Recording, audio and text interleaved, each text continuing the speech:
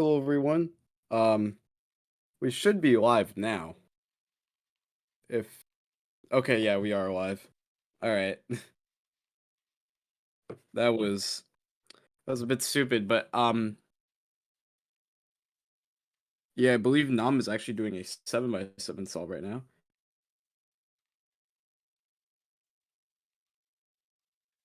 He has a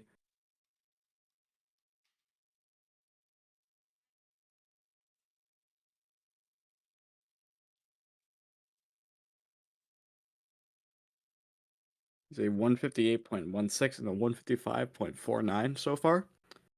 So we can see something really good. Um, with a good signal because we are now on stream.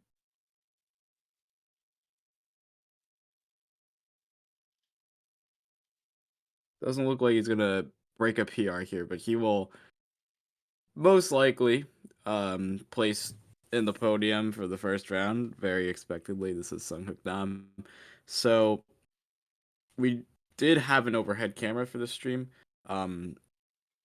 but the some issues with it. So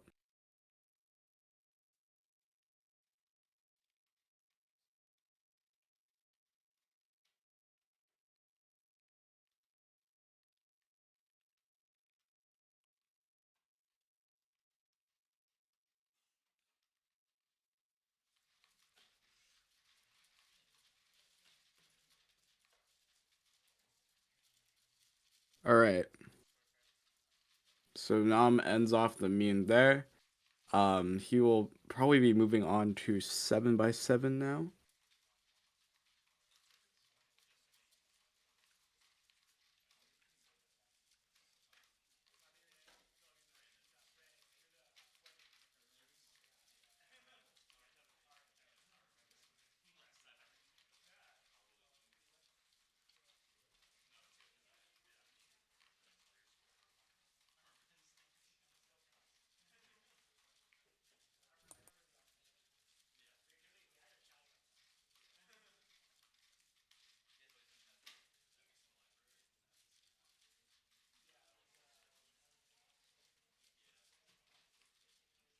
All right. So we have another competitor going up on stream right now.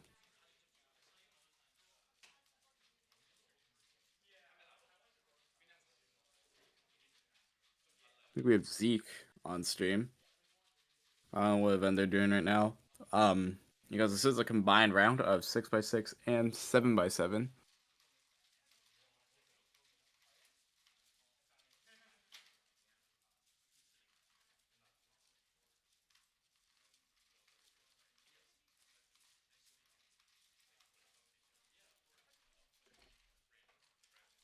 I think it looks like Nahm is still in the waiting area, so we are anticipating some 6x6 solves right now. Um,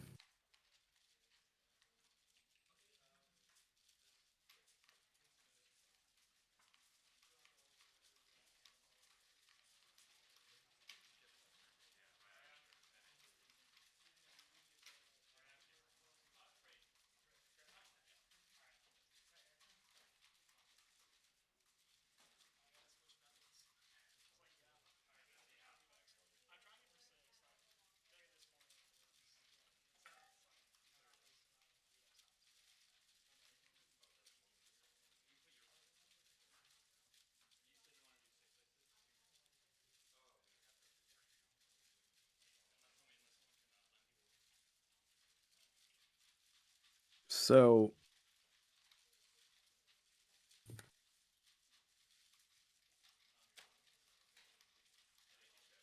Nahm has already completed his average, I'm pretty sure. So no need for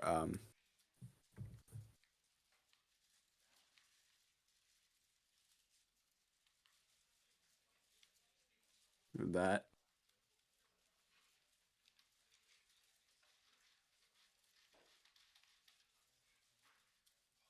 Zeke is I think he's right now solving without a judge, which is uh a little hard to explain right now on stream. Pretty sure it's just something that went wrong. So they are using a system of running judges for this competition. It's run a little bit differently than how we do it in the Mid Atlantic, where we normally stream our competitions. So I have personally never been in a running judge system.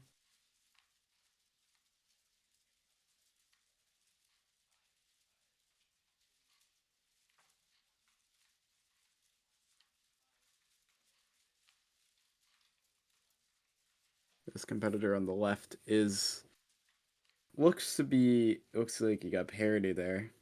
Very unfortunate.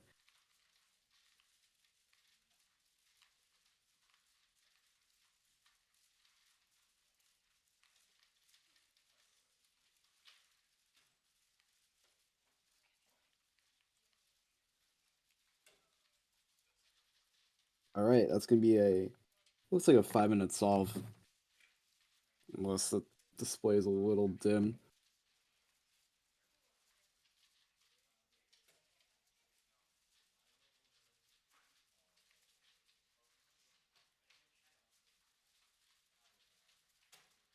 All right, so Nahm is going to be solving on the left-hand side here.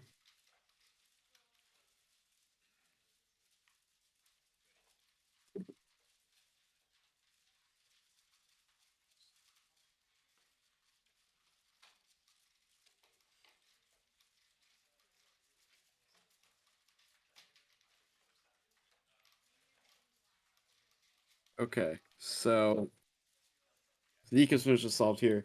Nahm is going to be solving on the left-hand side. Starting looks to be pretty stable so far. Minimal pauses, but Hello, Brayden. everybody. Just to introduce myself real quick, my name is Brayden, and I'm gonna be co-commentating with Carter Williams today. Just to make Here, sure. Sorry. let me get yeah, so let's get Brayden on here, but before we do that, I'm going to plug in my other microphone here, so just give me a little bit. But yeah, Nam is solving on your left-hand side of your screen right now. He's doing 6x6. This is a combined round of 6x6 and 7x7. So competitors are solving 7x7 and 6x6 at the same time. Um, what do you think about having the combined 6x6 and 7x7 round this competition? I am quite fond of it. I enjoy it a lot. I think it allows maybe slower competitors who might not be able to make a cutoff because okay, so I'm not 100% certain how this competition is running it, but from my knowledge, when competitions run a combined 6x6 and 7x7, there's usually a cumulative time limit, which means that you have an X amount of time to complete all of your solves. So for example, if you had 45 minutes to complete all of your solves, that means theoretically you could spend 44 minutes on one solve, but then you wouldn't be able to do your remaining solves. So I'm not certain if that's how this competition is running it, but I enjoy the idea of it, and I like that it can be used in competitions. Right. So is this competition running? Is that how this competition is running, where there's a cumulative, or is it? Wait, hold up.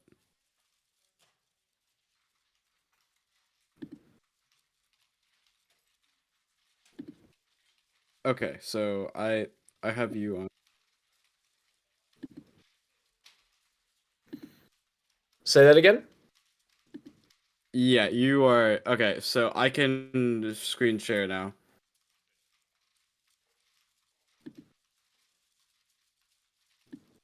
Okay.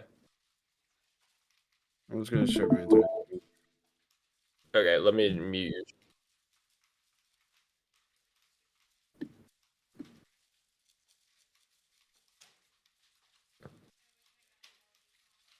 All right. Can you see the preview? Yes. Awesome. Yeah. Because I've just been going off of the like actual live stream, but I know that's a little behind, right? Yeah, it Okay. is a little bit behind. But Nahm is doing, we're assuming his second solve right now for 6x6. On your screen, it says about 35, right, Carter? Yeah. Okay, so I'm on the right time. So I think on the right, that's Ethan Cho, I believe. Yeah, I believe he is on stream for this group, so that would make sense. Another top solver in the N by N events. We have a lot of top solvers in the N by N advanced events. Yes. All right, looks like Seung Nam hitting around 1 minute. Looks like he's on 3x3 stage. A little OLL parody there.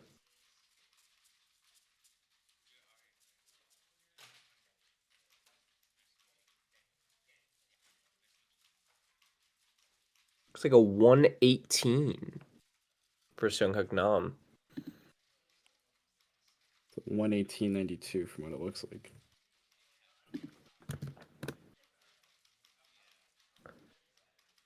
And that's not 7x7, that's That is 6x6. looks to Yes. be 6x6. If this was 7x7, I think we would be having a much different crowd reaction. Yeah. But obviously, this mean is looking not to be PR breakable. No. But that's expected because he has continental records in all the big cubes. Former world record in 6x6. Oh yeah, right. Max Park took all of them this past weekend at NAC 2024. He did take all of them. Seung That Nam. was very fun to watch. Seung Nam is also on a major time difference. He lives in Korea. And right now this competition is in Illinois. So time zones definitely have the potential to be affecting him.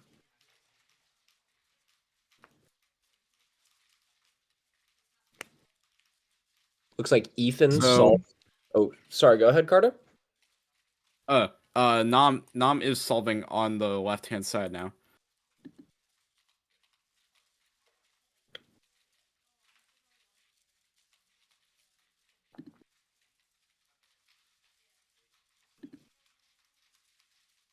So Ethan is solving on the right hand side. Do you know which cube he's doing? I'm not sure. It looks like I saw that he had a 138 displayed on the stack mat, so my assumption is that he's doing 6x6 as well. Yeah, that would be my assumption as That would well. make sense. So it looks But like Nam on his final solve here. Nam hitting around 25 seconds. Looks like he is doing cross on Yao. Working on the centers. Looks It's like to be very fluid so far, but maybe some pauses. I think that's a pattern that I've seen, but obviously this is a big cube, and look ahead is very difficult. very difficult. Looks like Ethan just finished his solve. Cannot read the timer display, unfortunately. Yeah, it is a little bit dim, but we can read it pretty well on the left-hand side. Nam hitting around 1 minute. It's looking pretty good. He is on edge pairing right now, though. Oh, wow. That's He's a 110. 110. So doing some calculating real quick, I believe that's a 110.53.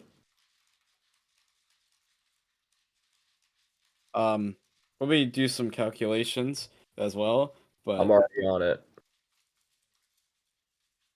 Is it 10.5? 129 from Ethan. So it looks like Nam's mean was a 116.17, if I've done my math correct.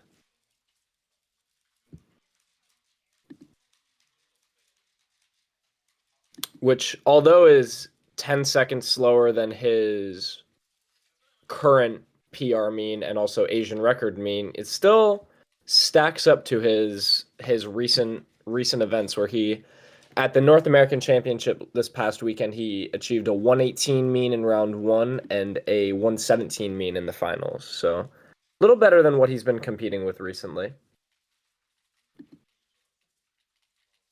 Ethan Cho is doing 6x6 right now. I believe this is his final solve. Yeah, we weren't able to capture what he got on the. I know he had I think he had a 138 on his first one, and I'm not sure about his second. Okay.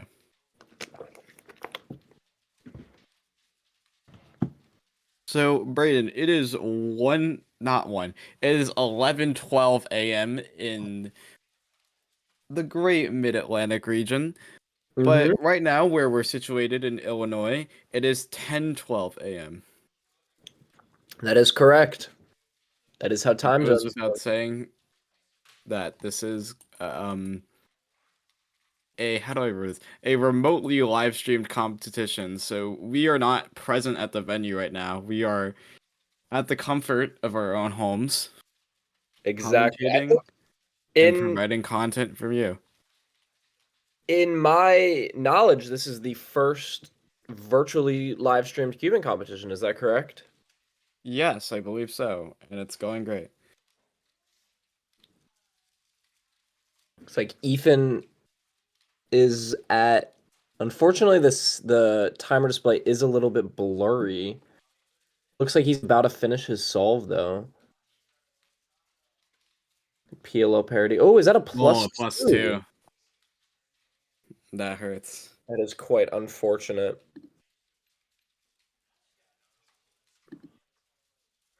Made podium predictions for this competition.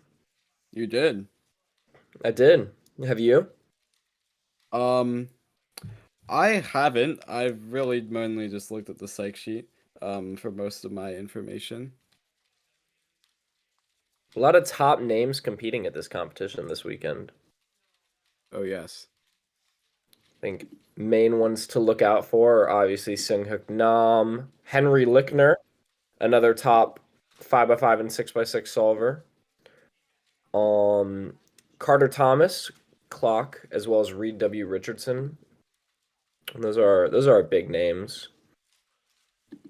Yeah. So Clock is one that I'm really looking forward to the most. I think with Clock, it's just that there's a lot of high quality clock solvers in the Midwest, so it's really hard to like keep up with all of them, but we have the two main ones today, Reed and Carter. I think both of them have potential for an R average. I know a lot of people are hyping up Carter, but I think Reed has not equally maybe because I think Carter has maybe a little bit of a better chance, but both competitors have a great chance at a NAR average or single today. That Maybe they not single. Carter Thomas already has it, but you know. that they do. Just to remind everybody, the current NAR single is a 2.38 held by Carter Thomas, who is competing today. Current NAR average is 3.20 by Brendan Dunnigan in North American Championship finals to get him the Continental Championship title. Unfortunately, world records may be out of contention for today just because they are so quick.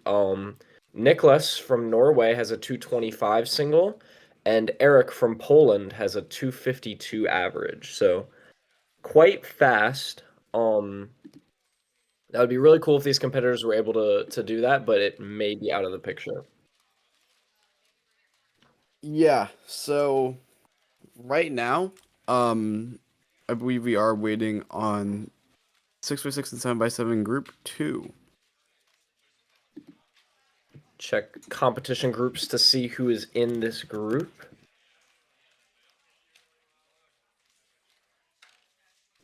Looks like our top solvers are. On competition groups you can see the people on the stream. That's perfect. Yeah, that's what I've been looking at, Brayden. I didn't realize that. So it looks like we're gonna be watching Henry Lickner, Max Walasek, and Carter Thomas compete.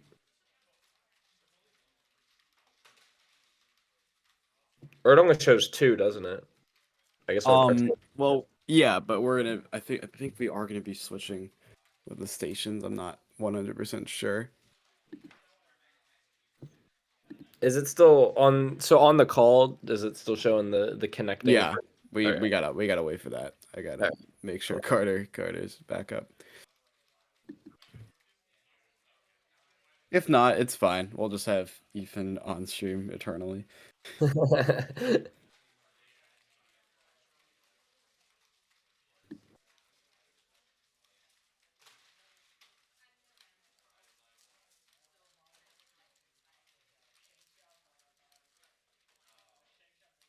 So Carter, what upcoming competitions do you have? Well, the next competition I'm going to is New England Championship 2024. I guess the 13 people watching right now, it is, I believe, uh, yeah, New England is going to be a very exciting competition. I know there's a states relay going on there. It's, of course, a regional championship. So the New England champions will be crowned there on August 23rd, 24th, and 25th. For the next competition I'm going to Pretzelmania as well. Pretzelmania is in Lancaster, Pennsylvania. I believe Brayden's going too. Is that I correct? will be there. I will be there. I'm very excited for Pretzelmania. We have about 400 competitors signed up right now, so still time to register if you would like to. It's Yeah. in Lancaster, Pennsylvania. Dates are August 31st through September 1st. Um, yeah. So, is the competition the competitor limits filled up yet? I don't think so, right? Not yet. Competitor limit is 500. Currently, there are 412 people signed up. Yeah.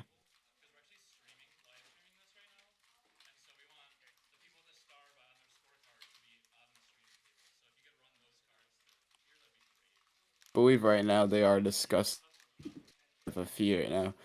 People getting into the live stream.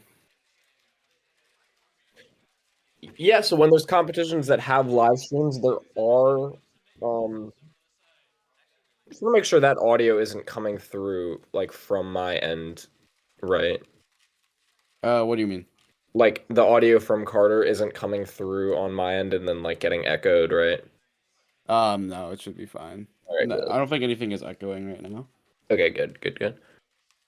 But yeah, so when competitions are being live streamed, it is a little more difficult for runners because you have to make sure that you are sending the correct cubes to the live stream stations. I believe this competition is using running judges, so that should make it a little easier, and that competitors can just stay where they are and the judges will come to them. Yeah. So I have not been personally to a competition with what's it called? Running judges. So yeah. Um I think you've been to one before. Have you delegated them? I'm I have pretty never sure you have. delegated a competition with running judges. I have competed in them before. I really like the system. I think it's definitely has its flaws, but oh, definitely has its flaws, but I think for the most part it's a good system. Yeah. On stream, like I think about 20 seconds ago, we just saw a a spectator moving chairs. That's it's always a struggle in these smaller venues. This is a smaller competition, I believe. It's got off the top of my head, I couldn't tell you how many people. I believe it's about 40 people, which is also why they have this combined 6x6 and 7x7 round because they don't have probably enough time. There's also no lunch break today, which is a little frustrating to some competitors, I imagine, but it does allow for free blind to happen at this competition. I believe there are 2 rounds of it, and Brayden Thompson will be my one to watch for that stream. Yes, you will. All Another right, Brayden. another Brayden. Just to give some information about 7x7 round one. It's currently being entered in. Seung Nahm got a mean of 155.77. So that outs about that.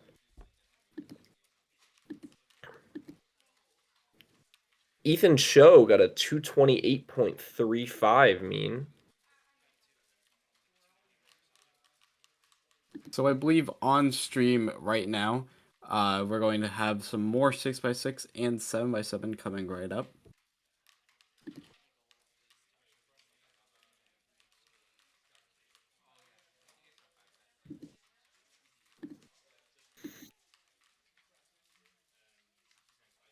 .02 and 7x7. We should also figure out what they got in 6x6 too, if I'm not mistaken. 6x6 has not been entered in yet. I think they're doing 7x7 right now, and then they're switching over to 6x6. Right. Okay. I will let everyone know when 6x6 gets entered in as well.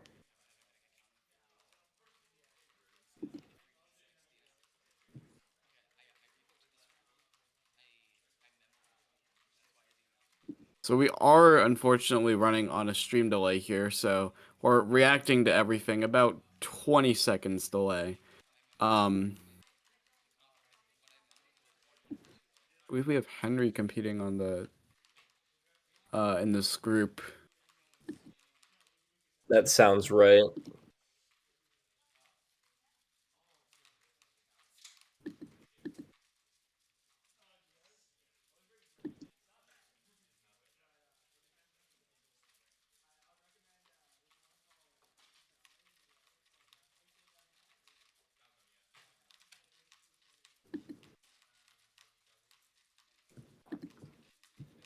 Some other exciting competitions going on. There are currently the European Championships happening right now in Spain. Many top names there. I think currently 2x2 first round is happening. Oh wow, yeah, this is day 3, so a lot of the events at many majors are scheduled so that the quote unquote more unpopular ones are scheduled more on Thursday and Friday, so that people are more inclined to compete in competition. Usually 3x3 is held on day 3 and 4 because it falls on a weekend. That is Unless correct. it's Worlds where it started on a weekend and ended on a weekday, which was a That was very unusual choice. definitely an unusual choice, correct? Worlds 23 had a lot of unusual choices, but That is another exciting competition happening right now is the Malaysian Championships. so I believe Henry's doing 6x6 right now. Oh, I actually can't see. Oh, is it? Are you just watching the stream? Yeah, I'm just watching the stream.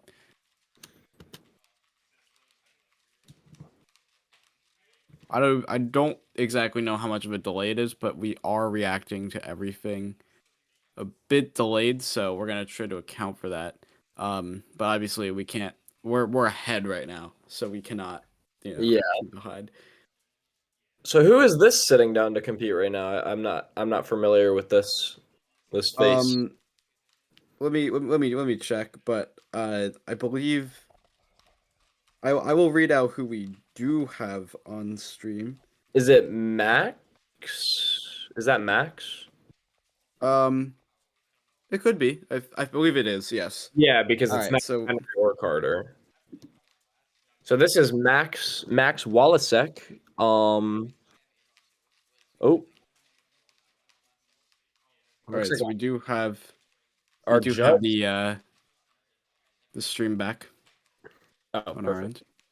end, so we can react to everything in real time. So it looks like Max is competing. He's right around 55 seconds. Is that correct? I think he's Yeah, at the 1 minute mark now. just hit the minute. Yes.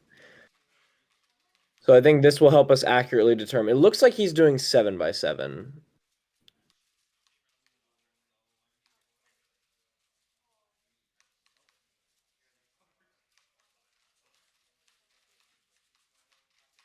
So I believe that was a runner almost putting someone on stream that wasn't necessarily supposed to be on stream.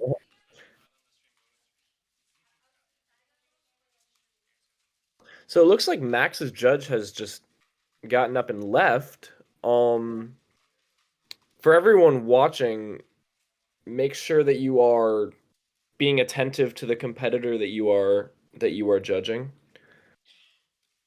This isn't necessarily normal in a running judging system. No, usually you do stay with your competitor for the entire time. Okay. Maybe they run things differently in Illinois. Yeah, All right, but Carter Thomas is Carter Thomas. solving on the left-hand side of your screen. Are we sure if he's doing 6x6 or 7x7? We're not sure. We'll find out in about probably a minute. If he's looking really good, he's probably doing a 6x6 solve. If not, probably a 7x7 win.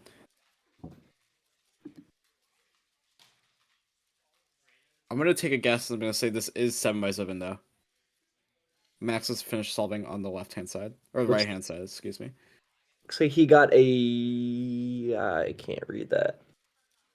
I can read it on stream.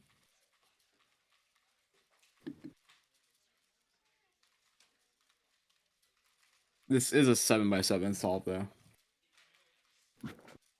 He has a 235. 235. So yes, this is 7x7. Unless a But disaster. this is a combined round, so we got to keep that in mind.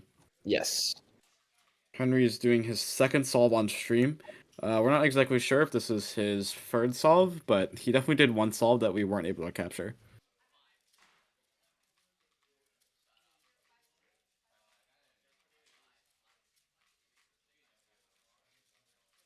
So Henry definitely more into 5x5 and 6x6. Is he competing in? This looks like it's a 7x7. He's I competing in believe right he's now? competing in 6x6, or he may have competed at a 6x6 meet and competing at 7x7 now. All right.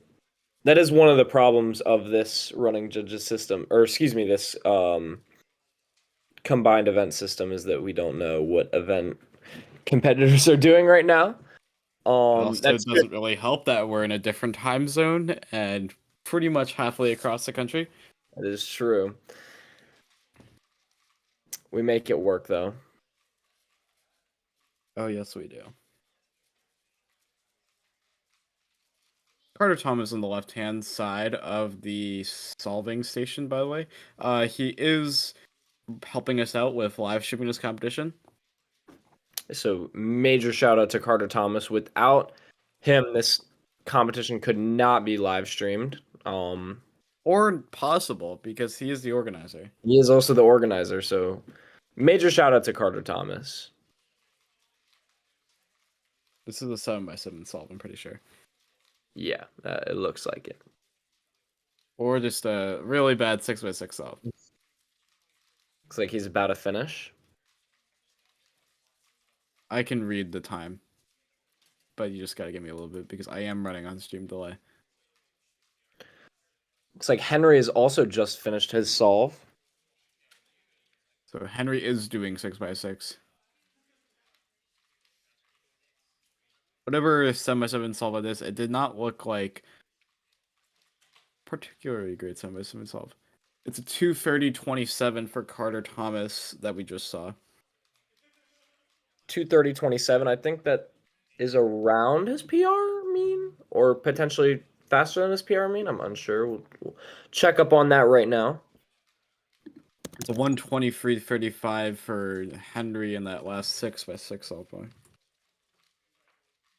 So Carter Thomas's 7x7 mean PR mean is a 233. So that's right, a couple seconds faster. And what did you say Henry's time was? 123.25 or 35. I think it's 35. So Henry Lickner's PR 6x6 mean is a 122. So right around there for him as well. Looks like we have Max competing right now. Yep, I believe he is doing 7x7. So Nahm competed in the last group. I think he's going to take 6x6 very easily. I think he got around a 116 mean. Not sure about 7x7 though, but I would assume it's the same thing. For Nahm, Yeah. he got a 155 mean. Okay. Yeah. To give some updates on 6x6, we have Seung Nahm, who achieved a mean of 116.17. Ethan Cho achieved a mean of 132.12. And Aryan Kejriwal achieved a mean of 134.04. But it looks like Henry Lickner might take the podium here. Excuse me. Well, just a reminder, there is a first round and a final. Yes, that is true. I meant the podium for the first round.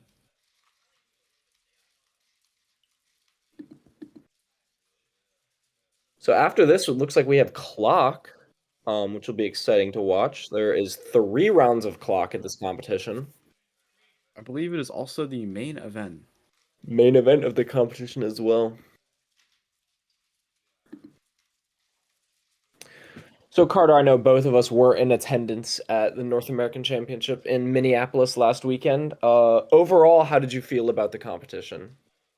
In terms of the results, I was not very happy. I DNF'd out of clock finals, so that was very disappointing. But I did make mega finals, which was one of my main goals.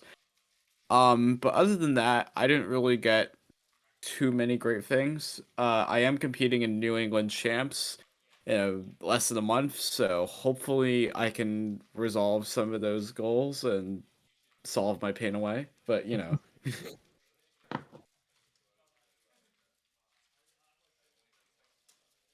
So once again, Henry's judge has abandoned him. It's definitely not something you want to see, especially when judging high-level competitors, Henry being one of them. Looks like Max has just finished his solve.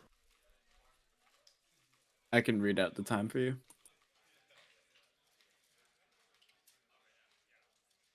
So looking at the replay on my screen, he did get edge parity. So Henry has also just finished his solve. I think it's around a 124 for him. So 234.69 from Henry for that not Henry. Max for that 7x7 solve. Yeah, Henry Lickner had a 124.80. This could potentially be Henry's PR mean. You said he got a 123 as first solve? Yes, I believe so. I do not know what he got on his first solve though. Or excuse me, yeah, second solve. So there may be potential for Henry to achieve PR mean. Actually, I can find he got a 123.36 before, so I think this is his PR mean. Well, if he got two 123s and a 124, his PR means a 122. Oh, okay. So that is not PR. That is not PR, but still a quite impressive mean for Henry.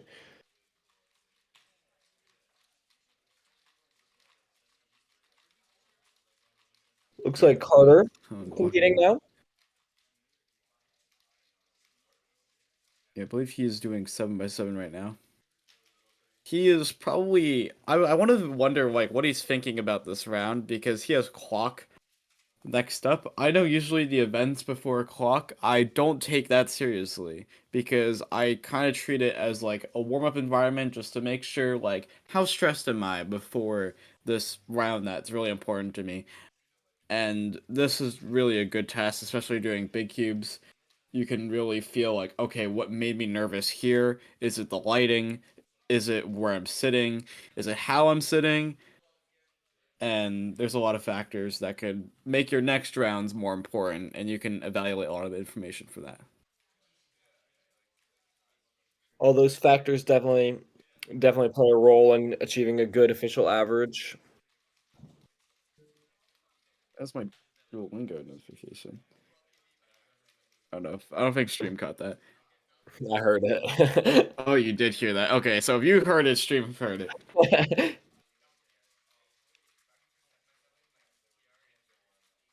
This is the struggle of commentating at home. Forgot to turn my Usually, phone on silent. usually while commentating, we do have the competitors sitting at max 10 feet away from us. So, worst case scenario, we can always just run over and see what the time was. Looks like Max is starting his next solve.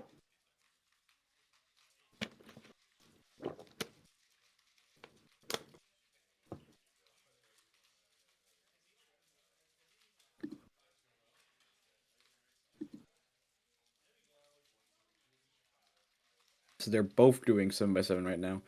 Fun fact: we did have an overhead camera, but it has been taken down because this is of course an experimental format, and there were some connectivity issues. We're gonna try to get it up maybe for finals, but I don't think we can get it back up for right now.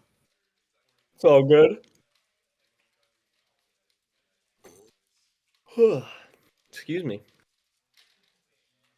Little This yawn. is a big cube round, and we're competing or commentating from home, so we are tired. Little sleepy, yeah. But if we're tired, they're more tired because it is 11:38 a.m. for us, but it is 10:38 um for them. But Carter's not very happy with that Very solve at disappointed all. with that solve. Very disappointed. I know he also prioritizes big cubes. I think his those are his best events Besides clock, besides clock, obviously. I've heard he's also been grinding manga recently, but I wonder why. Is it to nemesize me? No, it can't be. He does have mega rounds at this competition. He's told me that one of his goals is to nemesize me. There you That's go. not gonna happen.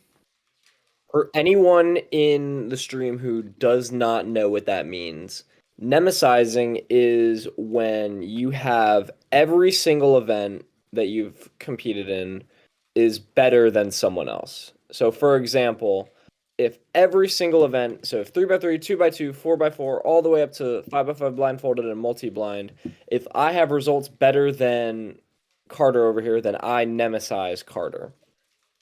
So the goal would be to at least have one result on your profile that is better than someone else to not nemesize them. So Carter, how many nemesis do you have? I believe I only have one, and that's Tommy Cherry. Really? Yeah. I think I have 9 right now. Well, usually the cheat code was to practice clock, but then the all-rounders got good at clock, so then that didn't work. Looks like Max has just completed one of his solves. Carter's starting.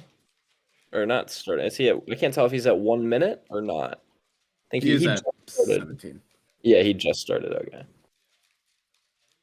Yeah, the bit rate's a little bit low on our end, but on the stream end, it is a lot better. Yeah, I can see that.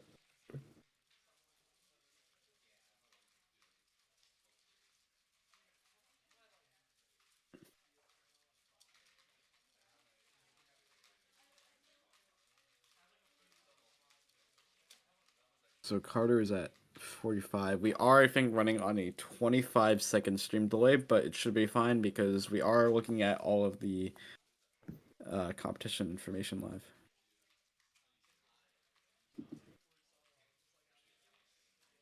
I believe Carter might be one of the last to solve in this group, so we are going to be looking at some clog solves very shortly. There we go. And that should be a little bit more exciting for the stream. Get some fast-paced solves going. I believe Reed is at this competition. He doesn't compete in big cubes, or at least he wasn't on stream.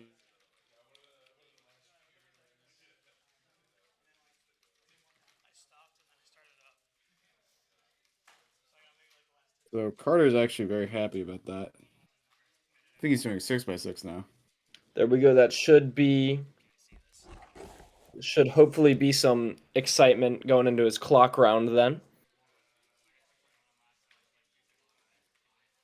Take a look at WCA Live, see if we can see any results that have potentially popped up yet from this group. Looks like I think Matt. they have. Sorry, go ahead. Sorry. I think they have run on more of a stationary format. Just to update everybody, looks like Max Walasek did achieve a PR 7x7 mean. He got a 233.50. Carter Thomas also got a 233.99 mean in 7x7. Heading over to 6x6, it looks like Henry Lickner got a 123.84 mean.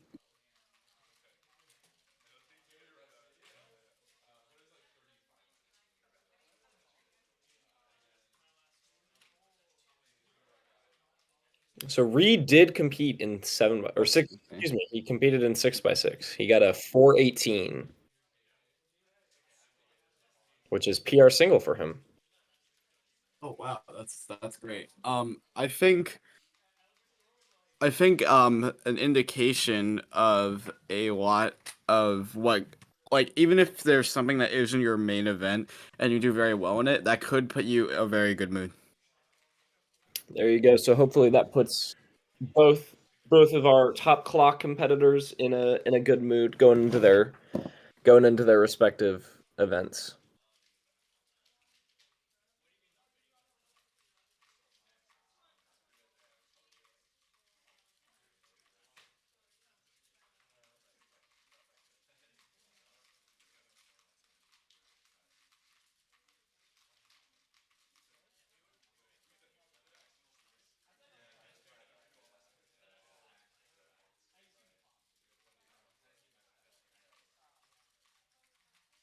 Completely unrelated, but I guess just to keep stream entertained, I just got the craziest scam message ever.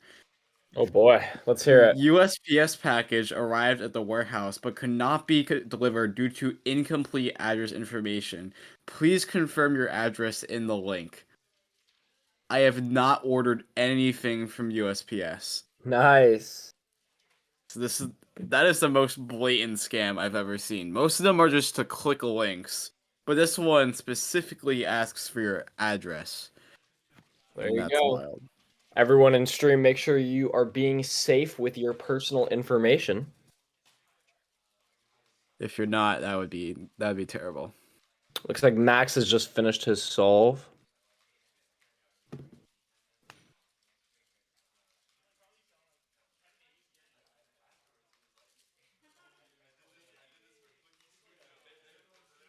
I am not at this competition, by the way, for Elijah, who is asking.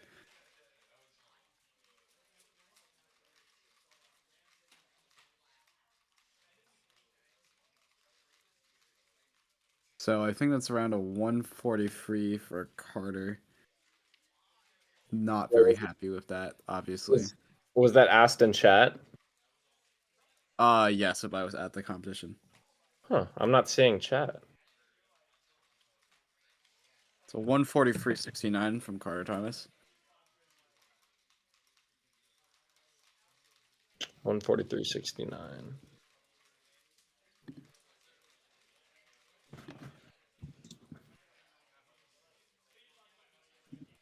Obviously. Oh yeah, here's chat. Now I can see it now. Perfect. Awesome.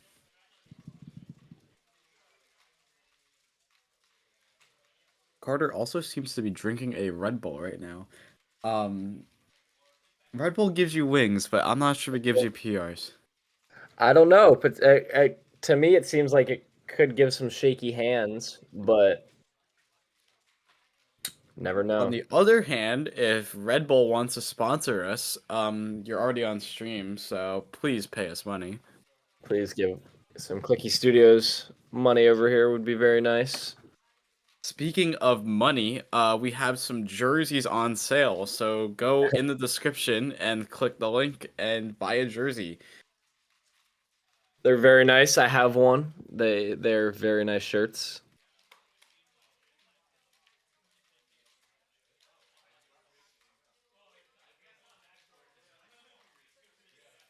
Like Carter's about to start his next solve. Max is still solving.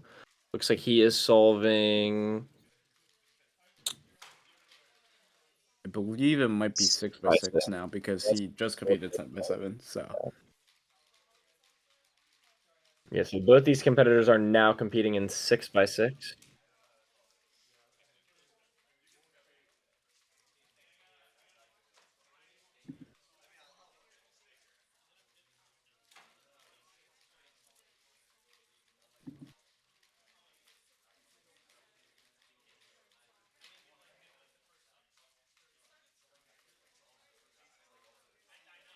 it looks like Carter is approaching the 45-second mark. He is still working on centers, I believe. Unsure. Well, I believe both these competitors use the Yao method. Is that correct?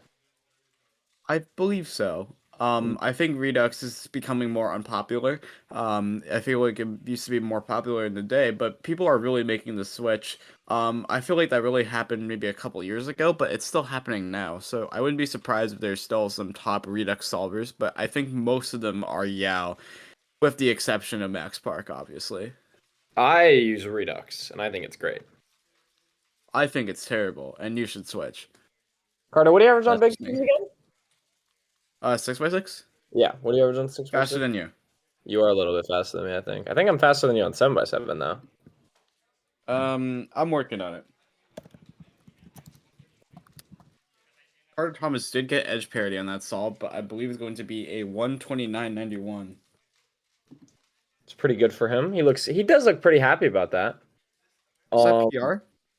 I 143 makes it a little bit hefty, though. 143. I would not guess that.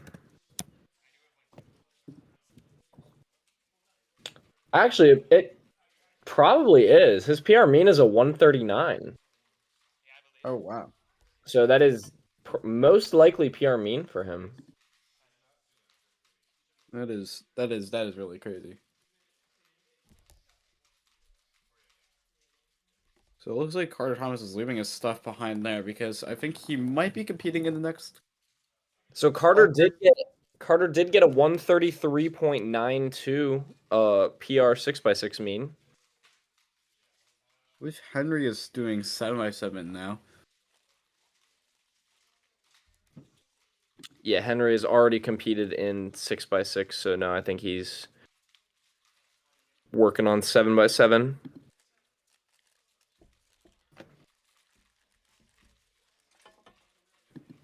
We can see A little shout bit more out. information about this venue. I really remember this venue, not necessarily for anything in terms of results wise, but also for Carter Thomas's profile picture, which was existed for over a year until Carter got, I think, something really good on a big cube. So that's now his profile picture, which is taken in the Naperville venue, which I've been to twice on 2 separate years. I don't know why, but I've been there twice. Yeah, why were you there, Carter? Isn't that quite far for you? Yeah, it is like a 3 hour plane ride, but I have a lot of connections to the Midwest. The first time I went was to see just a bunch of people. The second time I went, I have no idea why, but I had a lot of fun there. So Also, I would not come back though. looking at your profile now, you've been to a competition in North Carolina. This was in 2022, early 2022, when competitions did not exist at all. So, or at least clock and mega competitions, and this had 2 rounds of both. So I seized my opportunity. Looks like we have Reed Richardson competing on the far station over there. Looks It's like like they are trying to get the TV on. Henry just finished his attempt. Unfortunately, we cannot see the display, although I don't know how happy about it he is. He did look a little disappointed when standing up. Also a little bit hard to tell from the screen, but you know.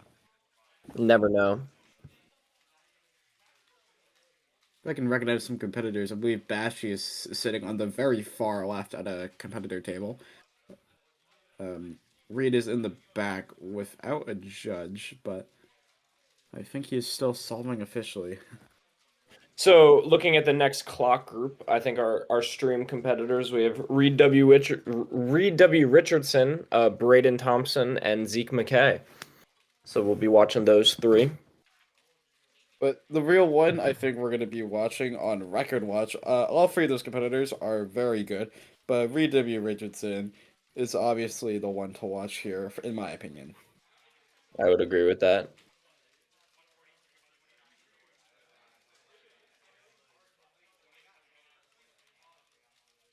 All right. So I'm gonna be taking a very short break. Brayden, you're gonna have to stick around for a couple of minutes. I just need to get some stuff situated downstairs. You're all good. You're all good. Looks like it's just me, everybody.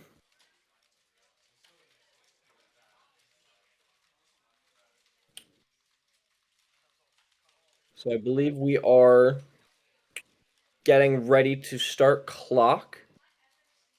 Quite the quick event. It should be fairly exciting. I think we might just be waiting on our last couple competitors. Looks like some chairs are being moved around in the venue.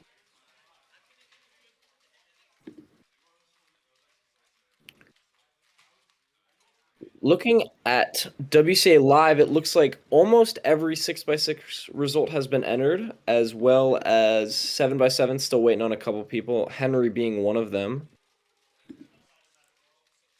So we're still waiting on Henry's 7x7 mean.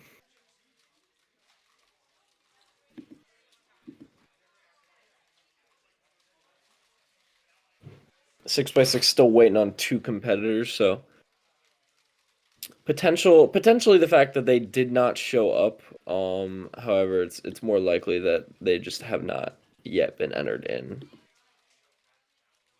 Who has not been entered in yet? Oh, hey Carter, you scared me. Oh yeah, I know I did. Juliet Soli and Lucas Littman Bruno. I think Lucas is running late to the competition. Oh. I saw Zeke take some pictures. I'm assuming for delegate duties. That would make sense. Looks like the TV back there does have WCA Live showing, which is a nice touch. You know, the Mid-Atlantic doesn't really use the WCA Live projector feature all that much. Not as much as we used it at New Jersey Championships, and that was fun.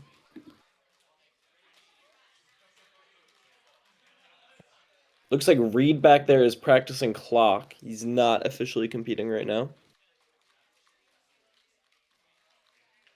Wait, can you hear this? What was it? Never mind. Okay. It sounded like you were eating. Oh, okay. Then you can hear it. Yeah. Try to sneak in a couple of chips here. If you want to eat real quick, it's okay. I can handle. No, it's okay.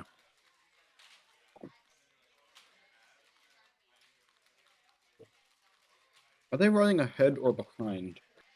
Well, clock has not started yet.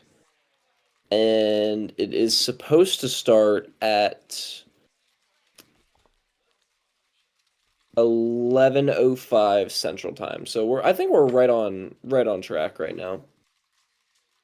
We are running ahead of schedule, actually. Oh, has clock started? Oh, it's supposed to start at 10:05. 11:05. 11:05. So it's 10:56 in Central. So that means we are running 9 minutes ahead of schedule. So they might want to be making up that time right now.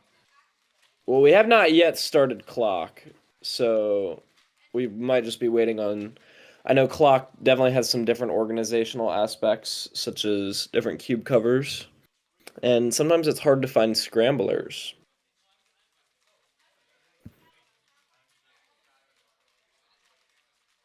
Well, I do know that I believe Carter Thomas and Reed are in different groups.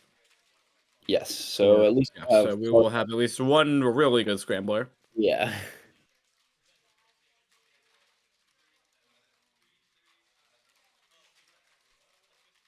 Okay. I'm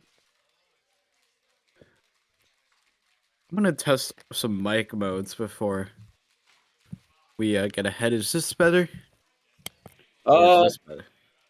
think the second one's a little better, but I think I'll this one's better, right? ask Chad about that.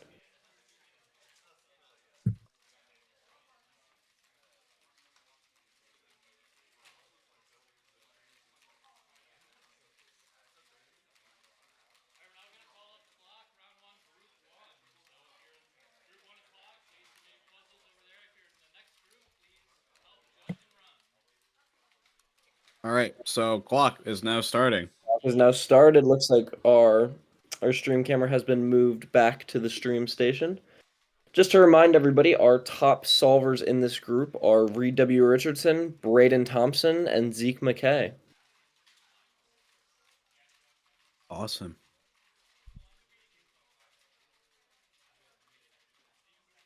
So let's see if we can find Reed in the crowd here. If he was solving on the left-hand side for some reason. I think it might be because he was doing some big cube solves or getting warm-up in. I think he was warming up.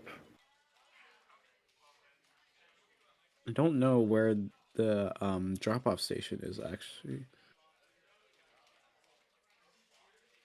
I have not seen Reed make his way to the waiting area yet. I have not either. He could still potentially be warming up.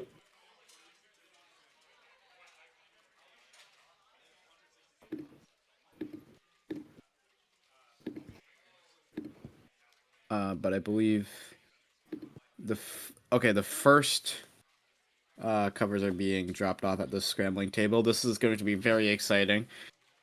World-class clock solving here. This is the main event for the reason. There's 3 rounds here for a reason. It'll be quite exciting to see.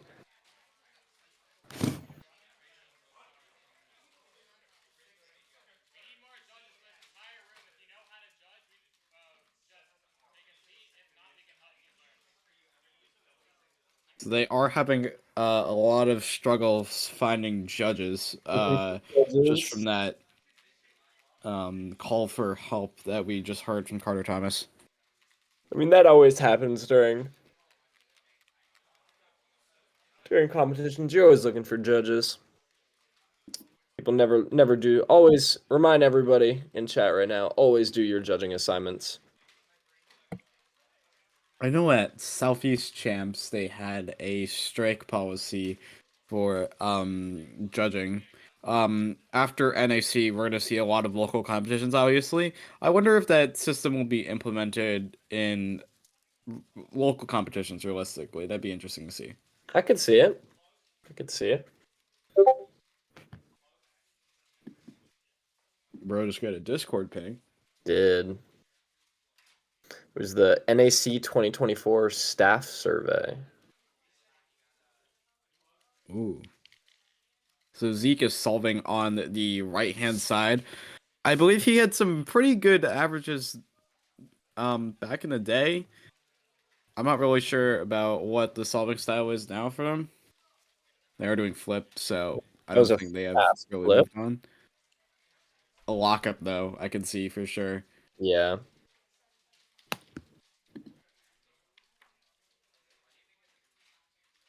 I believe Carter Thomas is running just to make sure that Reed gets on stream. So Ethan is on the stream station. Was he supposed to be on stream? I don't think so, but we're gonna watch it solve nonetheless. Bashi is going to be on stream in the right. He's pretty decent at clock. I don't know what his average is officially, but I know that I believe he has been trying to learn 7 simul. So these are two competitors who were not assigned to be on the stream, but we're going to be watching their solves nonetheless. Bashi is trying out 7 Simul. So Bashi did get a success from what it looks like. There we go. Looks like Ethan got a mid to high 7. All right, let's see our next competitor. This is Brayden. Reed is solving off stream from what it looks like. Watch Brayden's time right here. He was one of our top competitors. I don't know who that is on the right.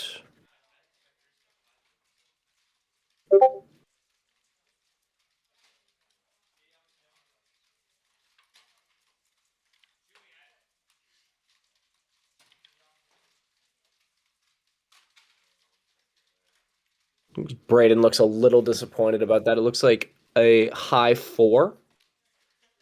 Ooh.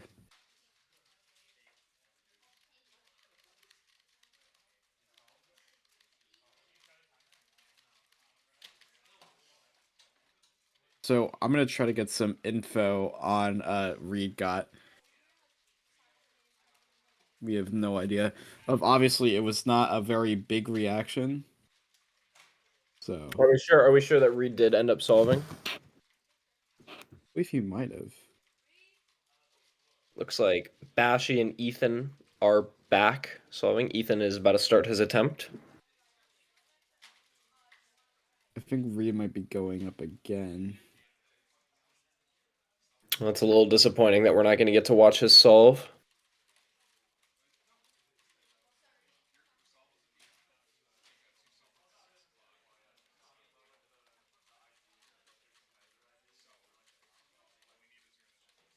I believe it might have been solved from Bashi at the 502.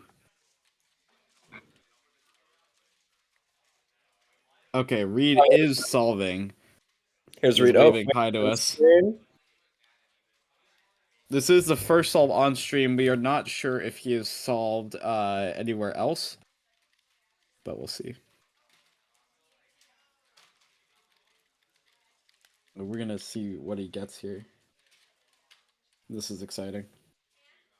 This is quite exciting. Little anecdote. I judged Reed during clock finals at North American Championships. That is, he got 4th, I believe. He did get 4th. We thought he podiumed. Right. Very quick inspection. I believe it's a free 70, but Reed's shaking his head. We're not sure if it's a DNF. I think it's just a bad time. Yeah.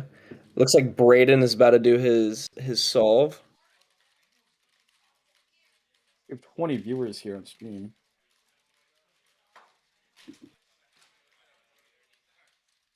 Yeah, so just to confirm, the time was a free 70.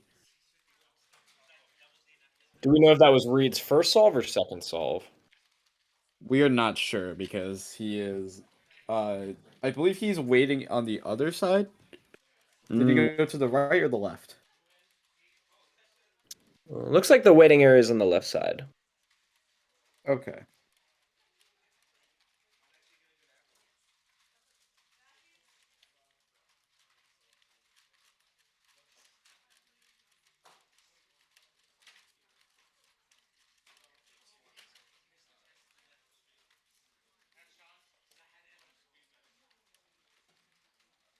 So Carter is bringing someone to the station. Looks like this is I don't know who that is. Let's see what he gets. Let's see. Reed is solving again. Unfortunately, cannot see what he got. Oh wait, no. For some reason, I'm thinking Reed was the one on the far left. There's Reed right there. Yeah. The competitor there used pointer D moves, which is very interesting choice, but nonetheless looks like a pretty decent solve from him. Looks like an 11. All right, Reed did get the clock standing up. But it's And quite yeah, lucky. let's see what he gets. Ooh, Oh, that's not good. a little disappointing from Reed. I'm not sure if he even did a safety flip at the end. I think he knew that it wasn't really worth saving.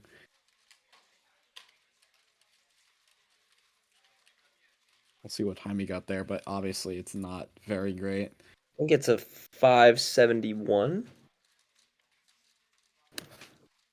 Could It's be not a wrong. DNF though. Not a DNF. Well, we don't know. All right, someone in chat just said it's exchange.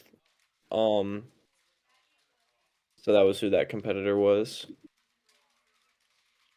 I believe we will be seeing him later for 3x3 blindfolded, as well as Megaminx.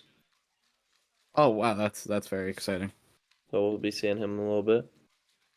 Looks like More Brayden's specifically, I think I'll be watching Megaminx more to see if Carter Thomas is really true to his word in terms of trying to nemesize me. looks like Brayden is doing his next solve.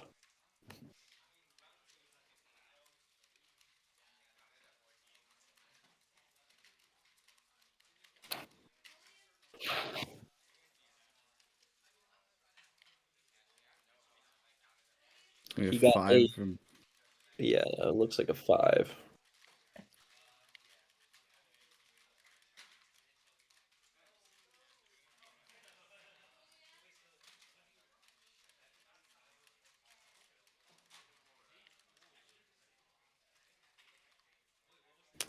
Unsure who this competitor is. Looks like we have Zeke going No. up on the right side, though. Very fast inspection. Looks like you're doing flip. No, it looks like no, it is flip.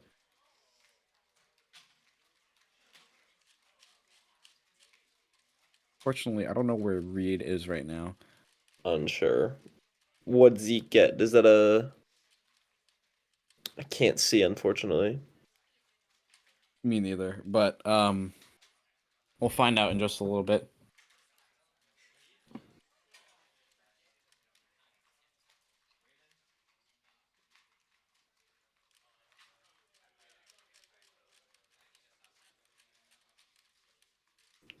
So 516 from Zeke. From Zeke. So someone is supposed to be. I believe it is Reed There's on Reed. the right hand side. All right, so we'll see what he gets for his probably third solve. For a chance at maybe PR or NAR, he would definitely need a couple of 2s here. Would. Not out of the picture for him, though. He's a high caliber solver.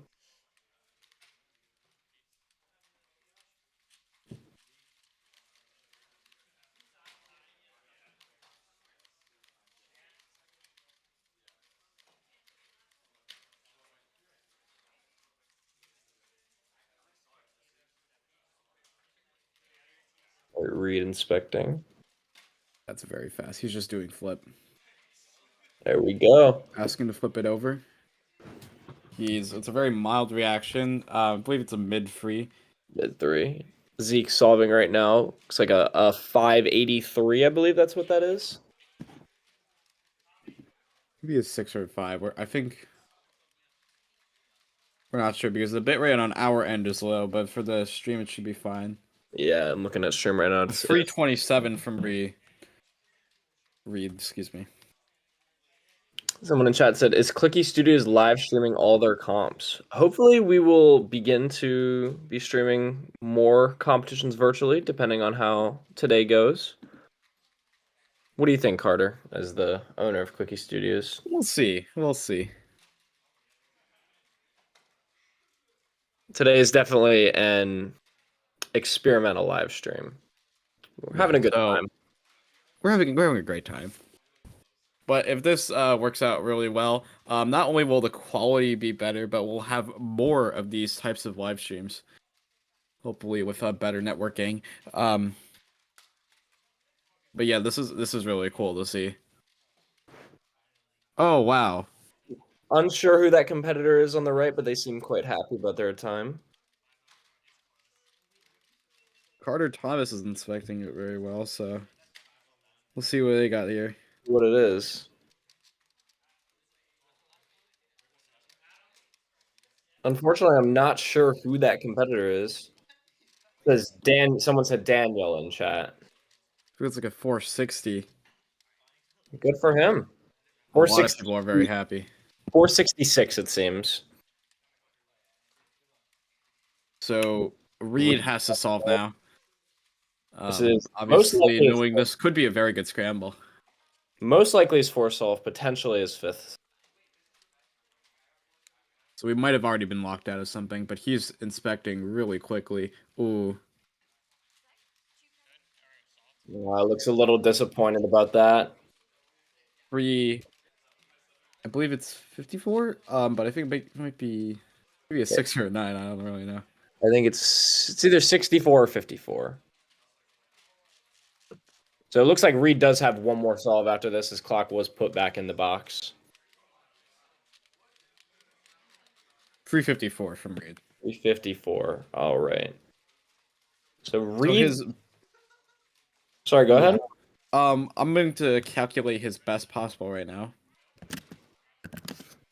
So Reed's PR average is 334. So I believe it's out of the picture if he can achieve that or not. Yeah, his BPA is a free 50, so he'll just try to either go for PR single or something really impressive. So just to update everybody on some of our competitors, Zeke McKay got a 602 average. Sebastian Carrillo achieved a 472 PR average. That's Bashy. Oh, is that Bashy? That's also Bashy, yeah. All right, so Bashy achieved a 4.72 PR average.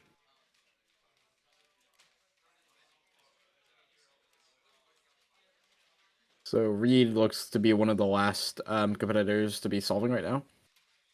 I know Reed does take his time while competing.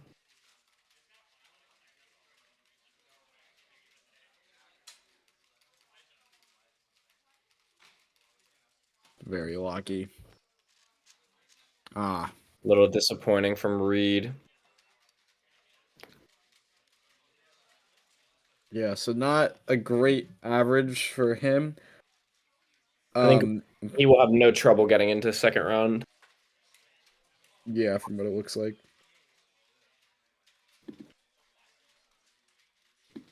Gotta find out what he got.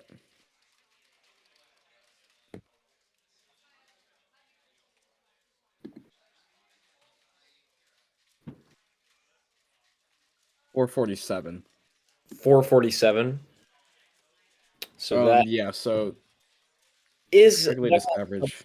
definitely sub 4 average.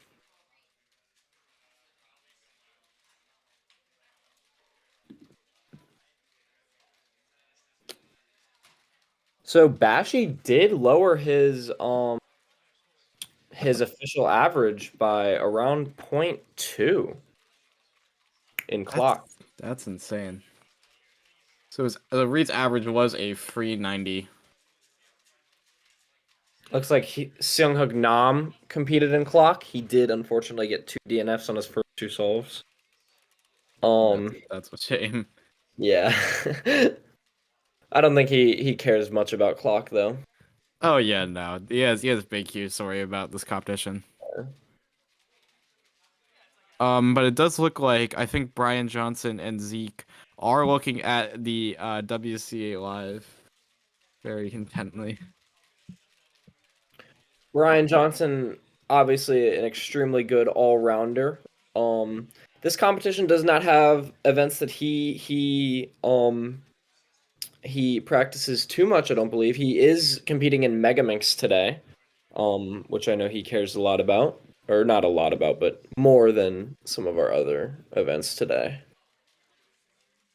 Right.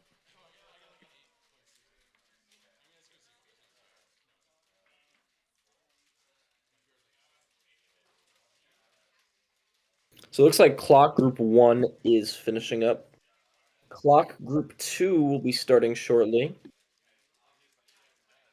Our competitors on stream for Clock Group 2. We have Chris Vanderbrink, Lucas Littman Bruno, and Carter Thomas, who everyone will be watching And then Yeah, after this, we have 3x3 blindfolded. the judge is waving at us.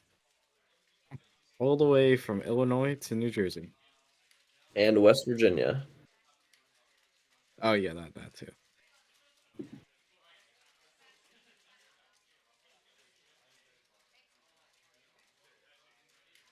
So stick around because we are looking for Carter Thomas, who should be solving very shortly. But while you guys are waiting, I have some special news to deliver to you. For those of you who have considered buying a Clicky Studios jersey, they are now 5% off if you use discount code YouTube. There you go, everybody. So get your Clicky Studios jersey. It's a great purchase. You'll love wearing it. Wear it to all your competitions.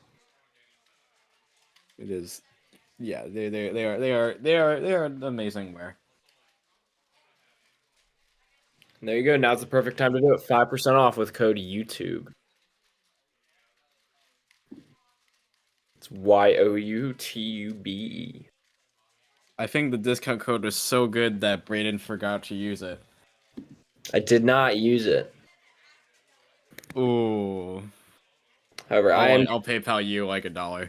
I am custom. I'm getting my own custom Clicky Studios jersey, so not too worried about it.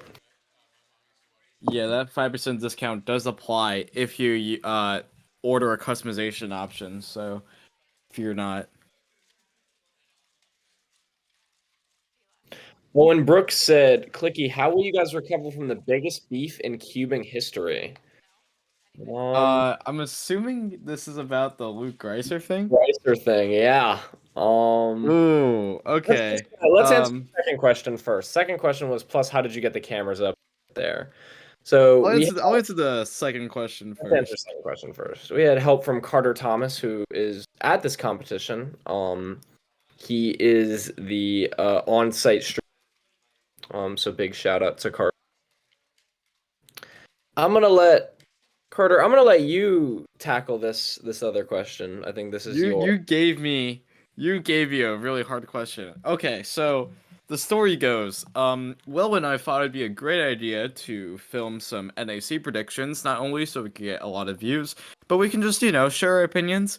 If we were right, it would be really cool and we could brag about it. I had the very bright idea of predicting top 16 in 3x3 finals. And I looked at the site sheet and I used my best judgment.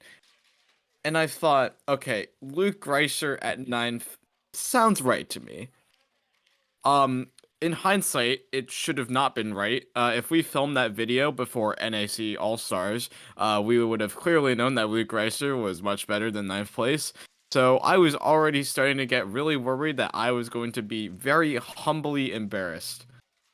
So Luke Greiser competes in NAC finals, and he gets third. He shouts us out on Happy Feet Productions, calling out Clicky Studios.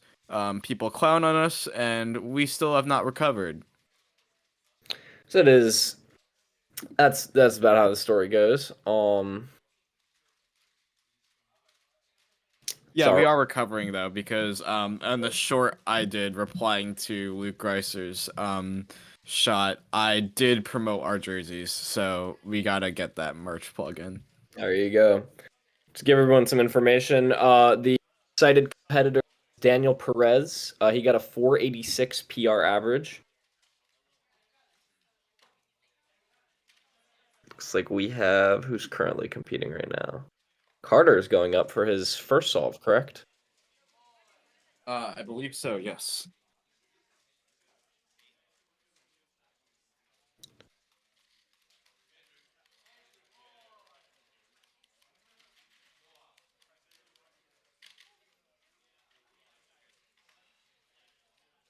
Okay, so Carter Thomas is getting ready.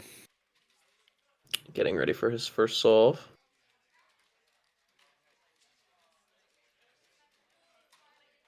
See what this looks like. Ooh, bit slow on the first side, but he is not happy. It's a DNF. DNF for Carter's first solve. That's Not not good. not what you want to see. Not what you want to see at all. I don't know who this competitor is on the left. Is that either Chris or Lucas potentially? I know it's definitely not Lucas. I don't think it's Chris either. No. Looks like we're hitting about 25 seconds right now. So Wonder what I hope that actually I'm not very familiar with the cutoffs in the Midwest or in the Mid-Atlantic, obviously, because I have had the extreme privilege of not really having to worry about them. But I know a lot of the competition experience, especially for first comers, is making that cutoff, because once you make that cutoff, it feels so good. those feel very good. I remember my first dressing offs. Luckily, as you get fast,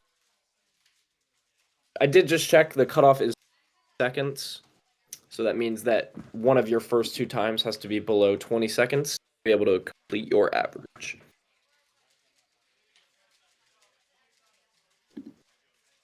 This is different from time limits, which is when you have the whole average to compete.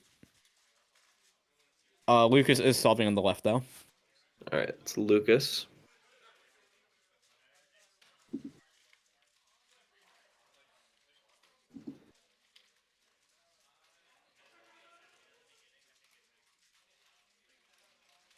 So Lucas looks to be using 7 simul.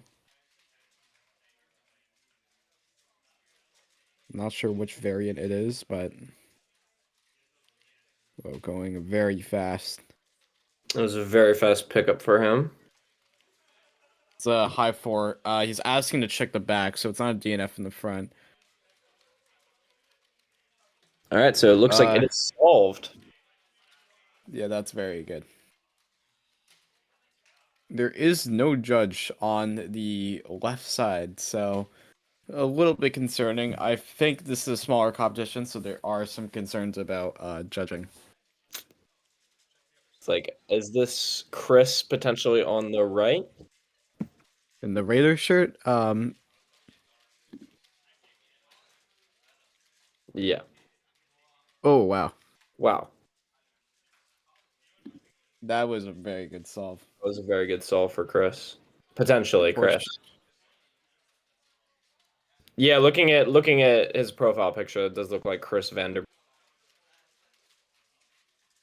That was a quick solve. Unfortunately, can't see the time due to quality. We have the time up here. I think that's 35. a 3:35. 235. Wow. I don't think we know what else he got because we're really focusing on Carter here, but hopefully he's doing well. That could also be a signal that there's a good scramble somewhere. That indeed.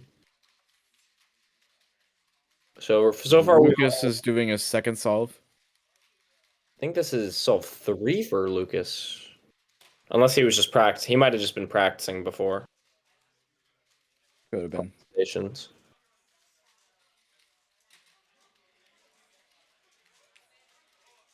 Oh wow. Oh wait. Oh no. It's a same scramble. Yeah, it does look like scramble. So, I was like a 127. Wow, that's really good.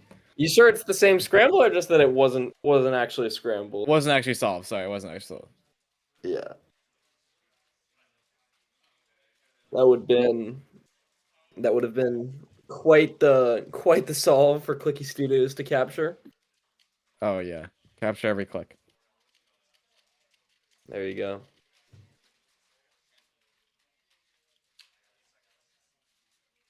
I believe Nahm is helping out with I think either staffing or Running, yeah. running. Reminder to everybody, you are never too to volunteer at competition. Even if you're Nahm with multiple continental record holders, you still have to run. Still got to run at competitions.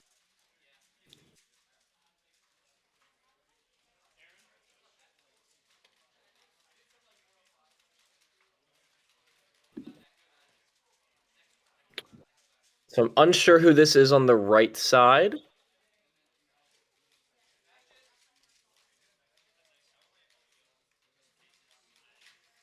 don't think Carter has done any solves aside from that DNF. If he has, we have not been able to see them.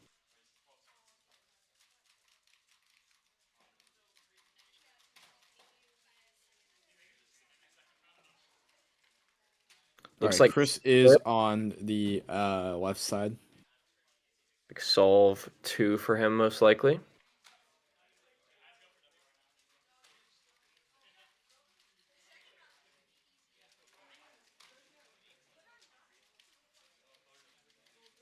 Here we go. The clock came standing up. I wonder if that's customary in the Midwest. It's not required anymore, but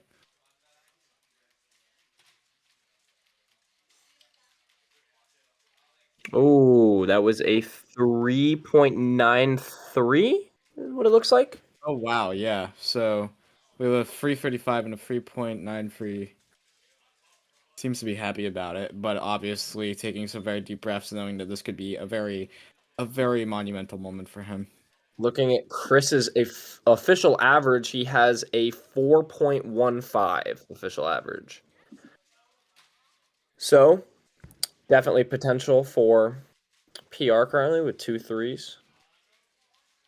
Someone in chat said, why no clock covers? I think certain regions of the world do not have access to clock covers yet. I know living in the mid-Atlantic, we are lucky to be able to have 3D printed clock covers and also 3D printed square one covers, but I know certain areas do not have that, and it is WCA legal to still use the regular clock covers due to pins being allowed to be pushed in inspection. So certain areas of the world choose to still use regular covers. I don't think it's that necessarily. It's just that I think it's more convenient for some delegates. I know the Midwest last time I competed, they had plenty of clock covers, so they're not necessarily using them out of not. I think they're using cube covers as a choice. Yeah, that as well. Looks like Carter solve 2. Trying to safety after that DNF. Oh, Okay. did Wait, he DNF? what? He didn't DNF again. He would not be reacting that much over that. See what time he got on stream. We're gonna try to figure it out here.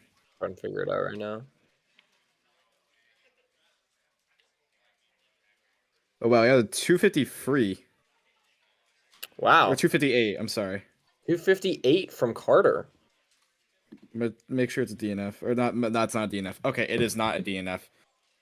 So that's a There we go. 258 and a DNF from Carter. So a lot of thin ice here. So that is. Oh, it's a DNF from It is a Chris. DNF. Oh, from Chris? Yeah, so it was a 345, but it is a DNF, so that is extremely unfortunate. He is not very happy about that at all. I wouldn't be happy about that either if I was him. Especially while he's on track for PR average. That really puts him in a lot of danger too. You could be doing really well in your first 3 solves, but if your last 2 solves are DNF, it's clock, so the whole thing's over. Exactly. And that can happen and has happened before. I'm very sure in multiple experiences. The most recent example I can think of was Reed's potential NAR average. Possibly, I believe, at Michigan Champs. I believe in the final round. Yes. All right. Looks like Carter going up for solve 3. Right now he has a DNF and a 258. Very nice.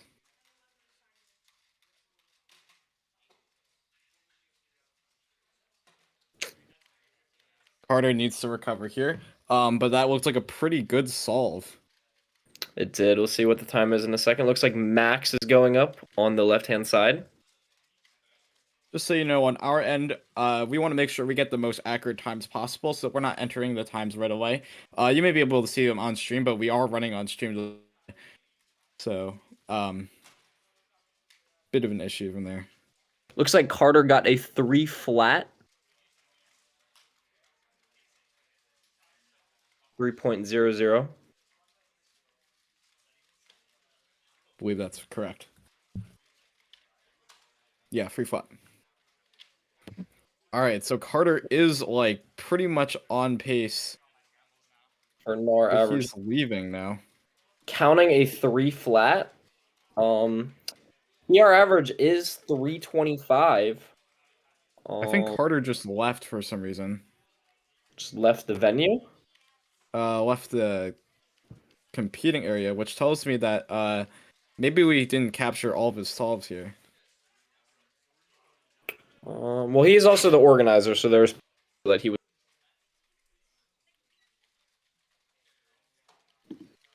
I'm gonna try to figure this out.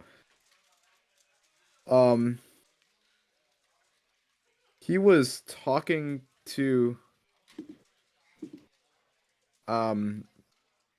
scrambling table, so I think he might already be done with his average.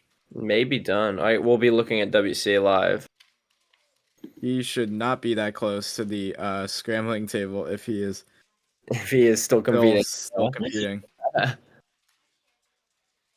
gonna see if he grabbed his clock with him. He did. So we did miss 2 solves. Missed 2 of Carter's solves. We do know that he counted a 3 flat. Carter DNF'd his average. Oh wow. Wow, he got yeah. So what were his times? He had a DNF, a 328, DNF, 258, 3 flat. So he missed his first 2 times. That really sucks. Yeah, so Carter Thomas will not be having a chance at NAR anymore this whole competition. That really sucks.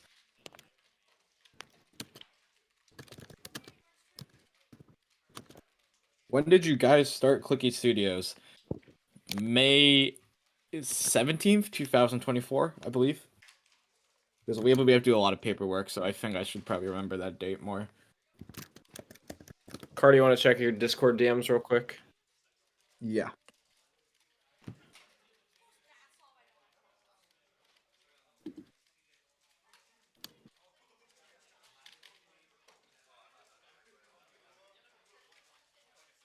That is Brayden, that's crazy. I don't want to don't want to advertise that.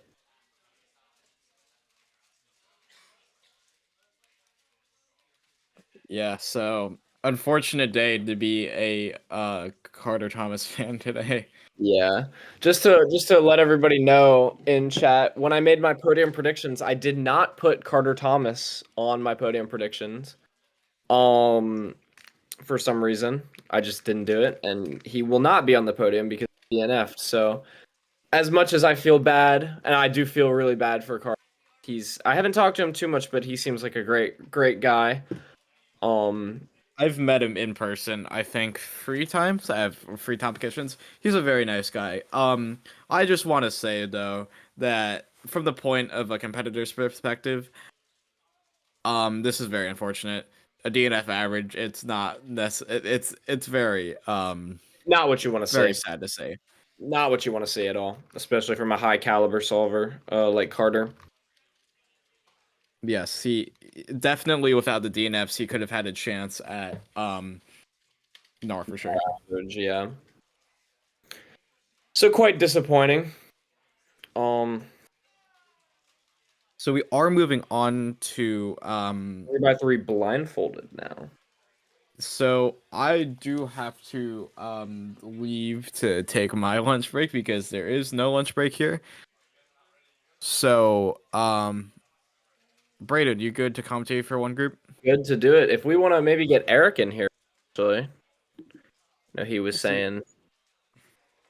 See how that goes.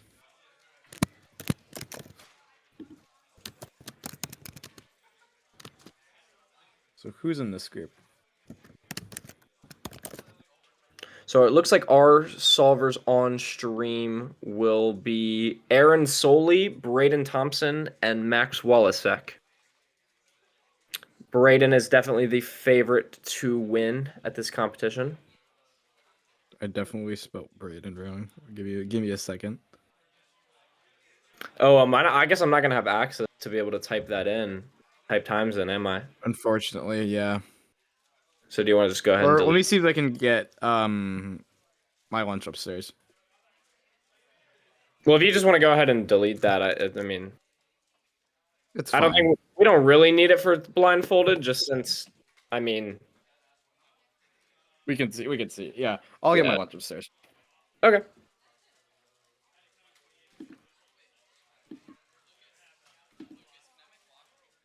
All right, so going ahead, starting 3x3 blindfolded.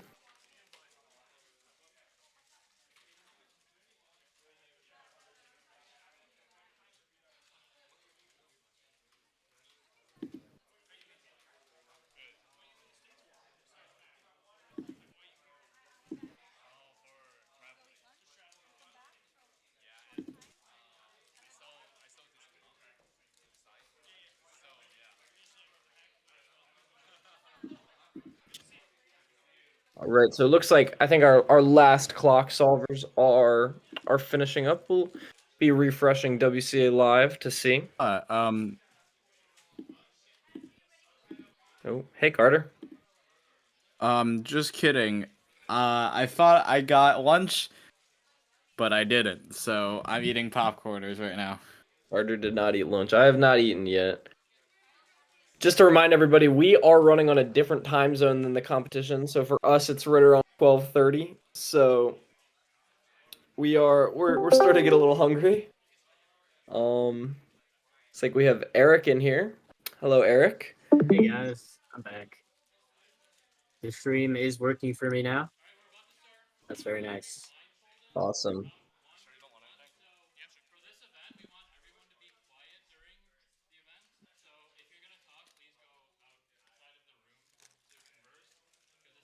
Just Yep. announcing to everybody that 3x3 Blindfolded is an event where silence is needed in venues.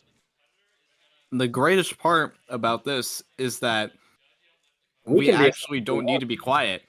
Yeah, we can That is stream true. Yeah, we can be like as loud as we want. this, And and Brayden, no we one will can- stop us. You have feedback a little bit. Or, Me? wait, is that Carter? Yeah, Carter has some feedback. on this. That's just Carter. I mean he's gonna have feedback just since he's the one at the venue. Fair enough. I'll just... Yeah. Okay, cool. All right.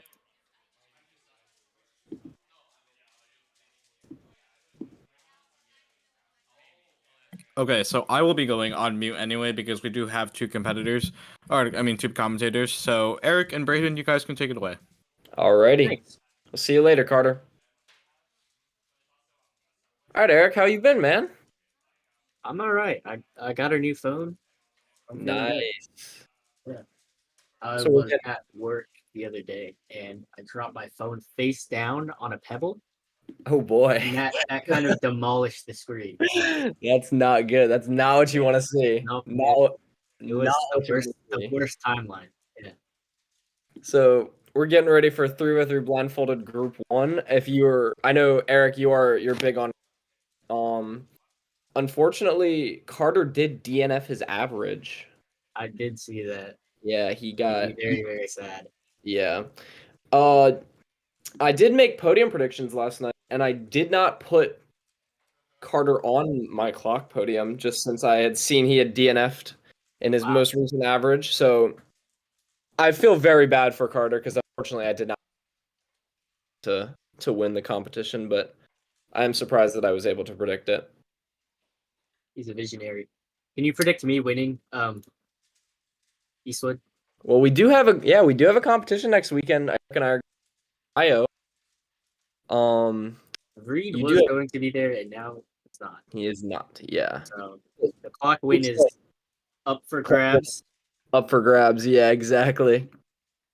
So it looks like we have Max on the left solving, as well as that could potentially be Aaron on the right.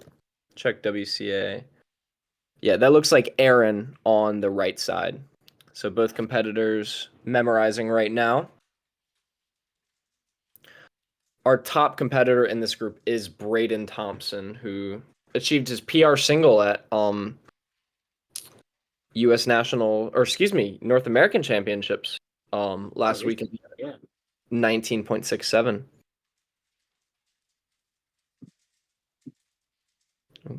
Both competitors definitely taking their time on memo here. Looks like Aryan is solving.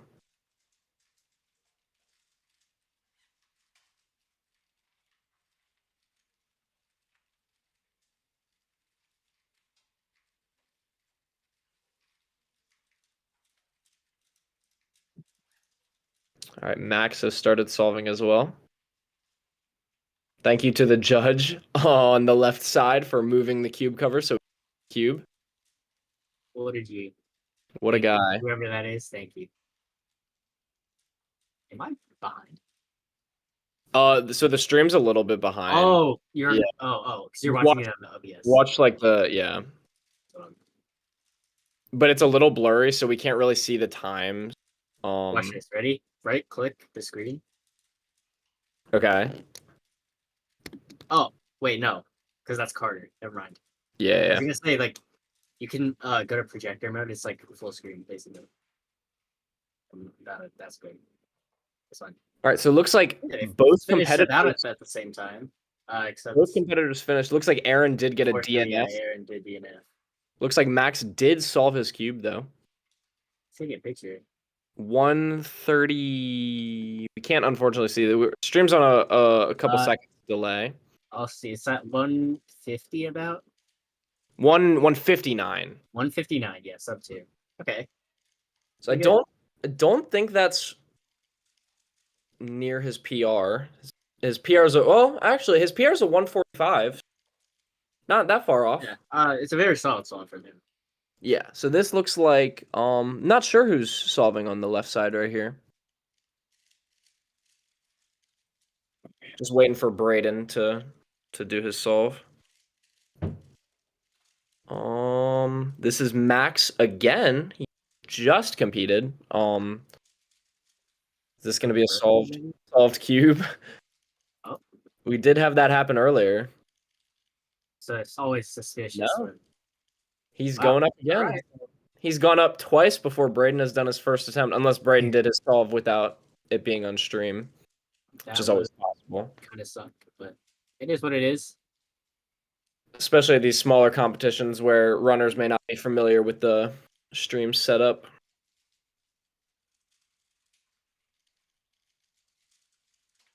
If anybody in chat could tell us who that competitor on the left is, that would be quite helpful. Is that Ethan Cho, possibly? I'm not sure. I know we saw Ethan in earlier. I don't think it's Ethan. I think. Let's see. I think we saw Ethan in earlier. It might be Da Young Kim. He does have one blind success. Oh no, he has a couple, but no averages. 318 PR single. So I guess we'll have to look at the times. Oh, looks like Max is starting his second solve. I don't actually know who it is. No, I don't think that's Ethan. It's not Ethan. No, it's not. Okay, it's probably Da Young. It's like Max turning quite quick. Let's see, do we have potential for PR single here? I wish I could tell.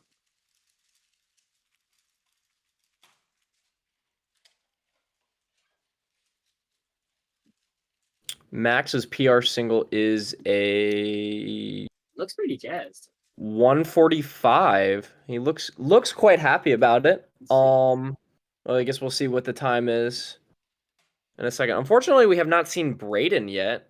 A little disappointing.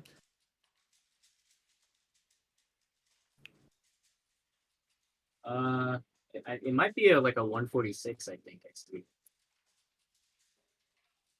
I could be wrong, but 145.6. Looks like a Yeah, I Yeah, think that's a high 145. 145. Yeah. So his PR is Right 145.3. So it's Yeah. potential for PR. He's 2 successes also. Yeah. Looks like Aaron is solving on the right side. Mhm. Looks like either a 145.68 or a 145.60. So maybe PR single from him. We'll update you on that later. Right. All right, Aaron's starting his solve. Starting his turning. Excuse me.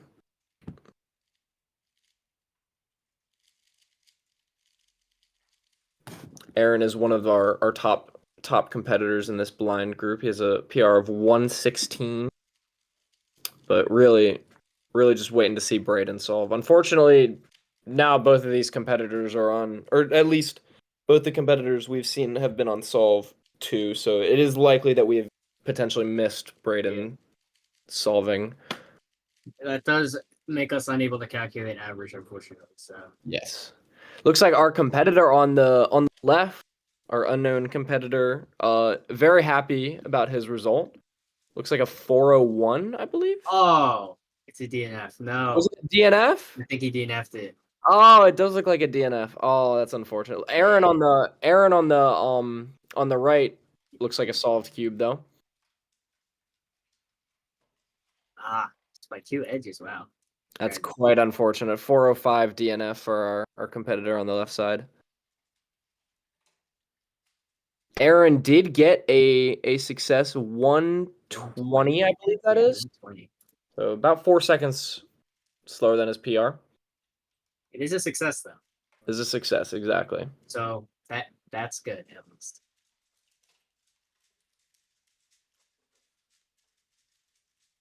Oops, next. Oh, is this Ethan? I think this is Ethan on the That's Ethan. left. Yeah, okay, that's right. And So then unfortunately, my assumption is that I miss Brayden solving. yeah. Which is a little disappointing. I know there are multiple. No, I think there's only one. Is there only there is only one. So Yeah. unfortunately we did not see Brayden solve. We will be watching WCA live though to see what he got. You do still have some very high level competing now. That indeed. We have Ethan solving on the left. In group 2, as group 1 starts to close out, our competitors on the stream are going to be Tommy Marino, Zeke McKay, and Akshanth Chilakapati, excuse me.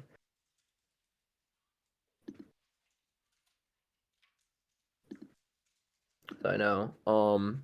Zeke and Tommy are both high-level blind solvers. Right, yeah. Zeke is PR single is a 30, and Tommy has a 32. As well, Akshanth has a checkup on that right now. 117. 117, so still high-level solver. Yep. I know Zeke is one of the best all-rounders in the world. Has one of the highest sum of ranks. So it makes sense. Lowest, I guess. Yeah, lowest summer ranks. So makes sense that blind would be something he's pretty good at. Looking at his page right now, he's an 18 out of 21 multi-blind. Wow. Yeah, very impressive. Looks like we got Ethan solving on the left.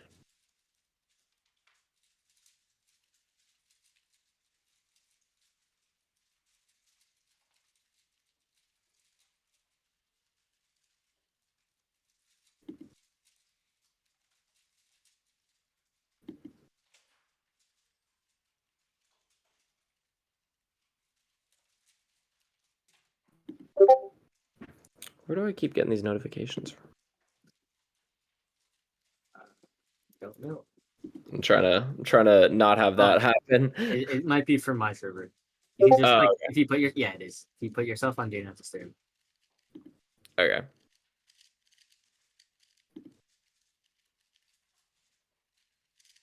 Wait, how do I do that? If you click on your name, the bottom left, I'm saying from online to do not disturb. Ah, there we go. Yep. So it looks like Ethan has finished. Did not see his time. 2:31. 2:31 from Ethan. So Yeah. Not bad. not About bad. 15 seconds off his TV. Success But is it is a success. success. Yeah, success is good. Success is a success. Still waiting on WCA Live to finish entering, or start entering, excuse me. Our top competitors from Clock Round 1, Reed W. Richardson came in first. The 3.9 No hours. surprise there, really. No surprise. Well, Carter not being Yeah, up there. that is true. Carter Yeah. was on pace for a really good average. Chris Vanderbrink, chief second with a 477 average and a 304 PR. 304 single, that's impressive. So that ranks him That's top 100, I think. 58th in the world. Yeah. Wow. And third was, give me one second. It's like another DNF for Da Young Kim, I think. Really sad. It's all right. It was a 330 also, so that's not good.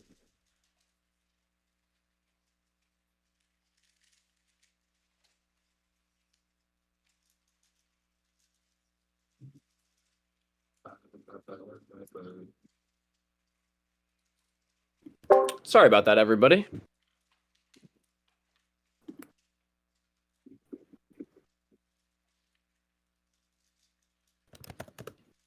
My audio good, Carter? Excuse me, not Carter, Eric. Yeah. Sounds All right, good. Sorry, I had That's to. racist. Wow. Wow. Wow. Hey, Carter. Carter, can you use projector mode? Is that a possibility?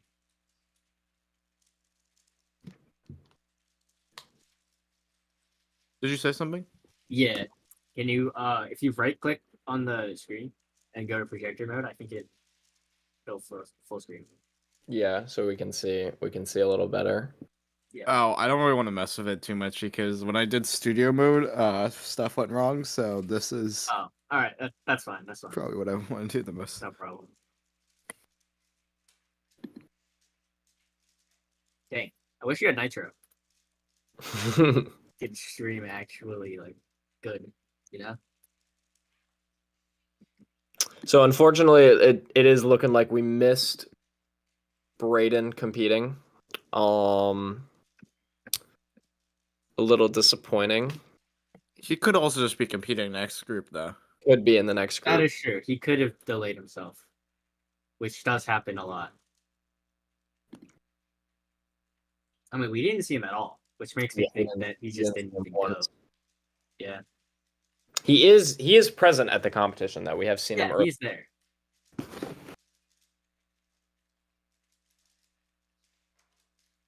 Still watching our unknown competitor on the left side. Unsure who it is.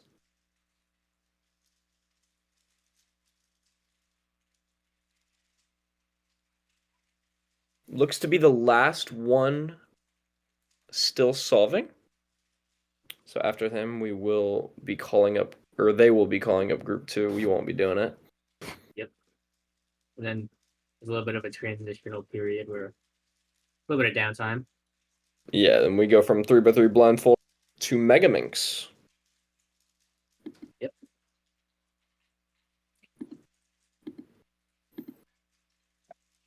So 3x3 blindfolded is being entered in right now.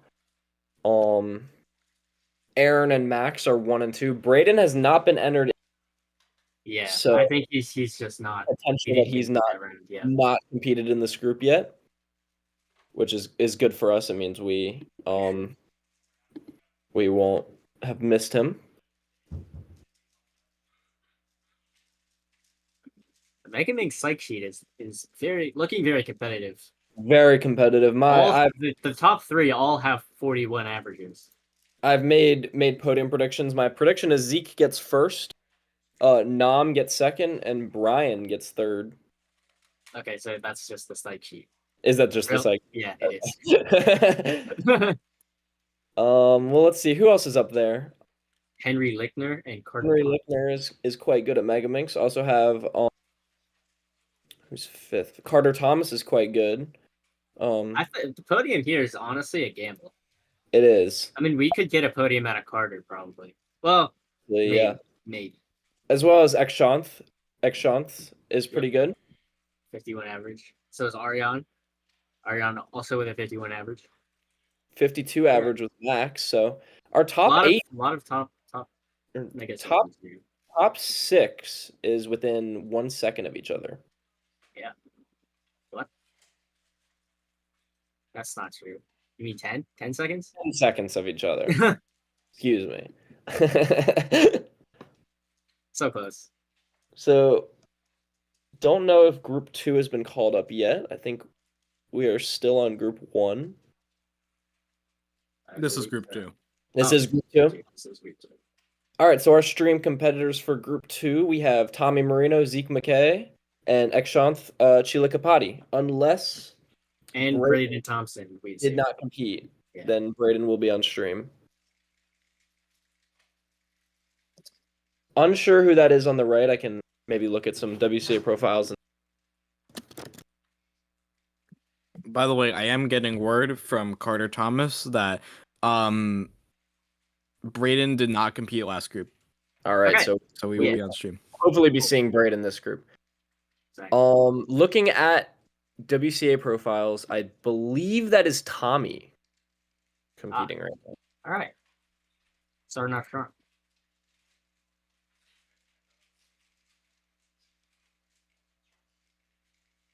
Tommy with a 32 single. PR. Oh, I thought you meant just now. Nope. I was gonna say I don't know where you're getting that. You might be just trying to maybe that's not Tommy. maybe it's not Tommy.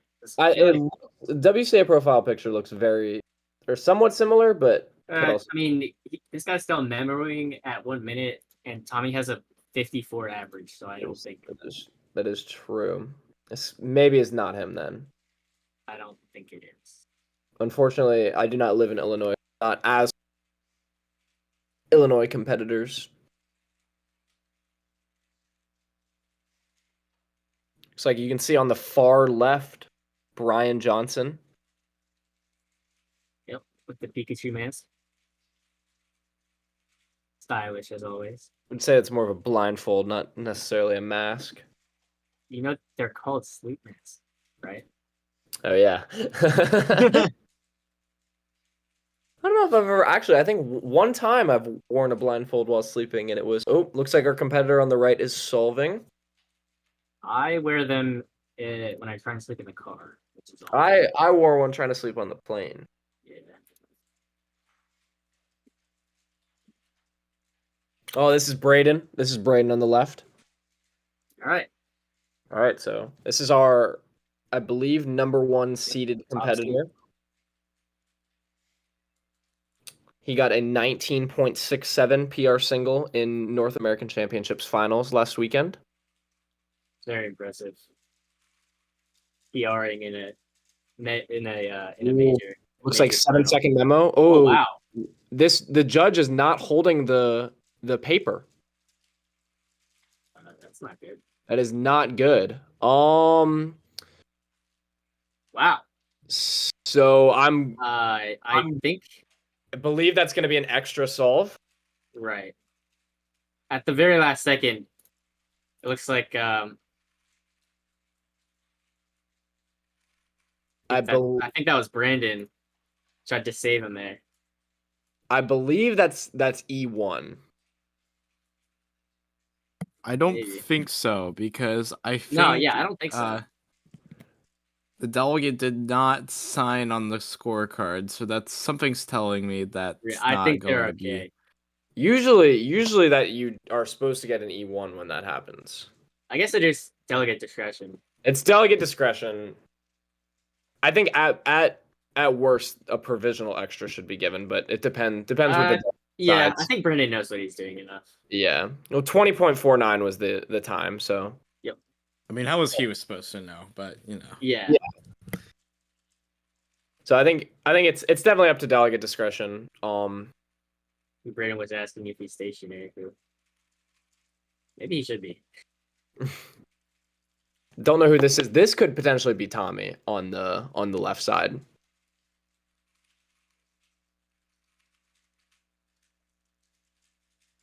Guess we'll see.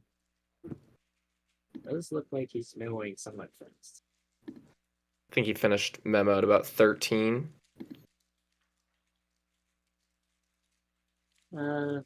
Slight pause. No, okay, so memo at about 17. 17, excuse me.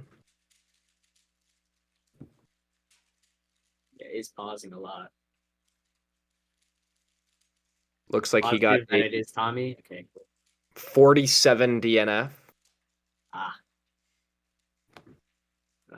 Looks like he's lost.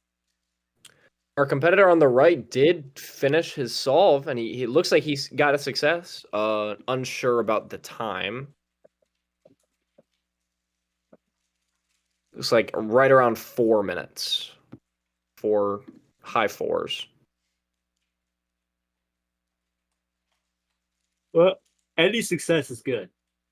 Exactly. Any success is better than most people can get. Exactly. Better than me. I can't do one.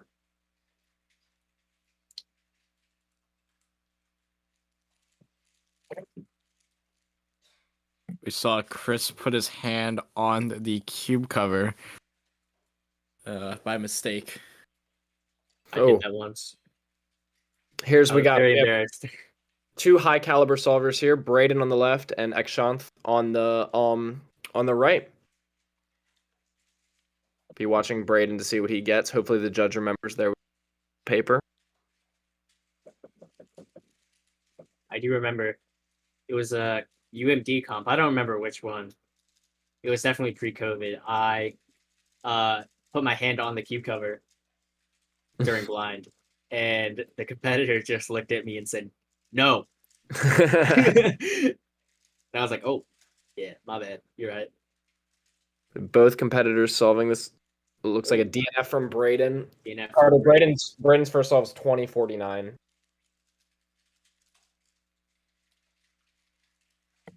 What was it?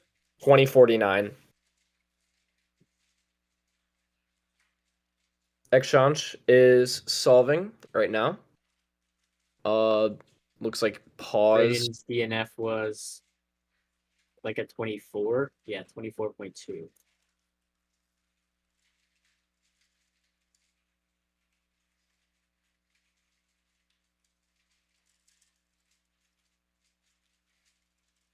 Unfortunately, it looks like maybe Ekshanth could remember. Oh, there we go. Is that a 6? Can't tell. I don't know if he looks happy or sad. Can't tell. I think it's a success. I can't tell if I think he's just mad about the fact that he paused a lot. Yeah, there was a big pause there. pause. Actually, never mind.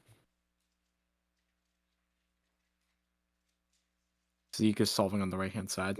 Solving on the right. It is a success. It looks like a 123. Another high caliber solver solving Z on the right side.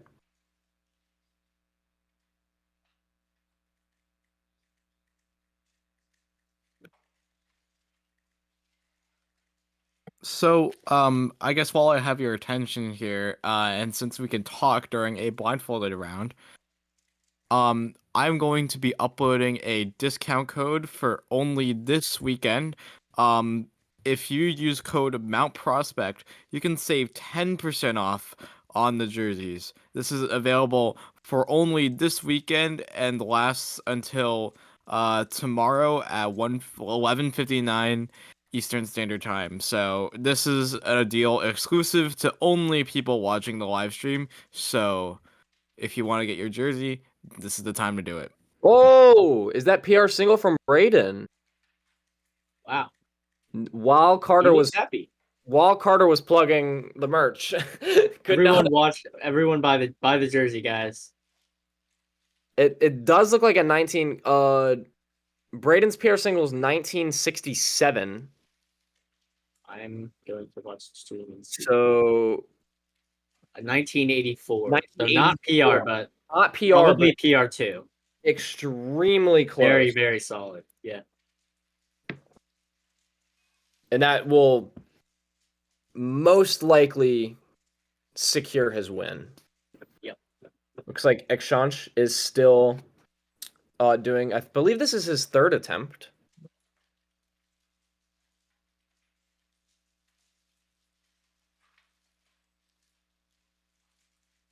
I think people are sleeping on Crytalks 205G0. What'd you say? I started lubing all of my my screws with Crytalks, Oh. and I'm just gonna say it works, man. My Squan is marginally better than it was What an about event. 2 days ago. What an event.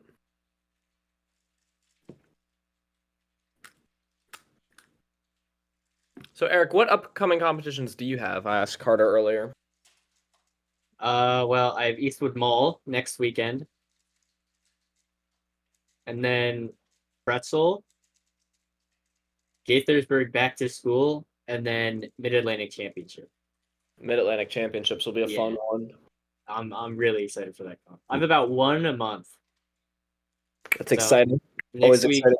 and then the end of August, middle of September, middle of October. Yeah. So Always exciting to have a good lineup of competitions.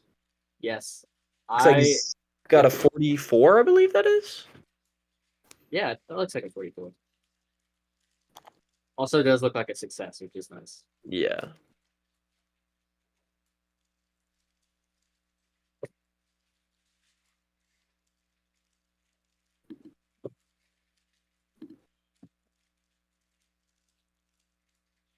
Looking at WCA Live right now.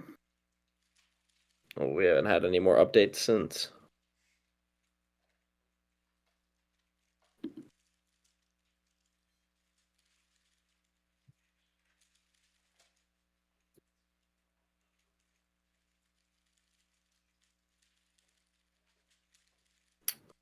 Looks to be Lucas on the right.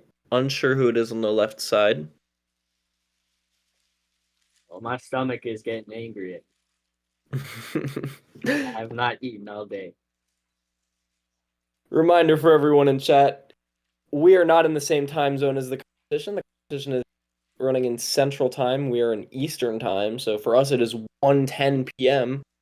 And so for them, it is 12:10 p.m. right around lunchtime for us. So Yeah. we're starting to get If a you little. guys need to take a lunch break, I already took mine. So if you guys need to When take is their one, I lunch? can Is take their it. lunch over? They don't have a lunch. Oh wow. Yeah. I'll stay for the end of this round and then. Yeah, I'll watch this round and then I'll watch Mega Minx. Yeah, just so we're on a staggered Yep. schedule. Yeah. I Although- am stuck here all day though. It kind of messed me up that Michigan was still EST. That it doesn't make sense to me. Michigan is still Eastern Time? Yeah. Wow. Yeah. I know. not I was in Ann Arbor. I was like, did my phone auto update the time? And it was like, no, there's no update. Well, that Kinda hopefully freaked me out, man. good for you. Yeah. I will say I was not expecting. I competed at North American Championships last week, 1 hour behind us in Minnesota. I was not Mhm. expecting the time difference to affect me as much as it did. Yeah, no, it's weird. It is weird. I've been to Denver, which is 2 hours behind, and it's weird. It's very. Weird. Yeah. Start getting tired at like 9 p.m. Yeah. Wait Well, a minute. I've been to Europe before, and they're Oh, 6 yeah. hours, Yep. 6 hours I went- ahead, and that was an It was experience. good. Yeah, it was an experience. I remember a while ago I went to London, and so we wanted to do all this exciting tourist stuff. And we just all slept through everything. We all woke up at like noon, and we were out of time. No, I've heard when you get there, Even if you're tired at 3 p.m., you don't go to sleep. Yeah. Just to avoid, you just want to adjust yourself as soon as. Something that I'm glad that I did when I went to Paris and I was able to enjoy the city. I want to go back How to was Europe. London, by the way? How was London? I I've- didn't been there before. It was fun from what I remember. I was like, I think 9 or 10. Yeah, but we did go to a Brentford game before they got promoted at the old stadium. That was really fun. That's exciting. Yeah. Not even at the G-Tech? Nope. It was at the wow. the very old one. Hmm. It was just like a residential area. Like there's just houses and townhouses and stuff, and then Yeah, it reminds me of Luton Stadium. a little bit more. yeah, it was fun. I remember it was right around Easter, so I think it was spring break. Oh yeah, they do a lot of fixtures around then. I remember though the Indian food there was really good. It was very good. Yeah, and, just walking around the city is pretty cool. Saw Big Ben. What a guy, Big Ben. Shout out Ben. Shout out Ben. I was supposed to go to London in 2020, right before COVID, but unfortunately, Yeah, trip got canceled and was unfortunately never rescheduled. So I've never tested positive for COVID, but I'm pretty sure I had it. I actually don't think I've ever tested positive either.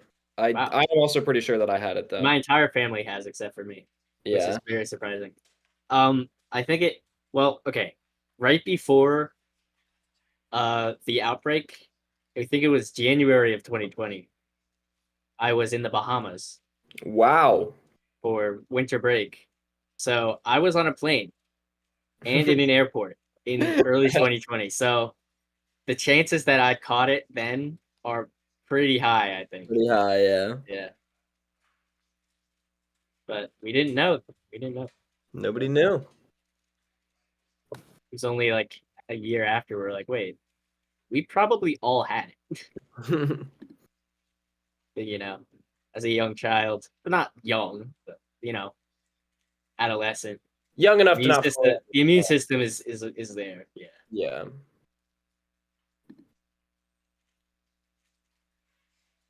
Looks like we're waiting on our last competitor for 3x3 blindfolded. Yep. It does also look like Brayden is done. Brayden is done. We have seen all three of his. Finished all of his. Yep. Yeah. Unfortunately, not achieving a mean. However, I believe that's PR2 single. Yeah, I think it is. We'll double check on that right now.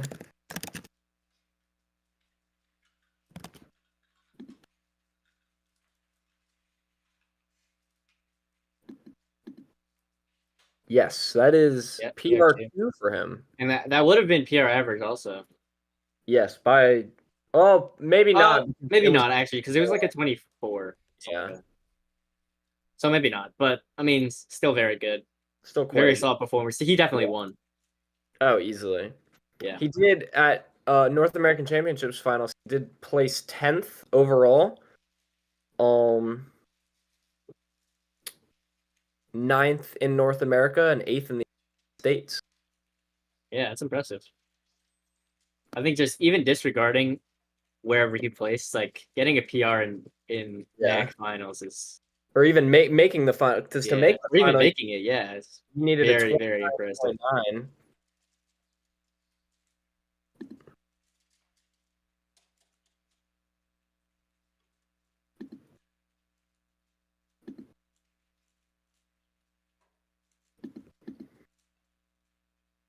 So I think after this competitor finishes 3x3 blindfolded solve, I may go eat some food. If Carter, you're around. I am around, so You're around. Great. I You will wanna- be going out also. Oh, you're going right now, Eric? No, just whenever this Okay. round is done. Yeah. If needed, I will be I think I'll be the only one commentating Mega Finals. Brayden, if you want to eat lunch, it's fine. Is there only one round? I think there's 2 rounds of Mega. I think there's 2 groups. Yeah. I mean, I can eat real quick and then hurry back. That's You fine. could go now. Yeah, you can go now. I'm gonna go now. All right. I will potentially be back more likely than not. Gonna go eat some food, put some laundry in. Everybody keep watching the stream. Go buy a Clicky Studios jersey. Link is in the description. Remember, use code, what was it, Mount Prospect? Mount Prospect, yes. Code Mount Prospect. Buy the Yes. jerseys. They're really good, and I made them. I'm proud. I'm proud of them. We'll be wearing them at Eastwood Mall. If any of you are there, you can. That's true. That's true. I don't think yours is coming in time. I don't think mine is coming in time. Eric will be wearing his. How long does it take to ship? I think it said it would get here. Actually, August. it is in production now, so. Yeah. Hmm. Never Did know. you pay for fast shipping? No. No. Okay, yeah, fair enough. Fair enough. Fair enough. It was like $30 extra. Oh yeah, nah. Fast That's shipping. like another jersey. That's pretty cool. All right. Well, it looks like 3x3 blindfolded has concluded. I'm eat some Yep. food, put some laundry in. I'll be I'll back. leave you with Carter for the time being. See you guys later. Be well. All right, bye.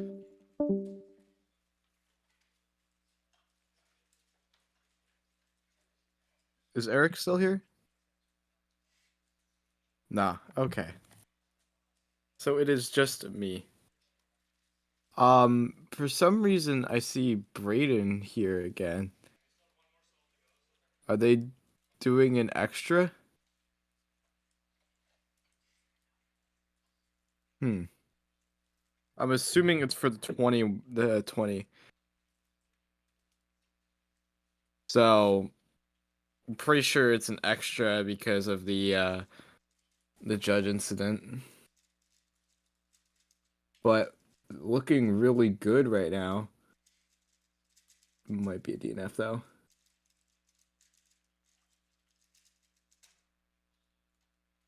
Oh yeah, he seems to be forgetting. Yeah, it's gonna be a DNF.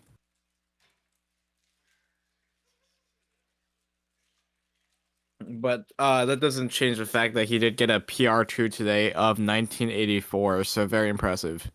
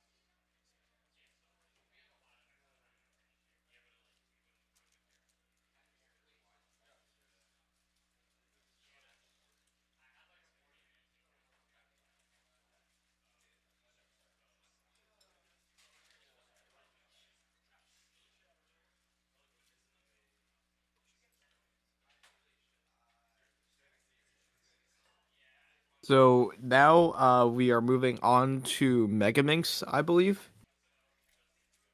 Let's see who's going to be on stream here for this round, or excuse me, this group. So it looks like if I get my tab pulled up, we are going to have Seung Nahm, Henry Lechner, and Carter Thomas. Personally, I'm going to be watching Carter Thomas because he is a threat, because if he gets sub 41.05, he nemesizes me. And a sub 35.85 single, he also nemesizes me.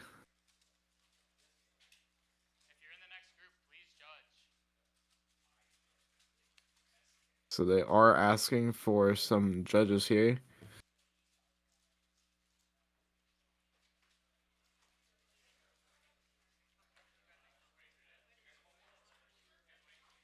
we are going to put the cameras on Nahm. Though I will be personally watching Carter.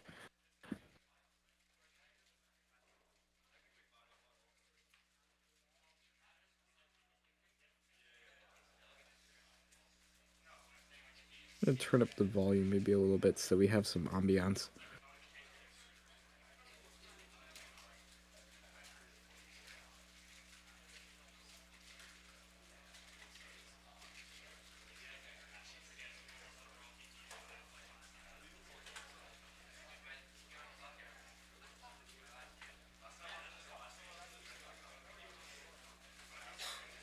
Okay, so we are getting ahead. The the scramblers are scrambling right now.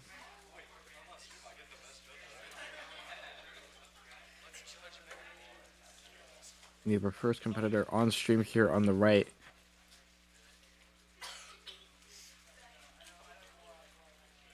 So personally, with Megaminx, I really look for flow a lot. You could be a really fast turner, but if you're super locky and your look ahead's not great, look at that lockup by the way. That's pretty much what I'm talking about. But if you get stuff like that happening, it is very hard to improve in Megaminx. So you just gotta be very careful for that. So on the left side, I do not think that is Nahm, Carter, or Henry. That might be Henry on the right.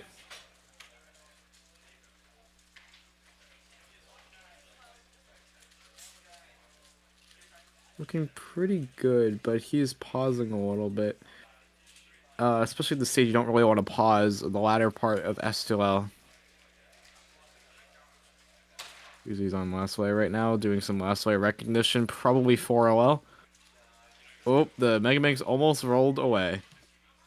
That would have been very bad.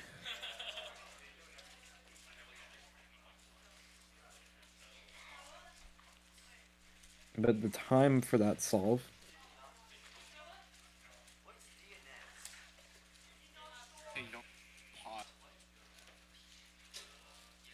It's going to be a 49.21.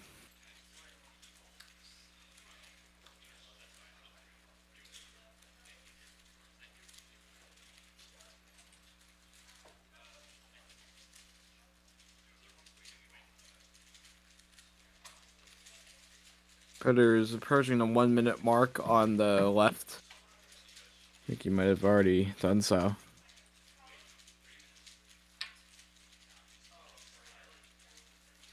You have Nahm in the waiting area on the right, talking with Zeke.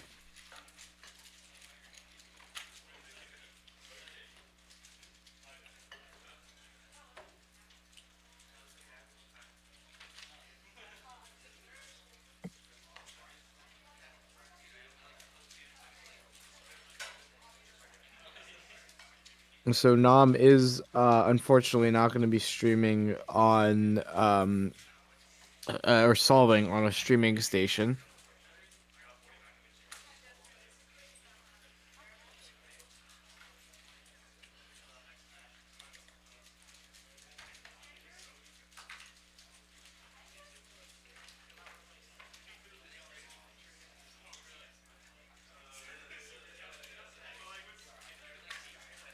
So that competitor on the left is actually using table abuse.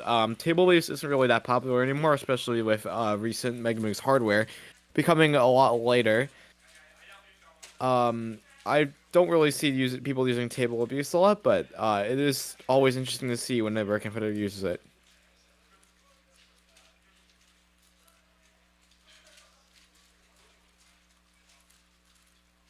Also, you might be noticing that some competitors have a gray top on their Megaminx, some competitors have a black top on their Megaminx. It's a little bit more popular or a little bit more optimal to use the black top, but there are still a lot of competitors that still use the gray side, either because they don't have a Megaminx that is capable of doing that. For example, the GAN Megaminx V2, you have to order the black side separately, or you could swap out the caps, which is possible on most of the Diane Megaminxes. but some of the black caps do come separately with one of them. The other one has them included. I believe the V2 includes them. And some people actually swap out cream because cream looks too much like white. They swap it out for, I believe, a gray side or a black side.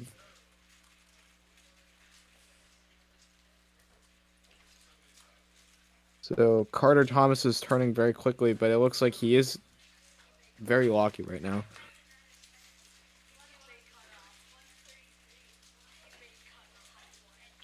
He's moving on to S2L.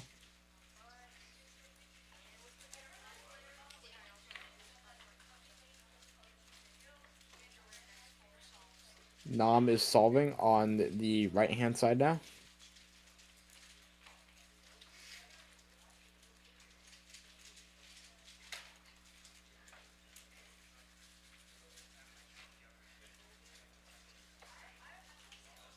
So that's Carter Thomas. I believe if see.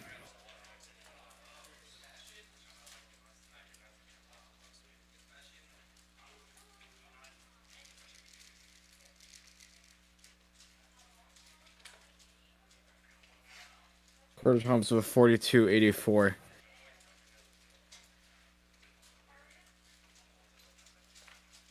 believe this PR is significantly slower than that, so it'll be a massive step in improvement.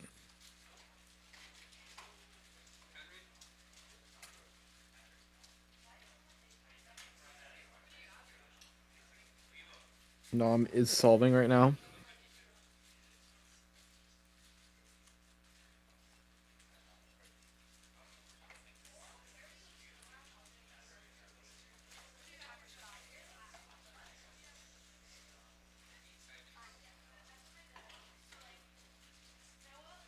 We'll check to see what Nahm got.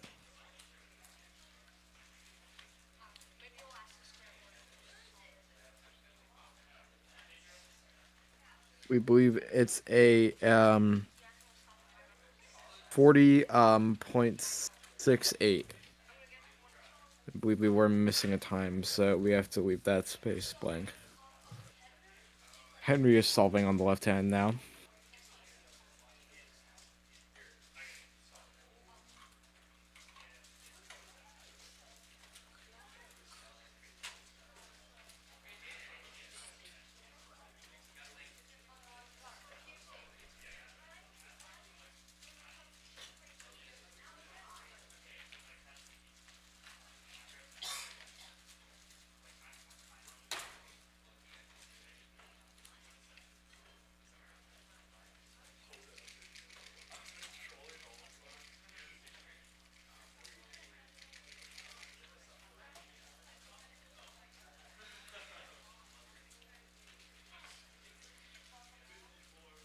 All right, we'll see what time Henry got once I got a live update of it.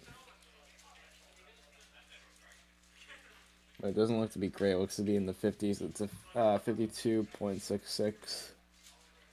So not great for Henry.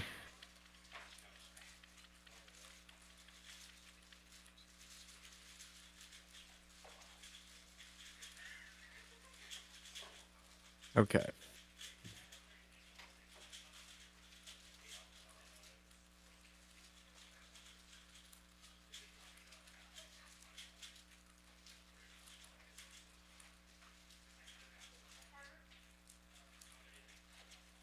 So right now, we have another competitor solving on the right-hand side, but on the left-hand side, we have Carter Thomas here. He has a high 42, from what I understand.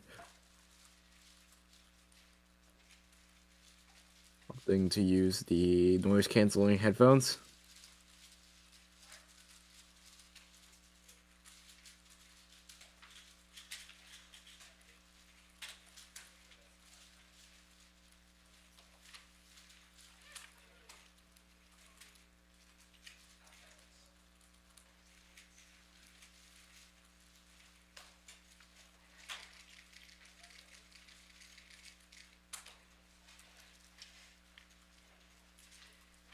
So obviously, all parts of the solve matter, but I really think that the first part of the solve matters, especially in a Megaminx solve or a big cube solve. But I feel like with Megaminx, you solve it very similar to a 3x3 in terms of the method you use.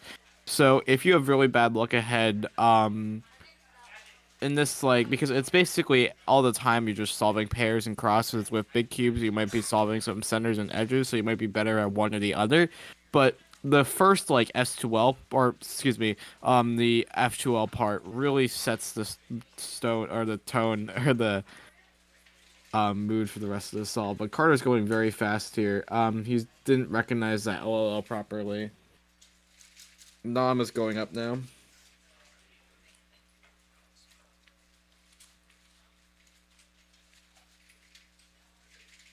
Yeah, Carter Thomas looked to be very shaky on that Megaminx solve specifically.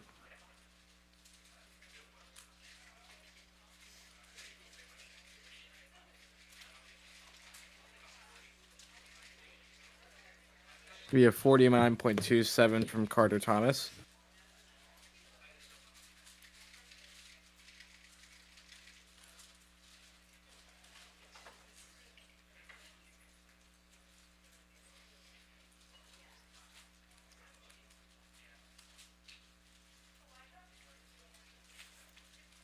So Nahm is solving on the right-hand side. Looks to be done with most of S2L. Nahm is very good at Megaminx. It's obviously not one of his main events, but I think Big Cube knowledge transfers over to Megaminx in terms of look ahead. But we don't necessarily see a whole ton of Big Cube solvers really dominating the Megaminx scene, because the way you solve a Megaminx is different than when you solve Big Cubes. Because with Big Cubes you have centers and edges. With Megaminx you have crosses, or stars, excuse me, and their pairs. So I think it's a little bit different. If you have the best of both worlds, where you have 3x3 experience and big cube experience, you can really thrive. But there's also some very specific Megaminx specialists, including Alexei Sinyavin and Nicholas Nang.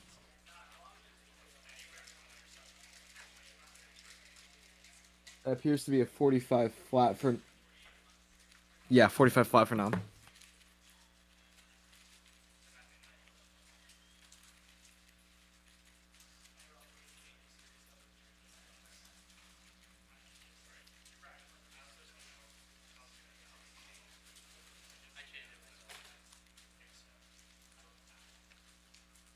So Lucas is solving on the right. I'm not aware of the competitors solving on the left, but if anyone in chat knows, let me know. Give it a shout out.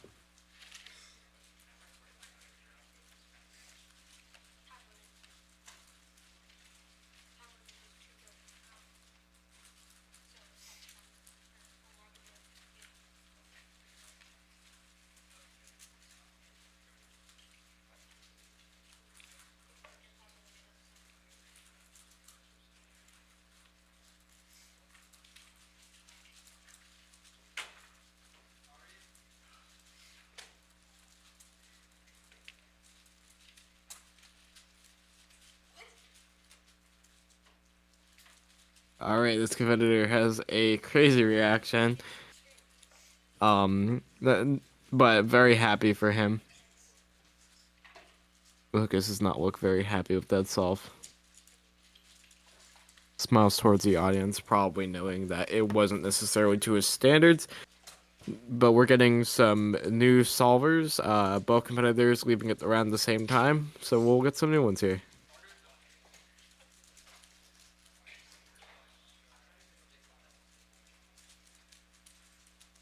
On the right-hand side, we have Carter Thomas. Right now, he has a 49 and a 42.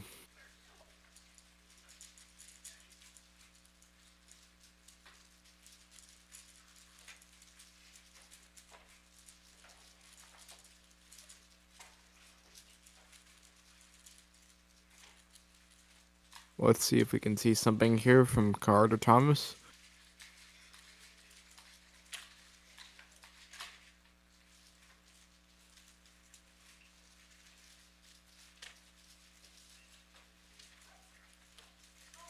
All right, starting very quickly. Don't look to be pausing too much, turning very quickly. Actually, no. When he transitioned to S to L, I did see some pauses there. But he's turning very quickly. He's rotating a lot though, which is not really something you should be doing in Mega Minx. But nonetheless, I think this is going to be a very good solve.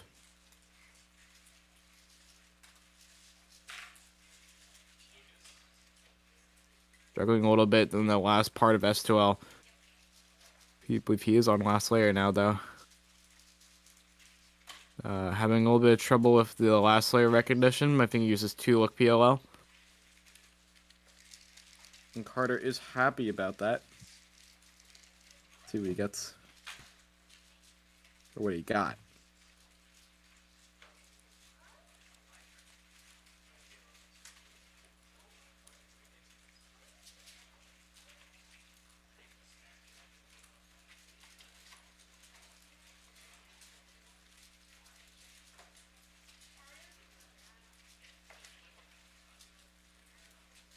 This would be a 46-11 from Carter Thomas.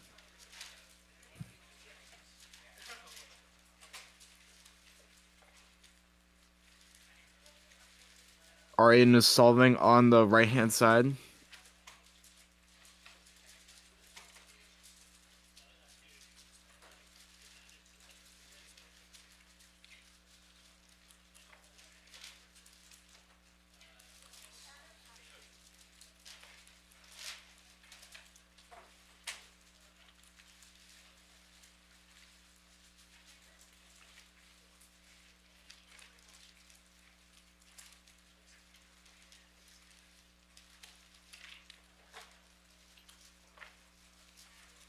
Unfortunately, I do not think Nahm is on stream, but I do see him in the waiting area.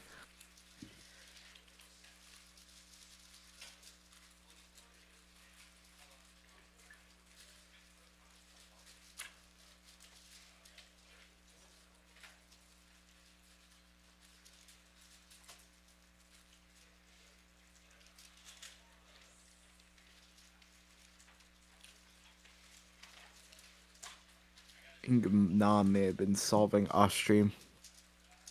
No, he's still waiting in the waiting area.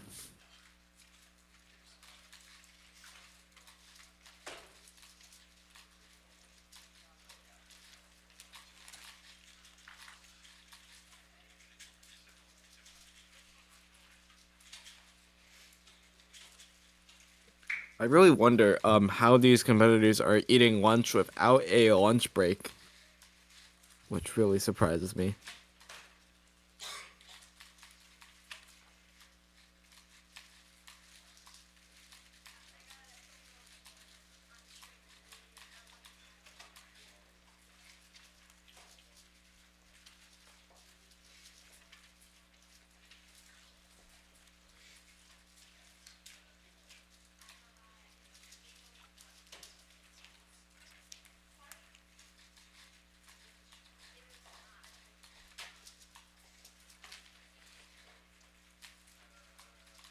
So, both stream stations currently remain unoccupied. We're still waiting for Nahm here. With, I believe, 2 more solves to go.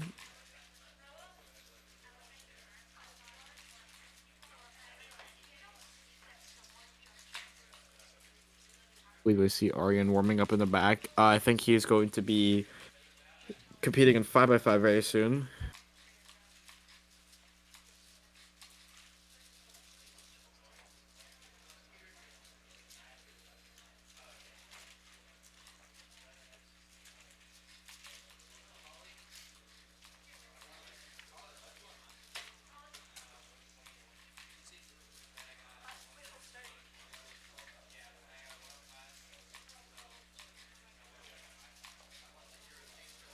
Okay, so we do have a competitor on the left-hand side.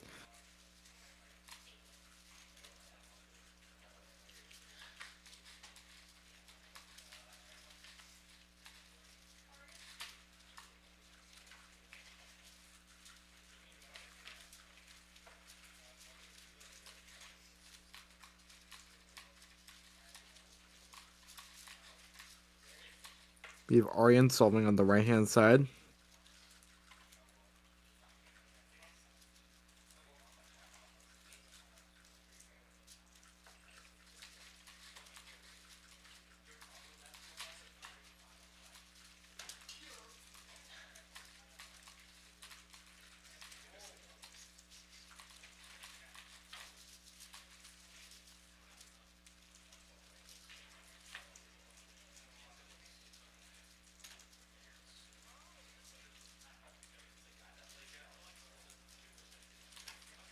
So, like I mentioned before, table abuse isn't very common to see, but when you do see it, it's an interesting sight.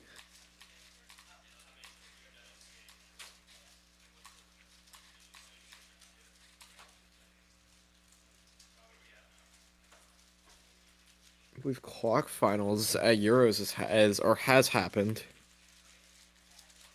We see the results from that.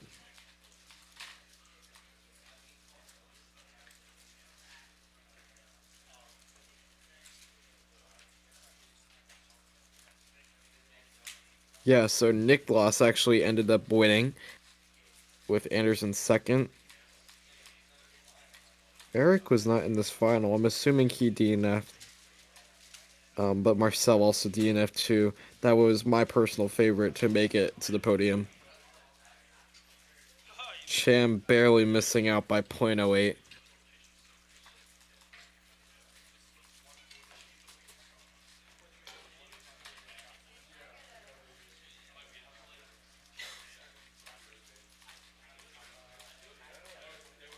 Looks like Eric did not make finals. DNFing his fourth solve and counting a 6. Zayd barely missing out on the finals from 0.07. He did make NAC finals in the very last spot.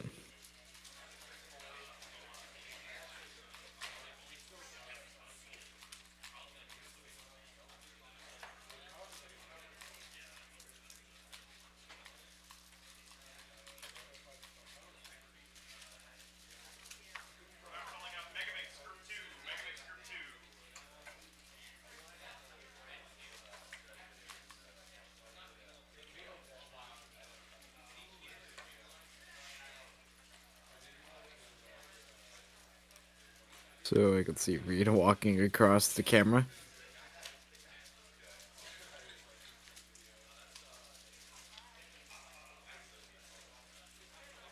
Looks like we might be moving on to the next move group Mega very quickly. Most of the top Megaminx solvers are competing in Megaminx finals at Euros right now, so that's very interesting.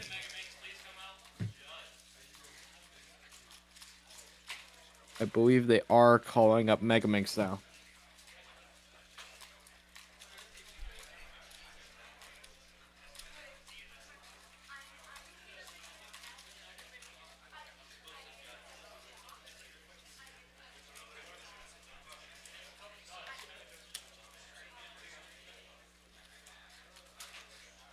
So now she will be judging on the left-hand station. Gordon Thomas pulling with the emote.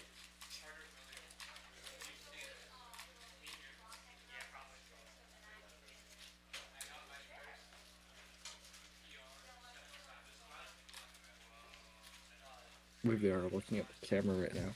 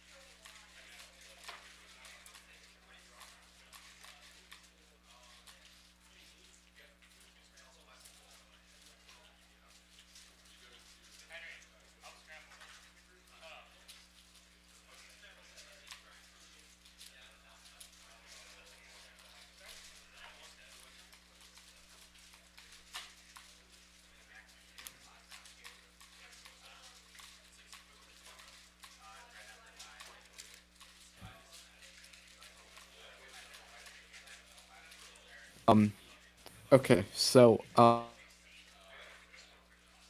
am back. This is not Nahm anymore.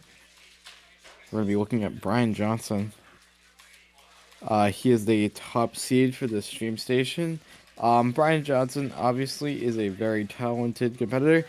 He is also a all-rounder in a lot of the events that he does. He made 3x3 finals, I believe, at 2 consecutive NACs. He also did very well at the NA All Stars the last week, about 10 days ago.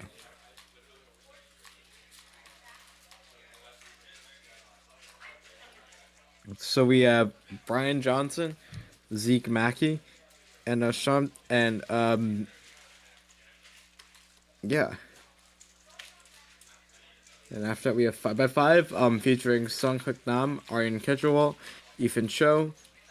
And the next group is Henry Lickner, Max Walshek, and Carter Thomas.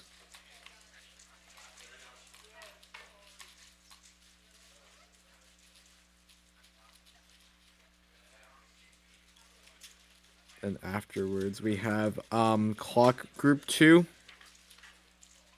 And then all of the finals. So a combined 6x6 and 7x7 final. A 5x5 final. Megaminx final. And then Clock. To round it all off at 5:10 Eastern should be when we're ending the competition.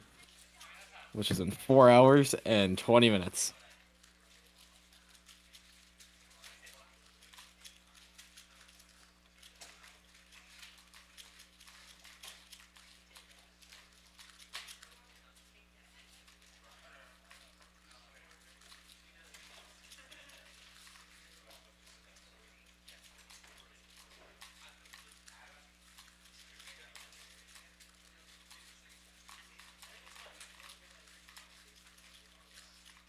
So Brian is solving on the right-hand side.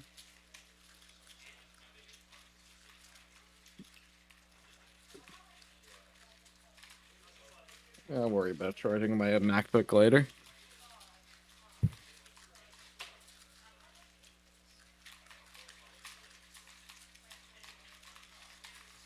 So Brian already solving with his solve.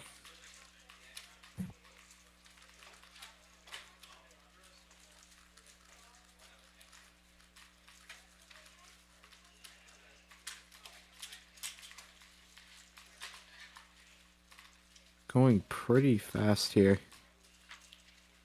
This looks to be a pretty good solve. There looks to be obviously some pauses that come with Megaminx.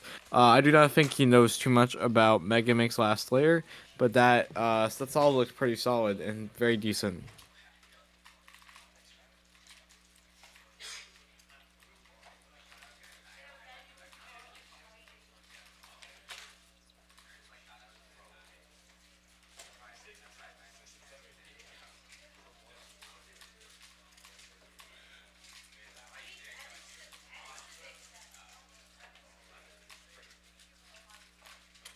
So that time looked to be a 42.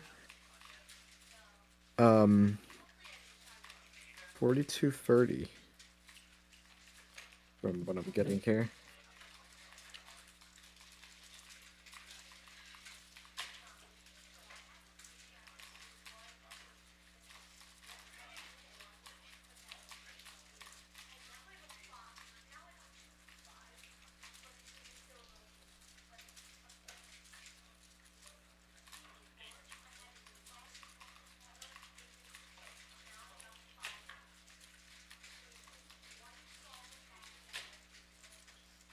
As I can actually see, the competition venue is getting dimmer because we are streaming a little bit more later into the day. We've been streaming for 3 hours so far, and we have had a lot of viewers come in and say hi. So if you're still in chat watching by now, thank you so much. We are reading chat, and we are going to respond to your messages. And yeah, let's just have fun. I'm doing this from the comfort of my own home. They're competing out here in Illinois, while I just commentate, and it's a really fun experience. It's a really fun job, but it's a job that can only be shared and experienced and sorry for slurring my words, experienced with other people. If you guys notice why I might be slurring my words, or I might be pausing or having difficulty speaking, it's because I am hearing an echo of myself with about a 1 second delay. So sometimes I hear myself and I get really confused with what I just said because it's not really the same thing as speaking at like a constant rate without having to hear yourself. So, you know. But when you pull it off very well, it sounds very, very nice. So the table view solver on the left and a solver that solves under the table on the right. Two very distinct methods doing literally the opposite things. Actually, not necessarily, because people usually solve under the table because big cubes are usually heavier and they find them easier to handle if they have that lower center of gravity and their arms don't have to do as much work so that they can get all of that work into their fingers and turning really quickly.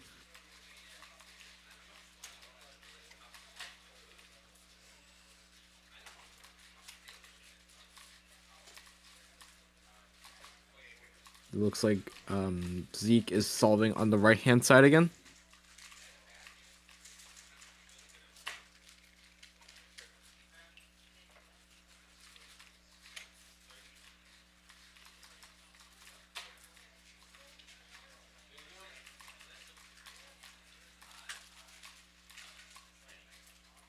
Zeke is solving, turning very quickly. Let's see.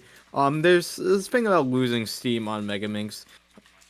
Usually the look ahead needs to be in full focus during S2L. So what I usually do is I slow down during F2L. I really look at all my pieces, and then once I get into that look ahead, locked in mindset, my turning becomes faster, which in turn makes my S2L very quick, and that usually leads to very good solves if I do very well on last layer. But I can also mess up on last layer sometimes. That's how Mega Minx usually goes sometimes.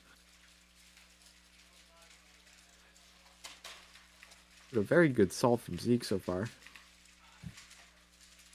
Carter Thomas nods.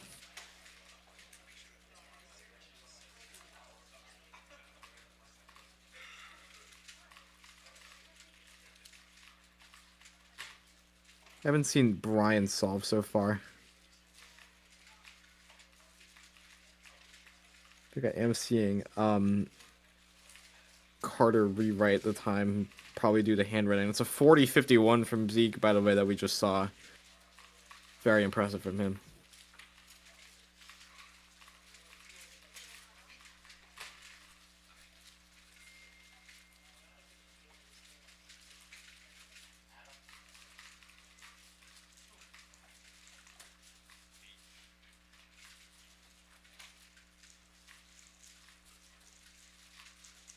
I believe this is Adam solving on the right.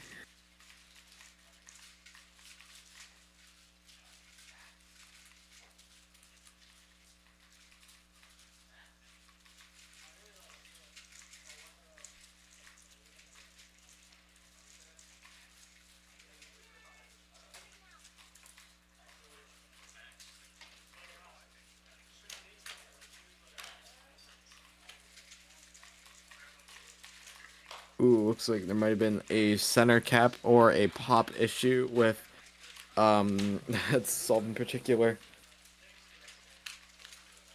But it looks to be recovered.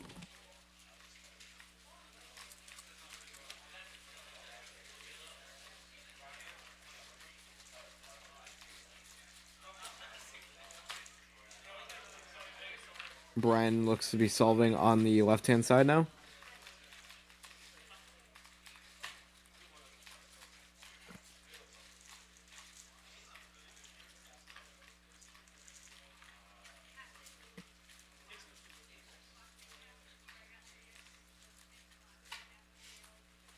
Brian very quick with the inspection.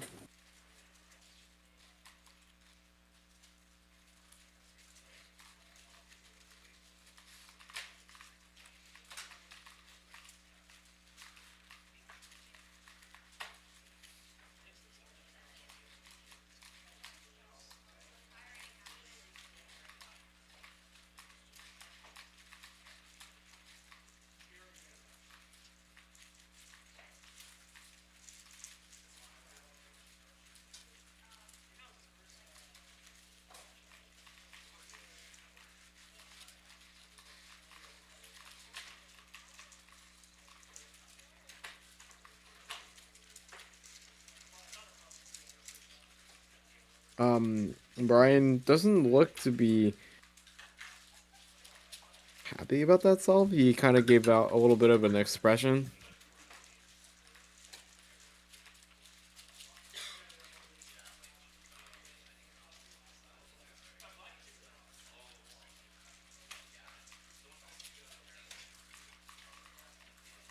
To be a 47. Brian.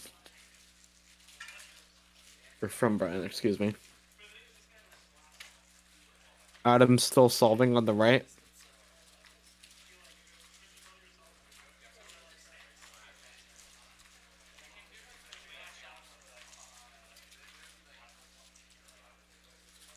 But nevertheless,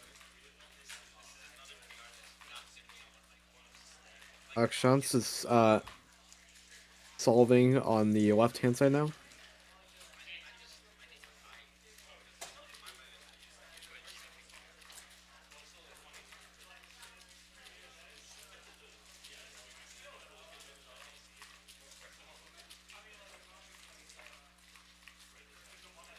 Deke is solving on the right.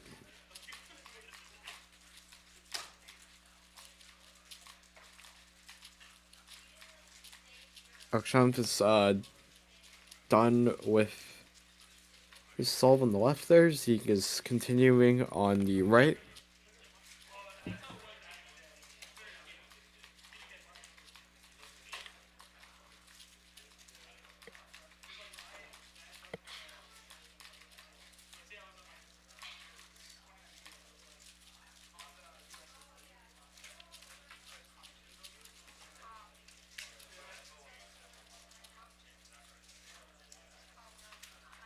So Brian is doing his third solve on stream.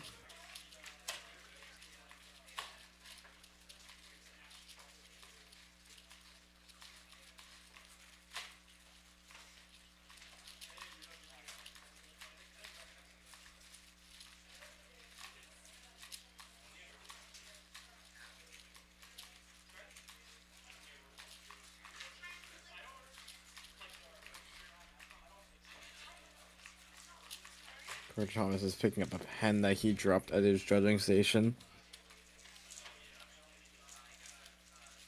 Right now, a lot of pauses from Brian. I've said this many times during this Mega Mix round, but pauses really do affect a competitor sometimes. This solves. Brian is not very happy about that solve in particular.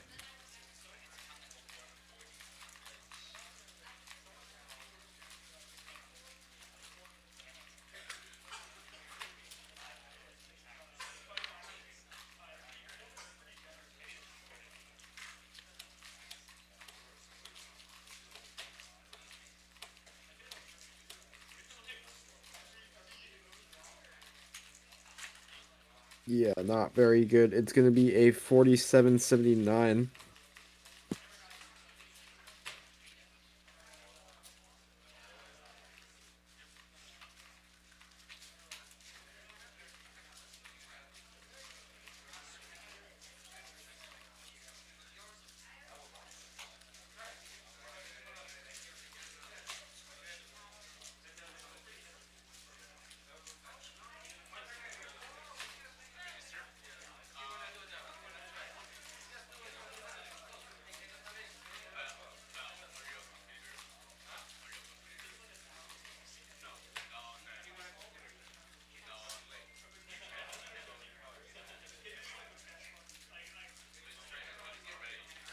So Zeke is solving on the right-hand side now.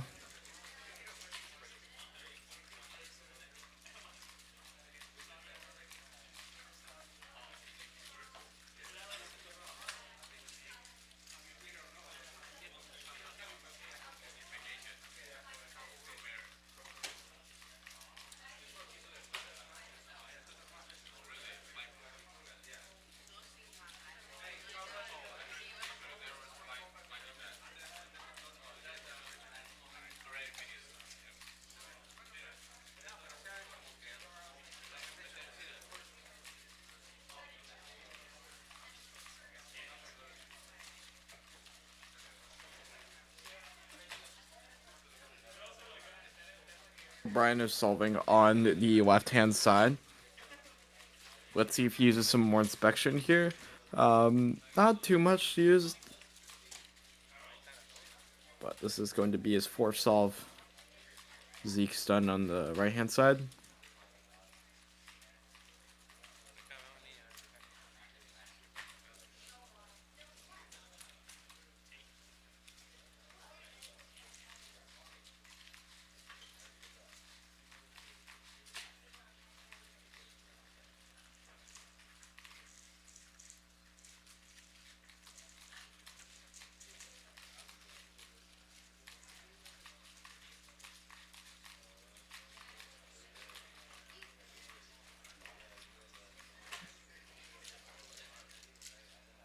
Oh wow. I don't know what Brayden just got there. That looks to be a really good solve though.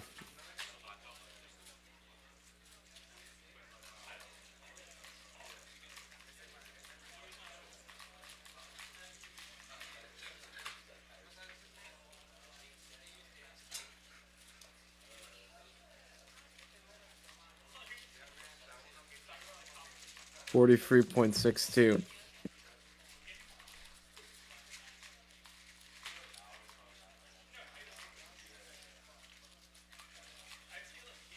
Zeke once again solving on the left-hand side.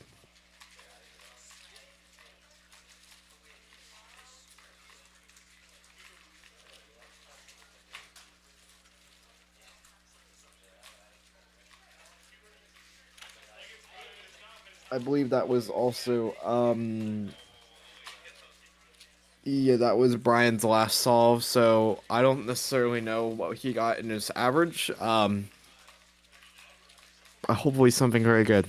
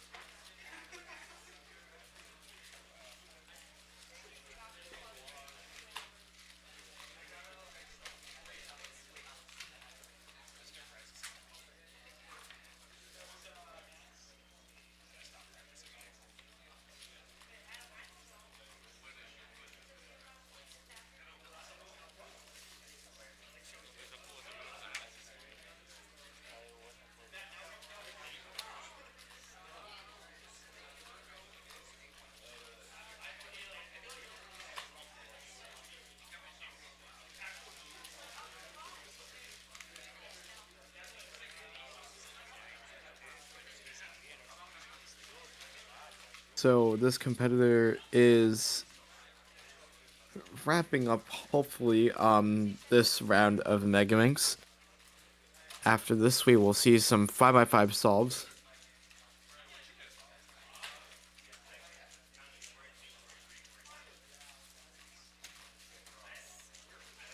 Just to update everyone on WCA Live, I'm going to take a look at that really quick.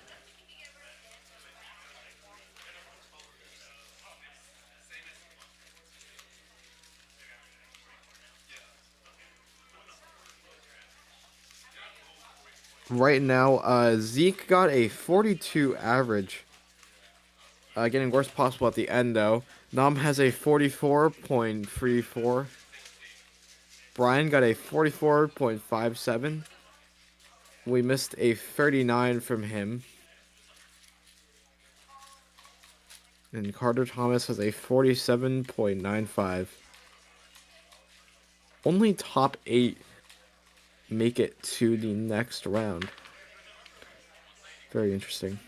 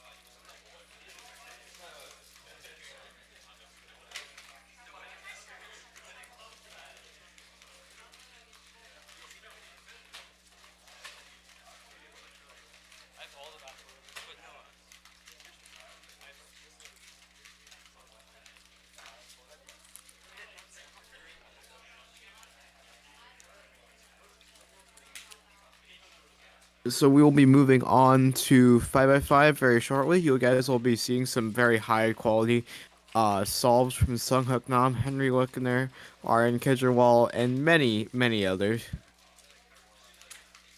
But first we're going to let this Mega Mix solve wrap up. We're gonna wait for an official announcement to call up 5x5 Group 1.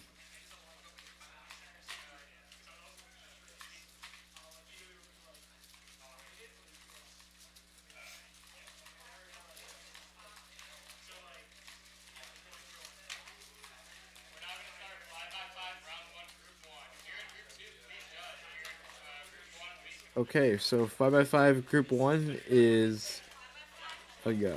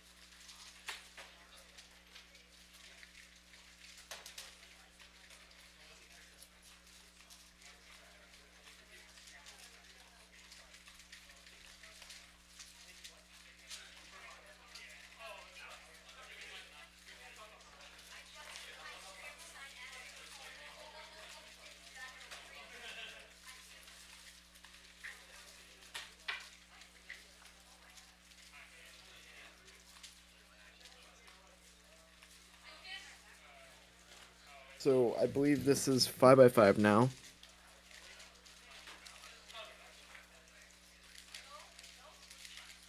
So we are not watching Bryan Johnson anymore.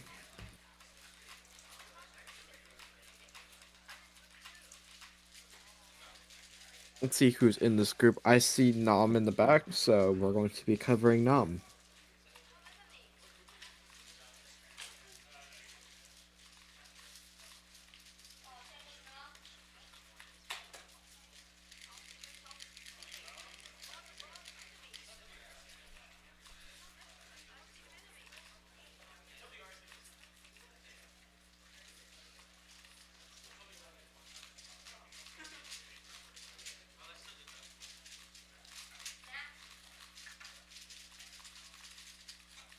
So Nahm is getting ready for his first 5x5 solve at this competition.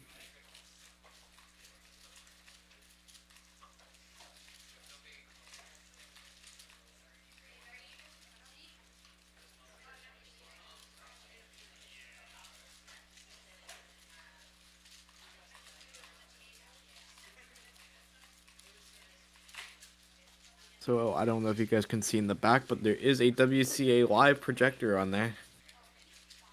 Right behind the competitor waiting area.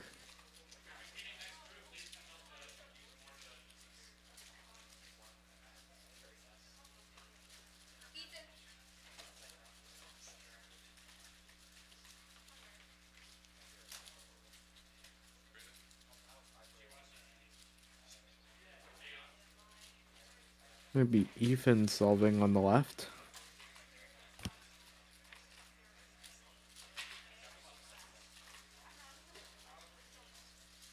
Let's see what Nahm got here. I can't read the timer display right now, but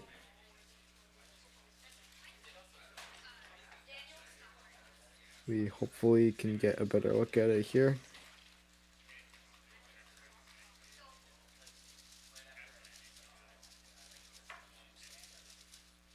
The 41-22 from Seung Nahm.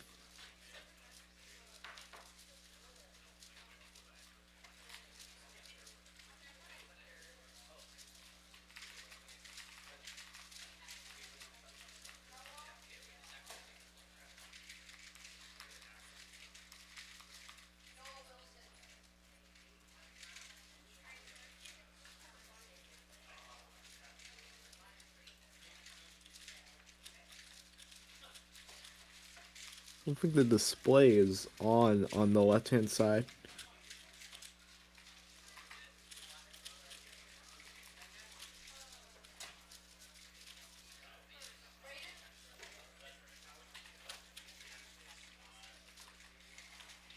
Yeah, they're getting a delegate over for that.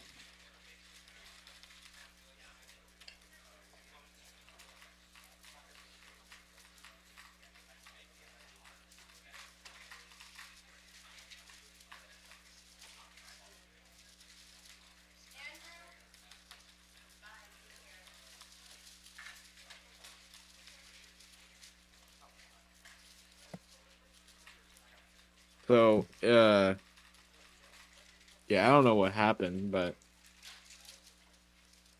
not sure if that's going to be an extra as a timer malfunction or if it's going to be a DNF.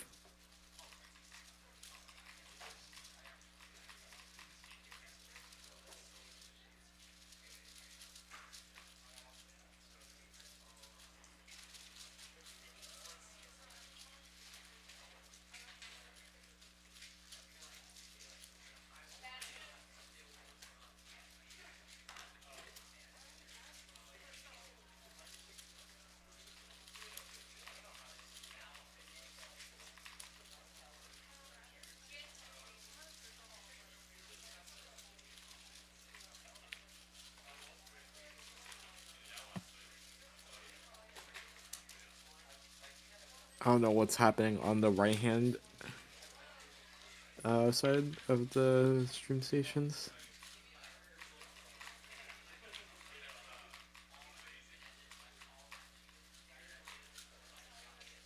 Is still in the waiting area in the back. With 5x5, it is a little bit tricky because you do have to scramble correctly. There is a recent regulation that allows you to miss scramble, but only at delegate discretion, excuse me. And it should be used very cautiously and only implemented by delegates when the competition is running behind. So that means that at a competition like this, you still need to scramble correctly, especially if you're running ahead of schedule.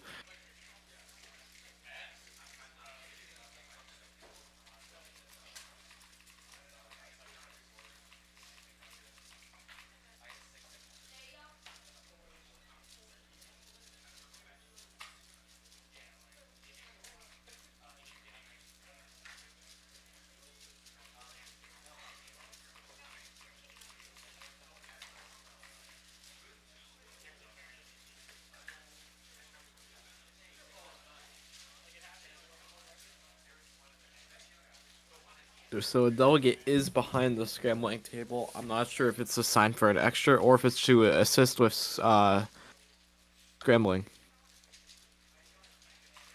Ethan is solving on the left-hand side of your screen now.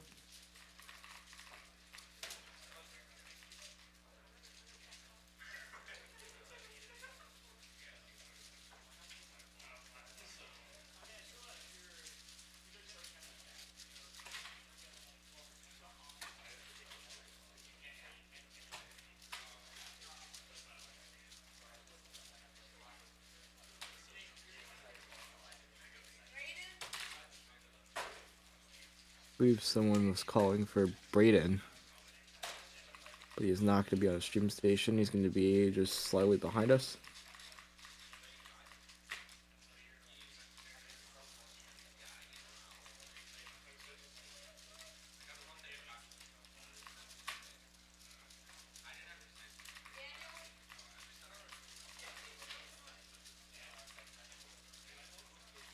Nahm is still waiting on his next solve.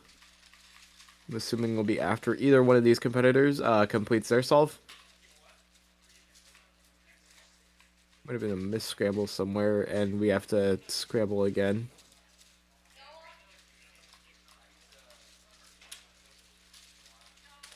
Nahm is still waiting. So Ethan is on the left-hand side now. Nahm will probably take a spot.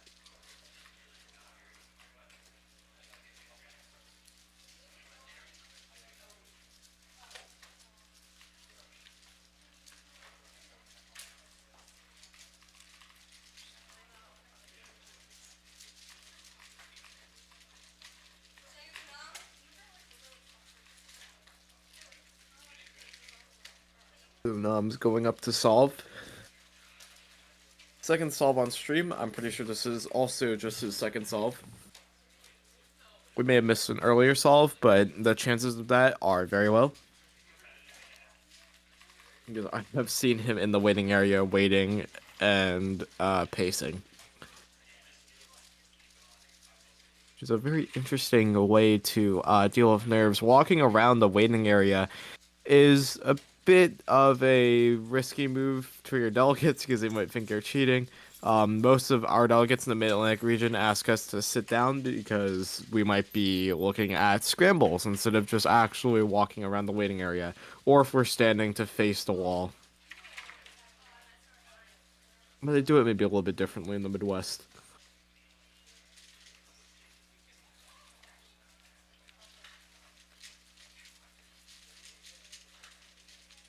Nahm is already on edges, I believe. I can't see too much of what's happening. Could be a good solve from Nahm, but no reaction, so say it's light work. We'll get a double check on what that time was.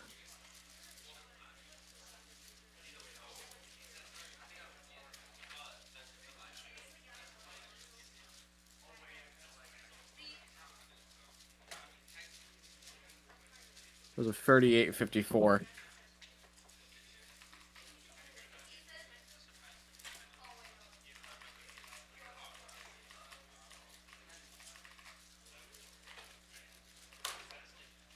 So now Reed's actually solving on the left-hand side.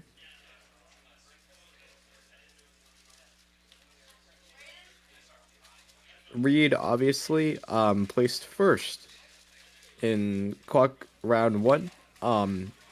Mainly because Carter Thomas earlier today DNF'd his round 1 solve in his own competition with clock as the main event. So Reed for the rest of the favorite to win. We also have Chris Vanderbrick.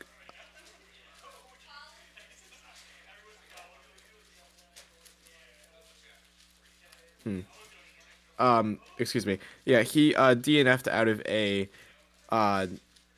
PR average, or at least a very good average from what it looks like. I think his PR is around 413, so he is in contention. To do something very good. I don't think it's gonna be Narn, but I think Reed has a better chance of that. But it'd be very interesting to see.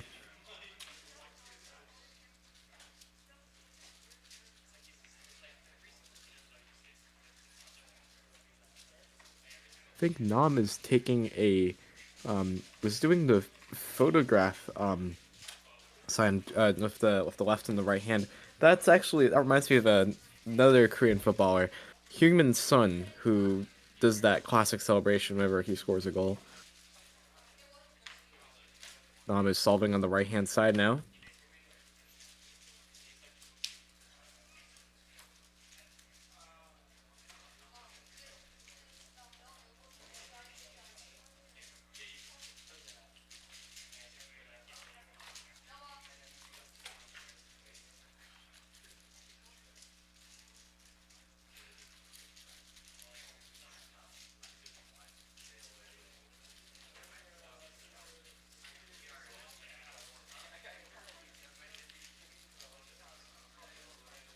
So, Nahm getting that lock up there and pausing a lot. Don't think this is gonna be a great solve for him, but seems to recover very quickly with some very fast centers.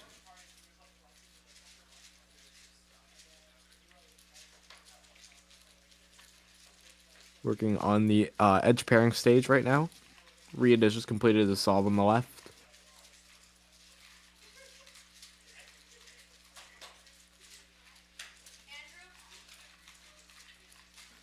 That's going to be edge parity for Nahm, and the solve does not seem to be adding up very well.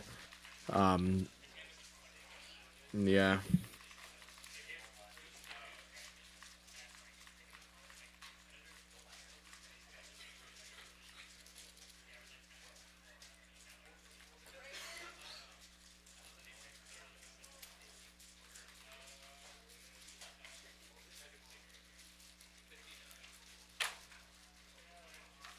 Gonna be a 45.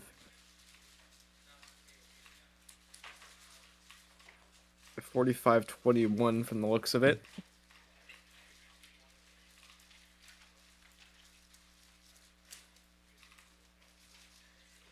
I think Nahm is really rooting for sub 40 here, but so far he does. It's not on pace just yet, but this next solve determines a lot of things.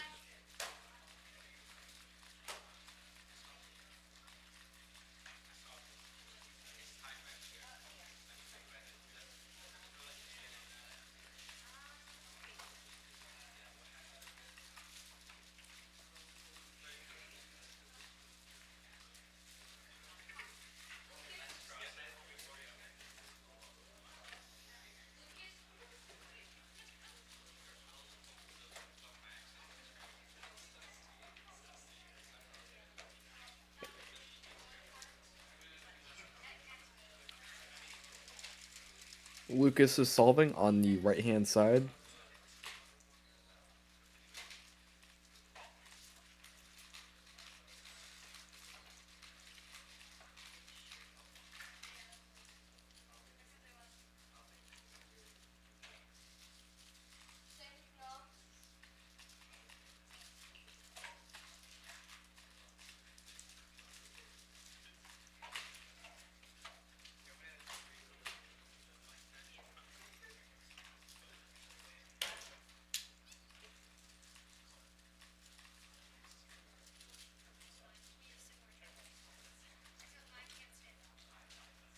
Okay, so I believe Ethan's solving on the left-hand side and Lucas is solving on the right.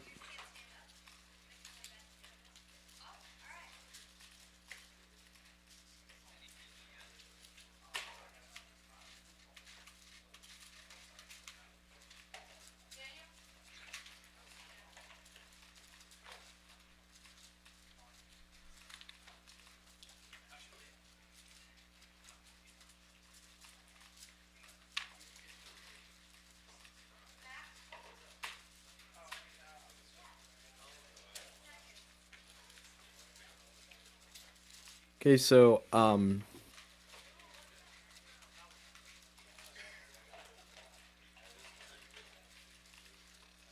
yeah, this is 5x5. After this, I believe it is clock round 2, so, or actually another group of 5x5, I should say. Lucas does not look very happy with that solve.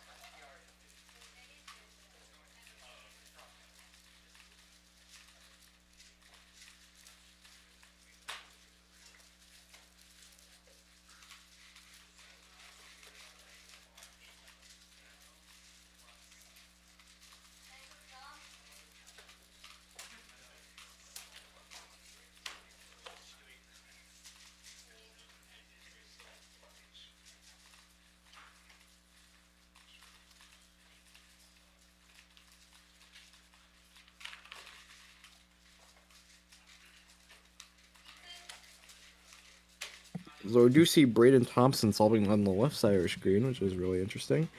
Nam's currently solving on the right-hand side. Unfortunately, I am on a bit of a stream delay now that yeah, so if I believe Nahm is probably on the center stage right now. The stage where you pair up the centers. Or I might be completely wrong. Let's see what Nahm gets here.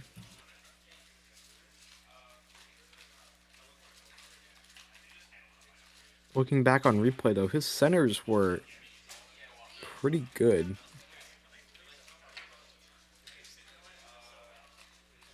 There were a lot of lockups on edges.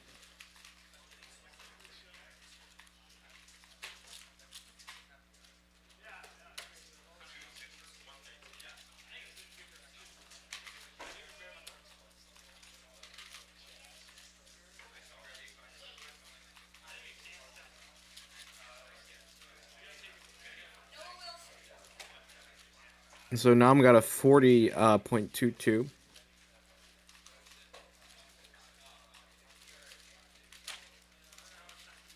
EPA is definitely not sub 40, unfortunately.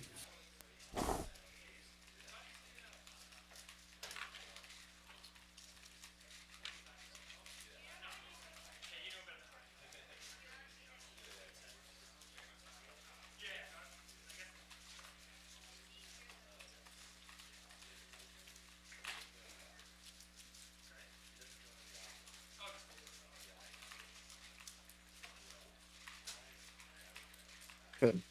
So we are back up. Just updated the stream.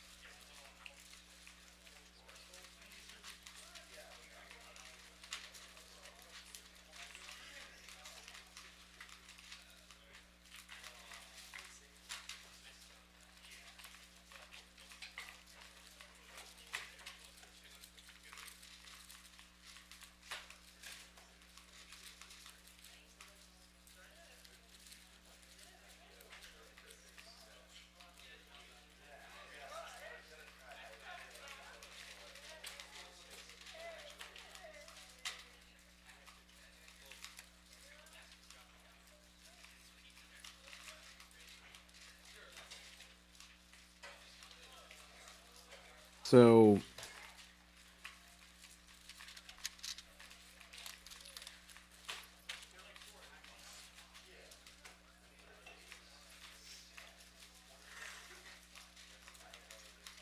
looks like Ethan is solving on the right.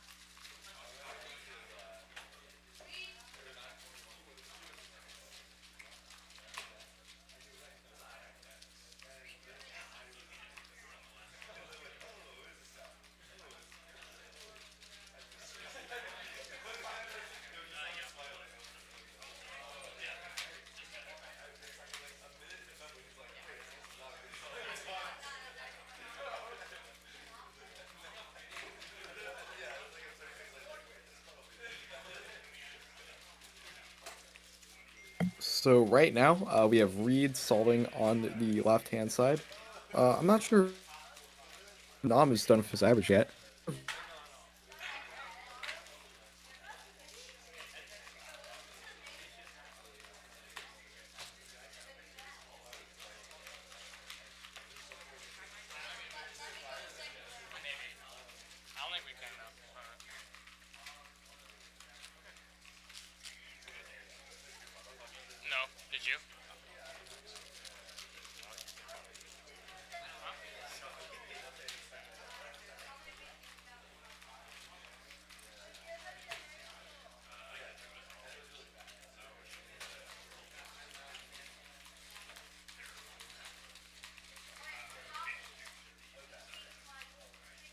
anyone here in chat right now? Would love to say hello.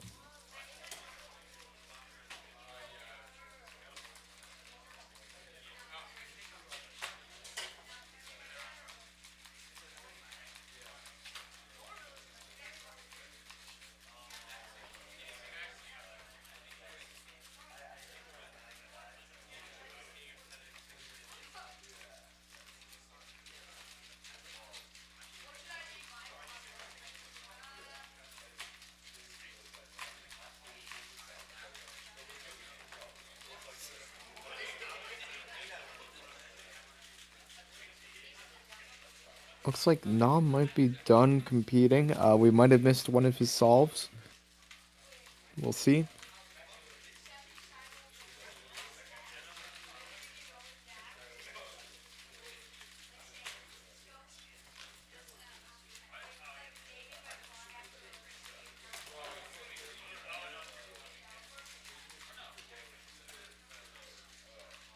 So, no one has been entered in for a 5x5 yet. We still have one more group to go.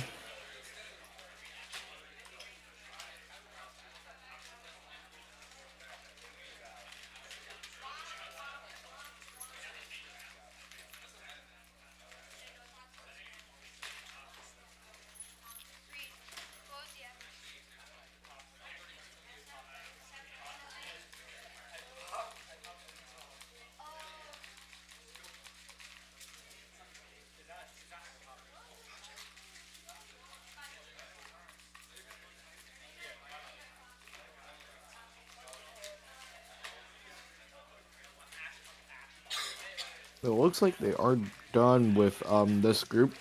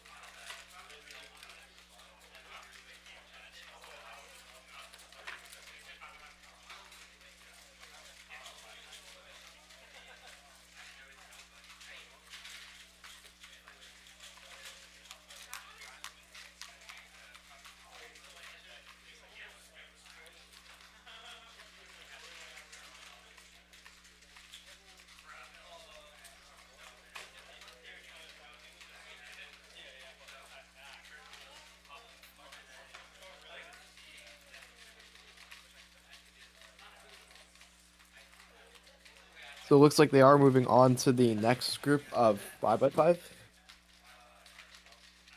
We're gonna try to see what the results were last group.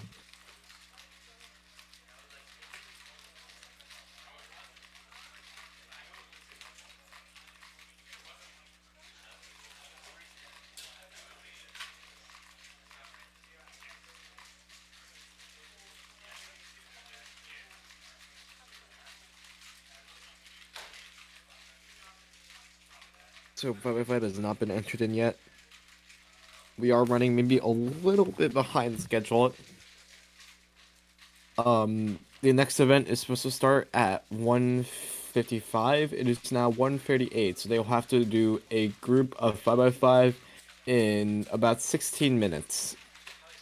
It's not impossible, but it is a bit tricky.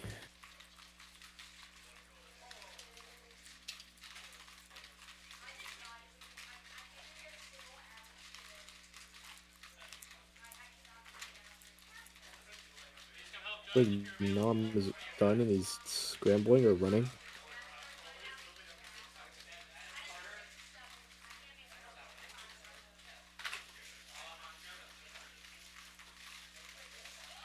So, Carter Thomas is appearing on stream right now. Let's see who else we have on stream.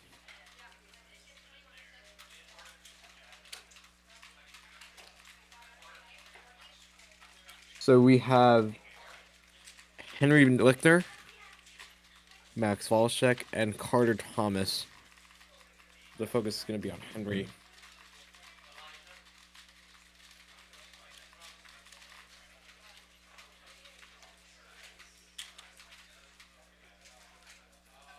It looks like Nahm is running.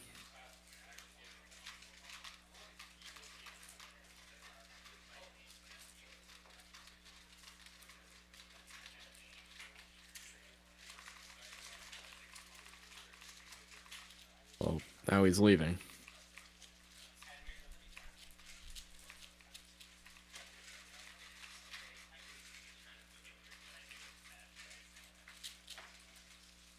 But Henry is going to be solving on the right-hand side. He is the favorite to top this group, but it would be very hard to top Nahm. He is on a 5x5 run, I would say. He's also just on a big cube run in general. In general, he's doing very well.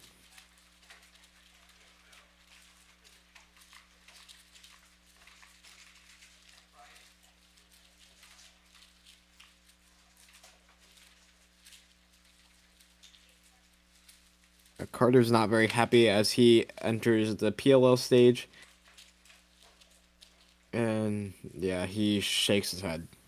I believe Henry is solving under the table right now. So it'd be very hard to tell what he's doing.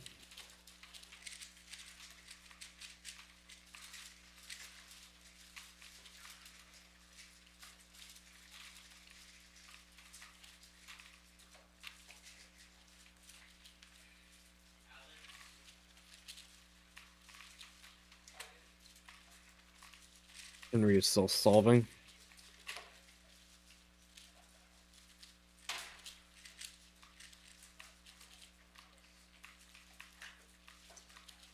Henry's done. Looks to be a pretty decent solve.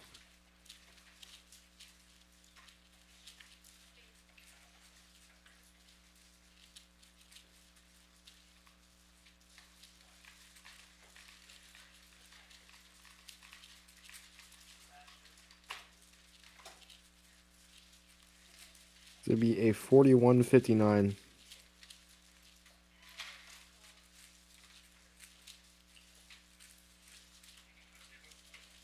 As she's solving on the right hand side.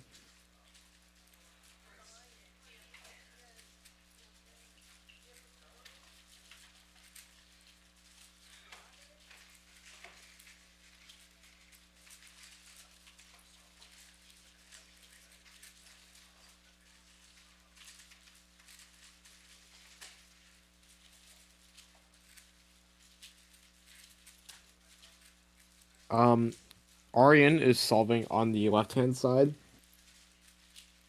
It's like a 49 for him. Maybe a little bit faster.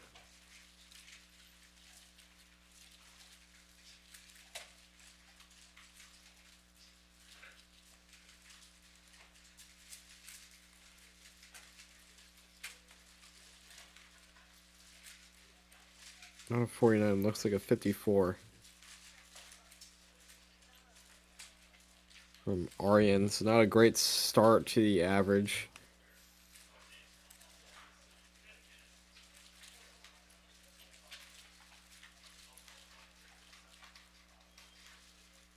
Carter is inspecting on the left-hand side.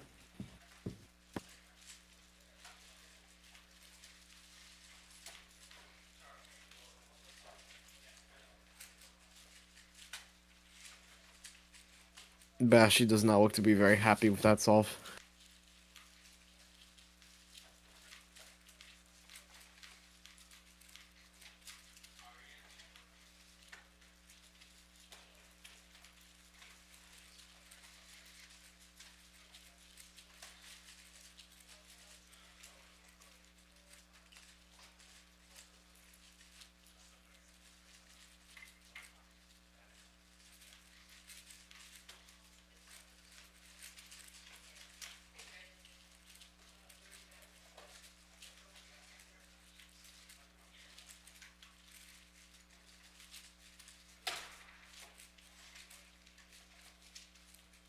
Carter is not very happy with this average at all. Looks like Henry is warming up in the waiting area, so we're not going to miss any of his solve.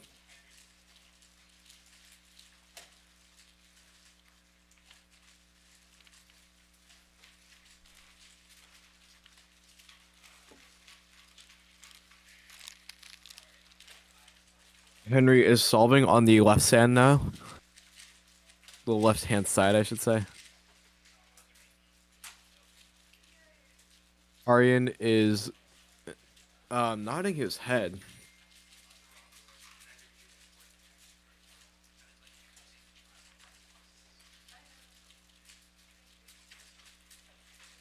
Let's see what Aryan got here. Ooh, looks really good. Say 44 from him. But Henry is going to start solving now.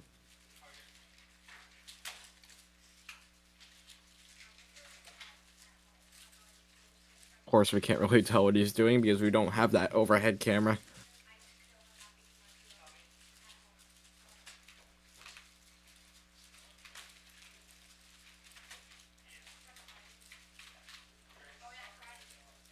Wonder if Carter's just either...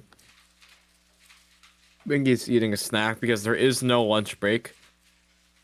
It is 1:46 where he is right now.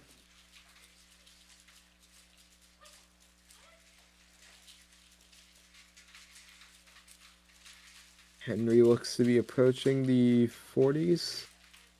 He's not very happy though from the look of his face. Looks at the timer. He shakes his head. I think that's a 51.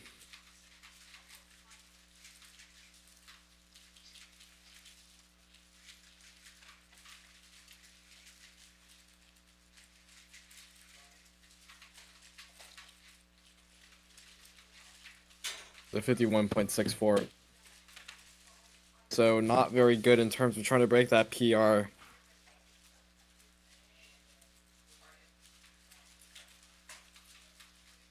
He did, I believe, get a 7x7 PR today. His PR average is a 43.61 for 5x5. Yeah, he got a 7x7 single PR. Excuse me, 201. Brayden is solving on the left-hand side.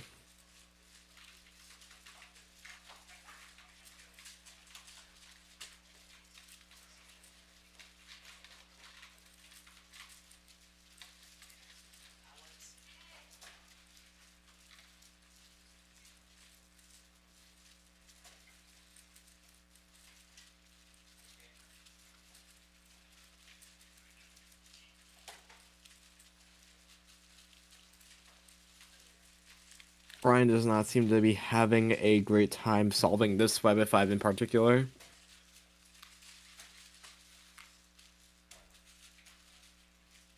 Yeah, he is shaking his head. Looks very locky.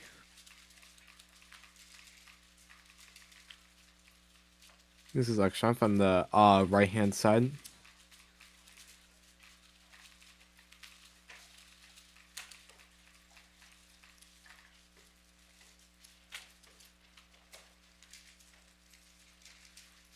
Bashi is solving on the left-hand side. He has his headphones. Noise canceling headphones. Actually, I shouldn't say that. Earmuffs. If you use electronic headphones at a WCA competition, you will be disqualified. Even if you use them during inspection, if you say you're ready and you have them on, your attempt is disqualified. Even if they're not on.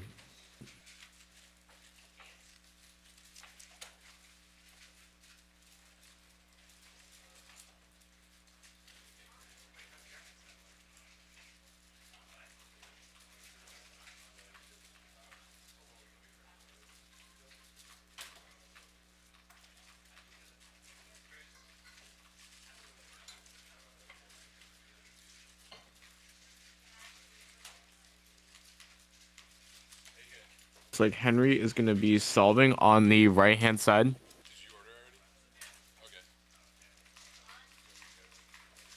So let's see how this goes.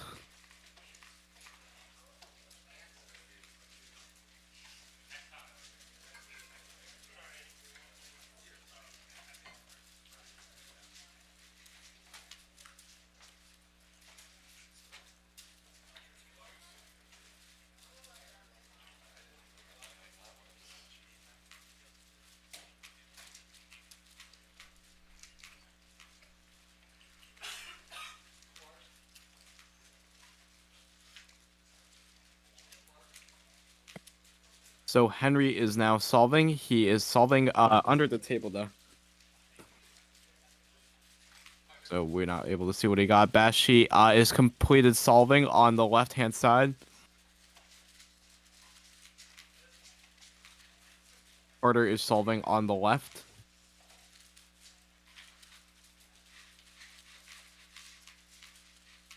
Henry, if he gets a really good time here, he can save his PR, but he definitely does not want to make that 51 counting.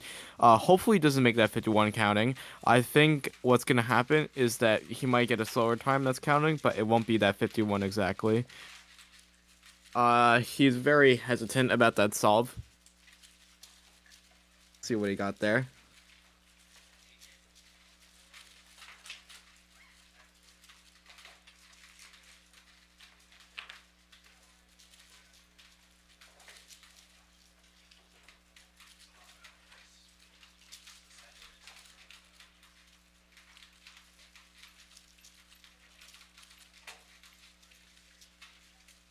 So it's a 43.69. I believe this is in PR territory, though.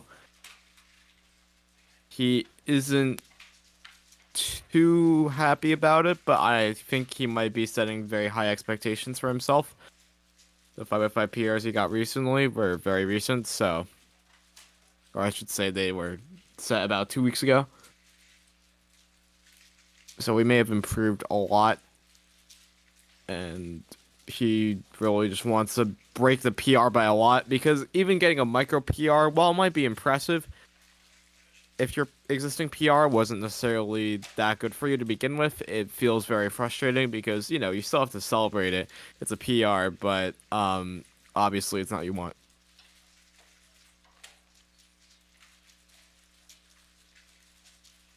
Carter is not too thrilled about this average, but I don't see too much anger from him.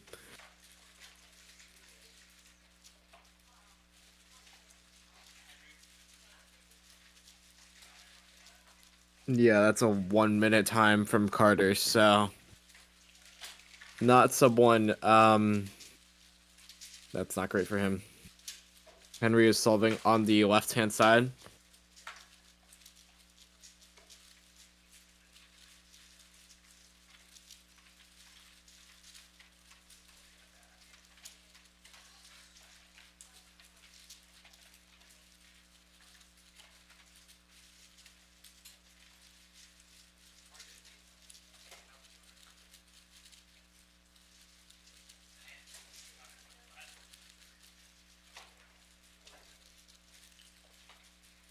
Aryan is solving on the right-hand side. His average is very much up and down, but Henry is also walking on a bit of a tightrope here, mainly because of that 51. He will make finals very easily, but at this point, it's all about the PR.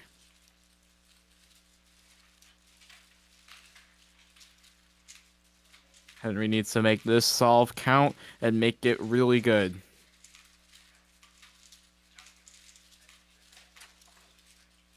It's approaching, I believe, the 30-second marker.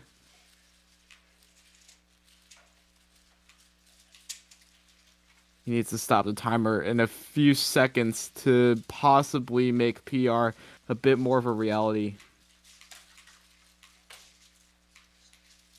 And he does that, but he's shaking his head. Let's get an exact reading on the time, see if PR is still possible.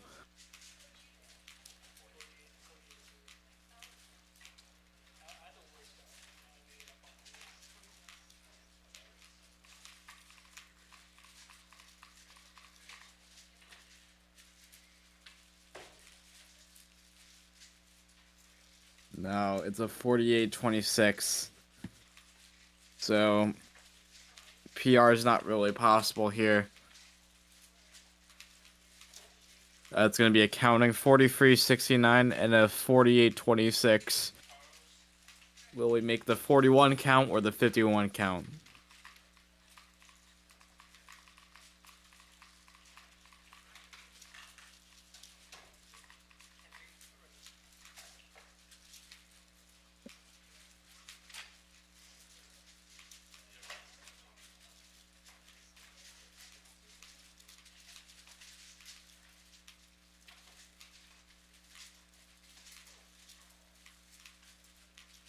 So Henry, I believe, is back on the left-hand side.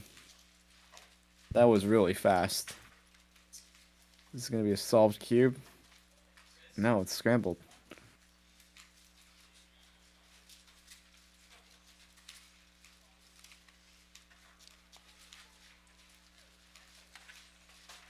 So Henry is starting.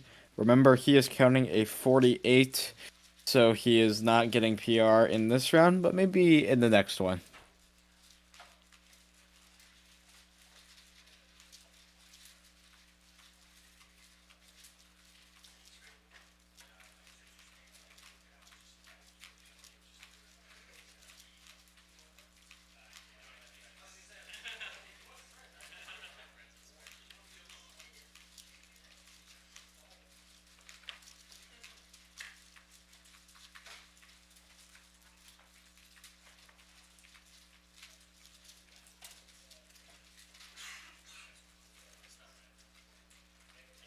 So that is going to be, it looks like one of the counting times. Let's get an exact reading on them.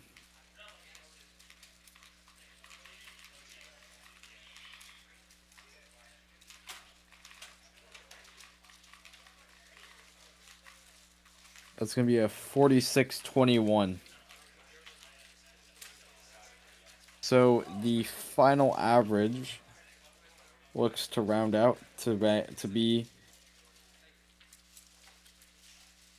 so a 46.21, a 48.26, and a 41.59 divided by 3. That's going to be a 45.35 as the final average.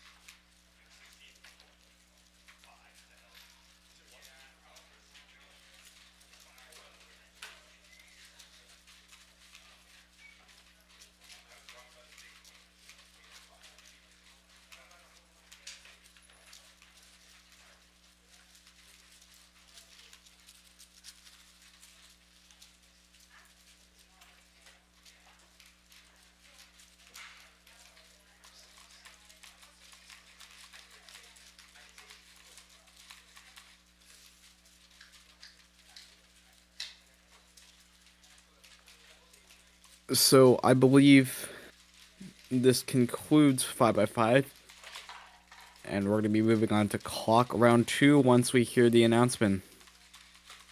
But we're going to be finishing up 5x5 with this competitor here on the left.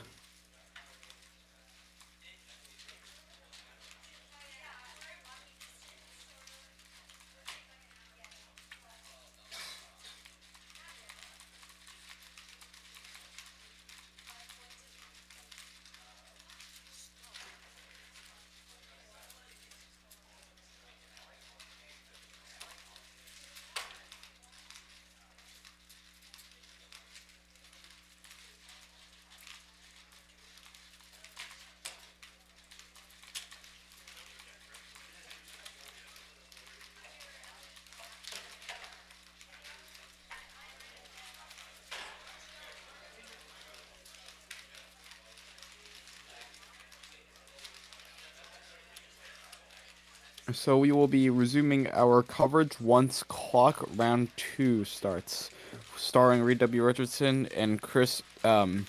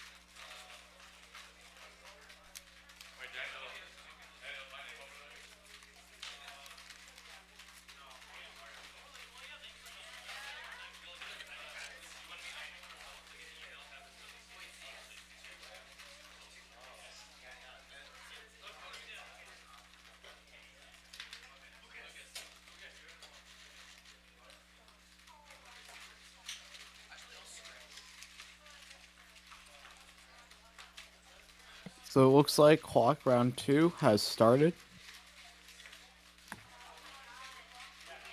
Let's get the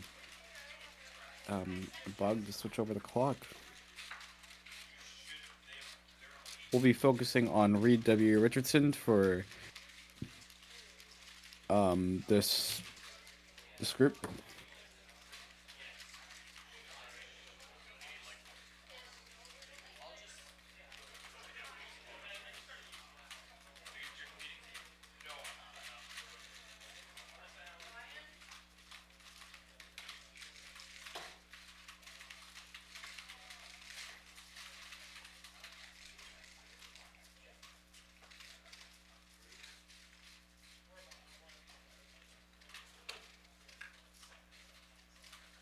Okay.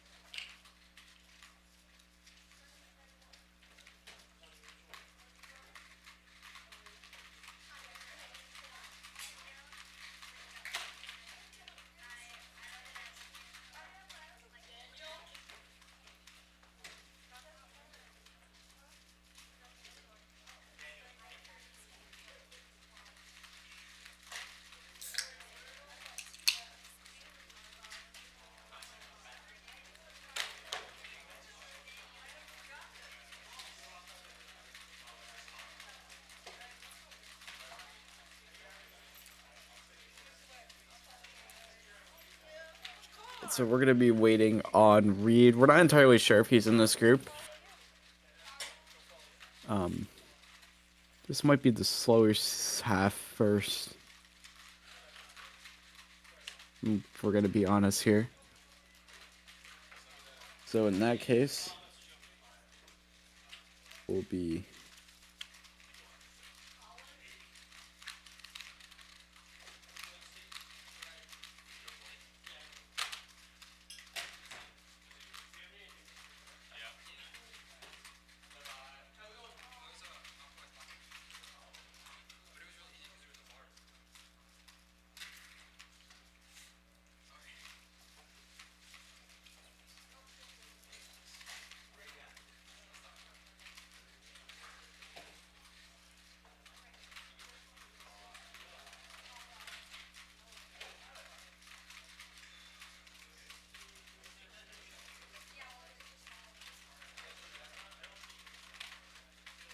be looking at Brayden Thompson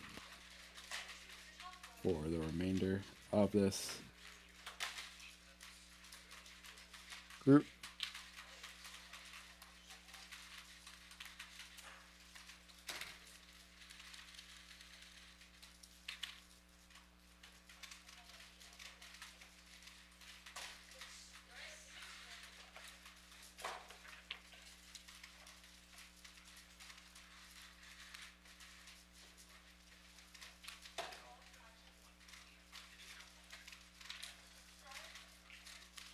So unfortunately, I do see Chris solving, but I don't see him on stream.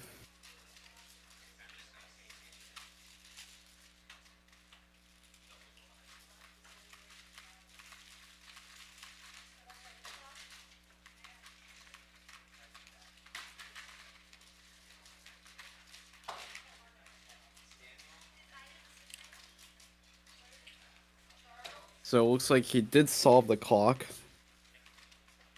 I don't 100% know what the time is or what other times he has achieved.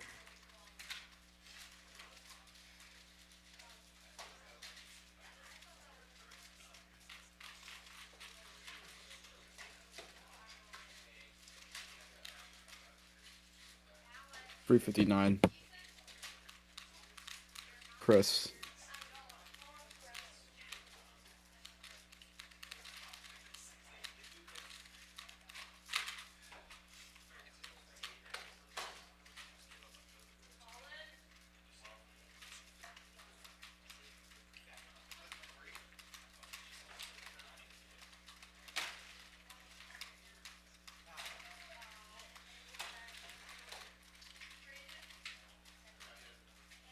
Ah, looks like that competitor DNF'd.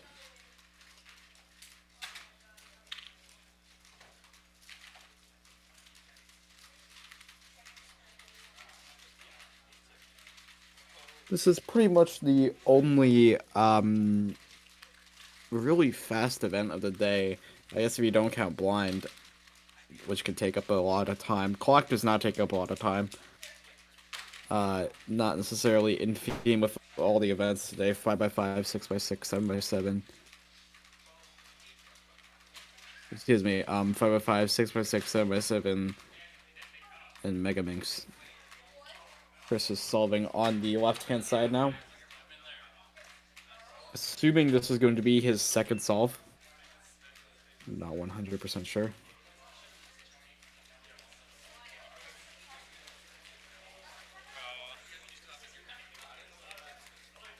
So...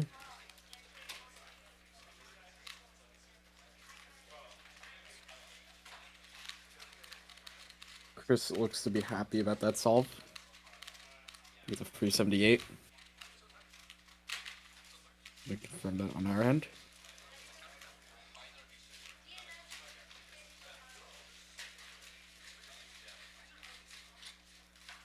Yep, 378 from Chris.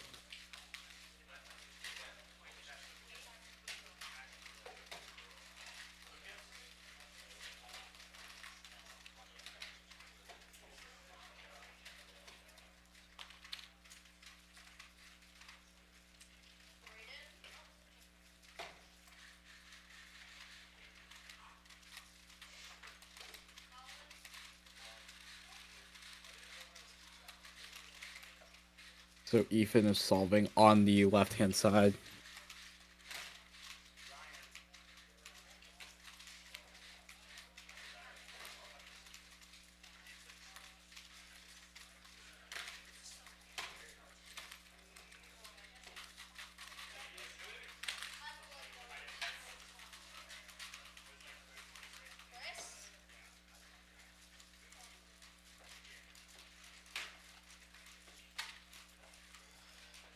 Okay, so Chris is on the left-hand side. Presumptively his third solve. Could be his fourth. He's really thinking about this solve a lot because this could be a really big PR average for him. Is he gonna go straight into it? Let's find out. Chris, ooh, that pickup did not look very good. The back is solved though. That's very interesting. I don't really see people get nervous towards the pickup part. I really see people get nervous towards the end once they know it's a very good solve. It looks like he struggled in the D move there. 422 for him. It could still be sub 4 though. You could lock it in if he counts the 359.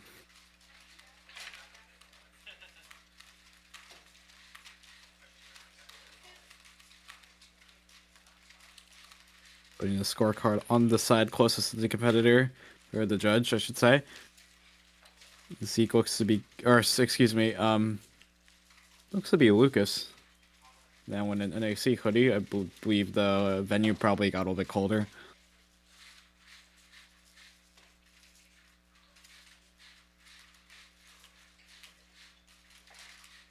Chris is unfortunately not solving.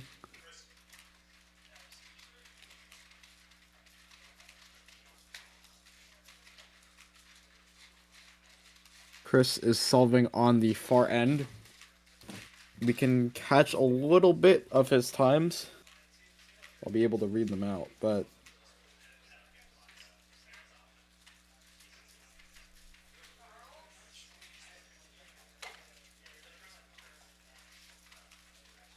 Chris is inspecting the clock. The very far end.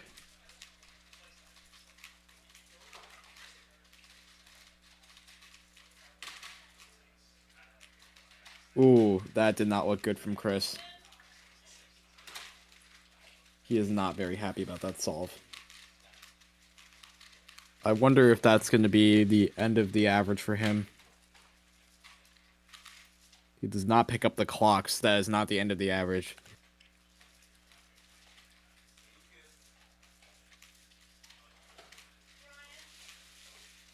We're gonna get confirmation on what that time was.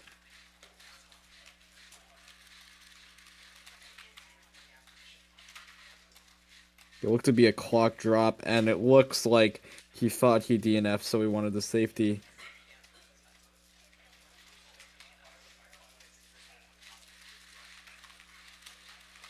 Could be an 8:31 from Chris there.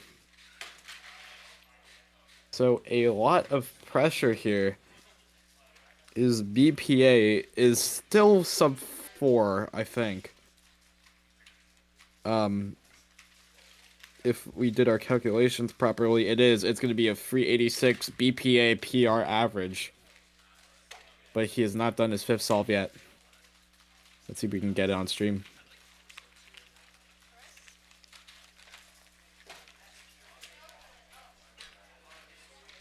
Chris is on stream on the right-hand side. This is now or never for him. This could really scare Reed into winning the competition. Especially because this is round 2. Maybe some of the pressure's off, but he really wants to make it into finals 2 as well. He is pretty much guaranteed.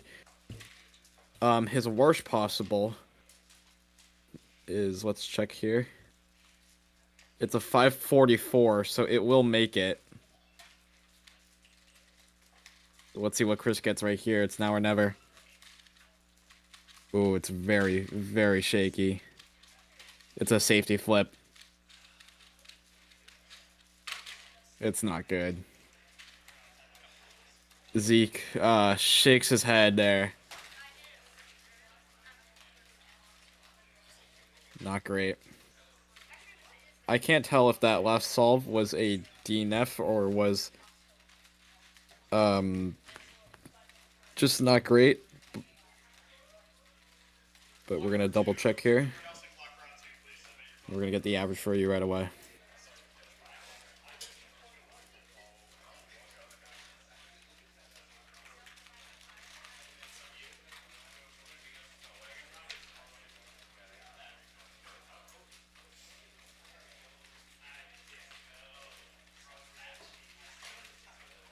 It's gonna be a 647.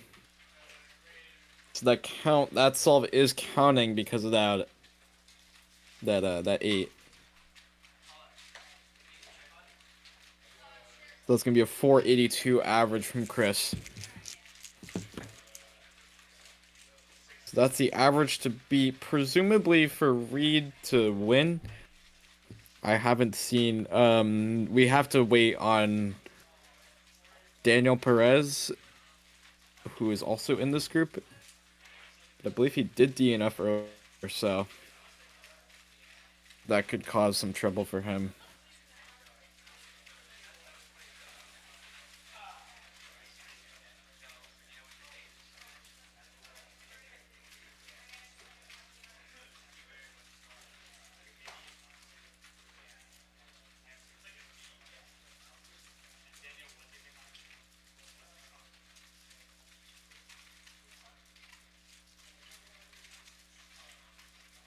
So now it looks like we might be moving on to Group 2, which is the odd seeding.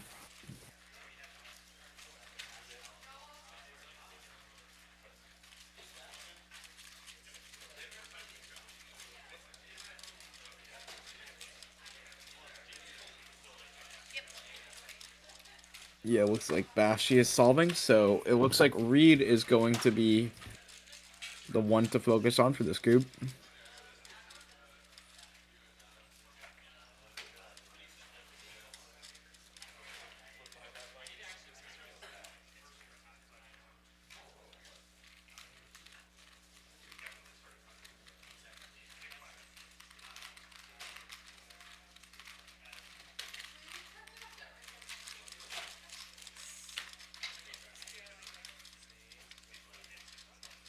So Reed is approaching the station. This is going to be his first solve.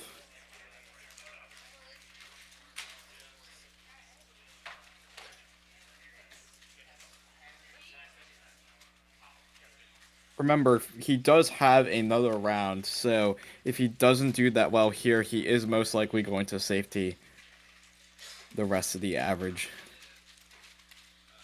He is going very fast. That's a very fast flip.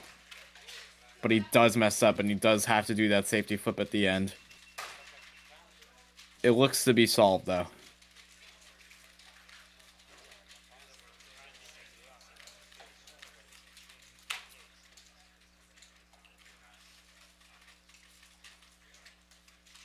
Yeah, looking back at that solve, it was a very fast flip. But, just not great. That's going to be a 566.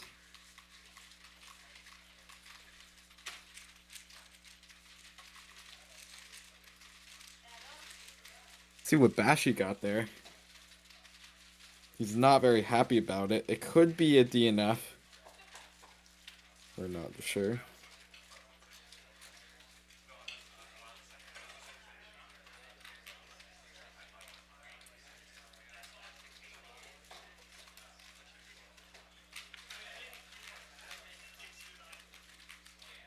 The 6 from Bashi.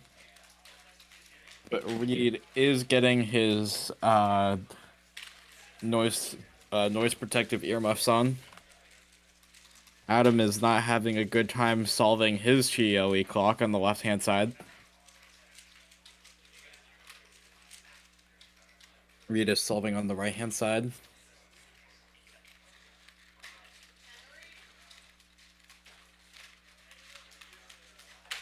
Oh, that is not a very good first side. Can he recover on the second? It looks to be solved. Brian does look at the timer, which is an indication that he does need to write the time down, which means the clock is solved.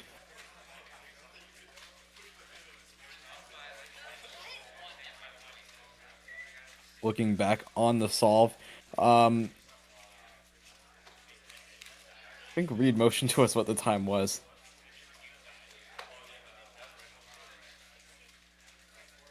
I think he stopped the clock in a weird way, too.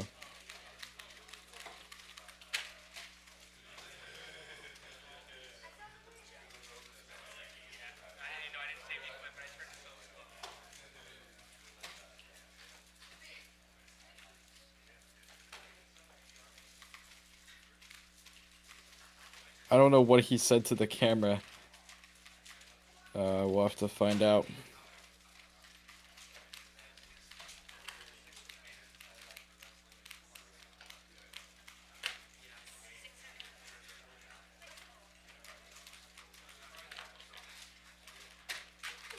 The 651 from Breed.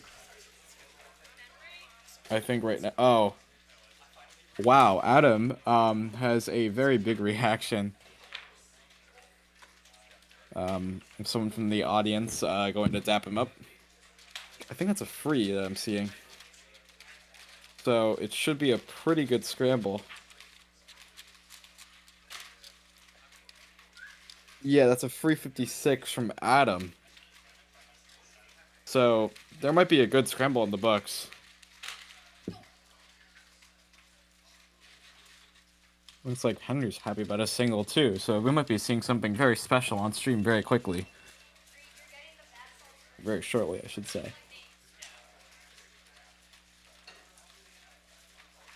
The delegate is taking away the covers for blindfolded solving. Or the non-translucent paper, I should say. Bashi is solving on the right-hand side. We have seen a lot of people get very good singles. So let's see if this is the case.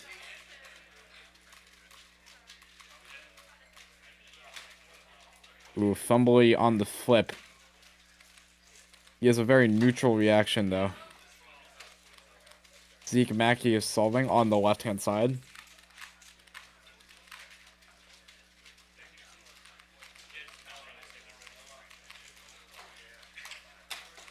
Opting to go with flip.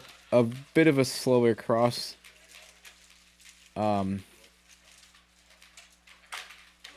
Yeah, so Adam might have just gotten lucky and chosen the right angle there.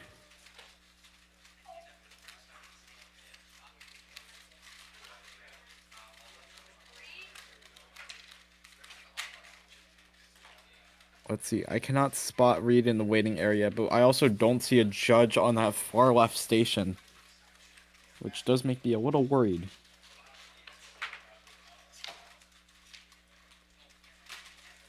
Bashi is on the left-hand side now.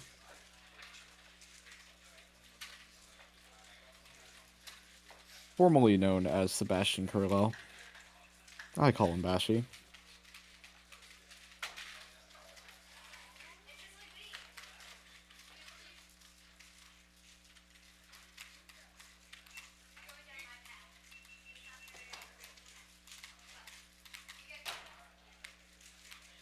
Zeke is solving on the right-hand side.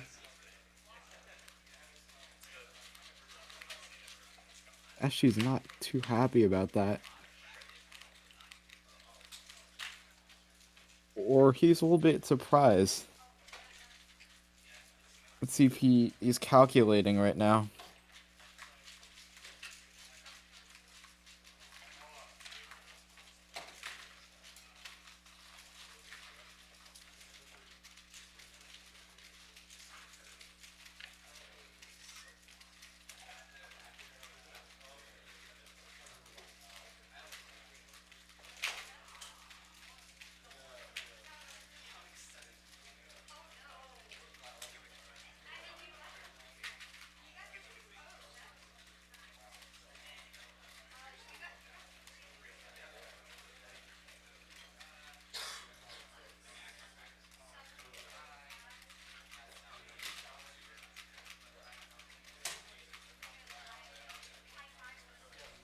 Even though I'm seeing Sebastian win cubes.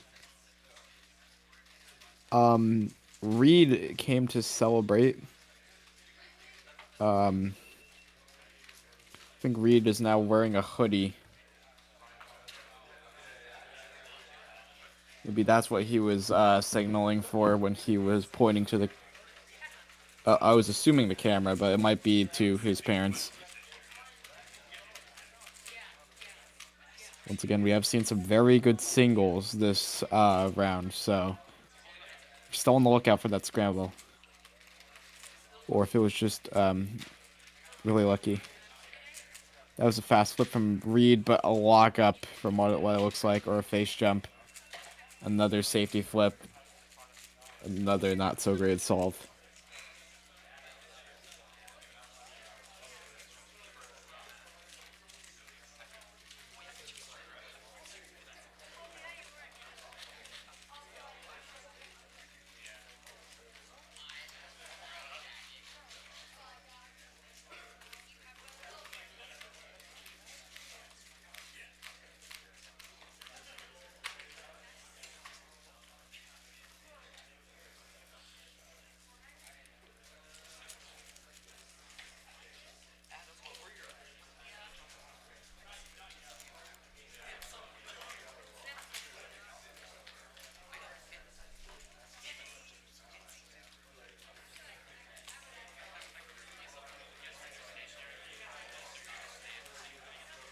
I cannot tell what the time was.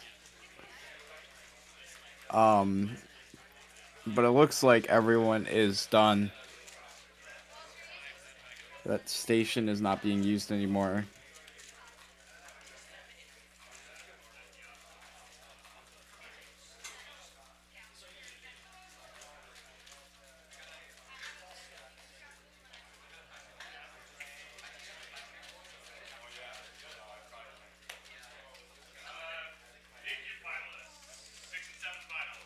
So Reed actually got a 286 and a 305 that we missed on stream. That's really unfortunate. But Lucas looks to be in first place now. With a 470 PR. That is really surprising. I live in this town here. I live like 5 streets away. Yeah.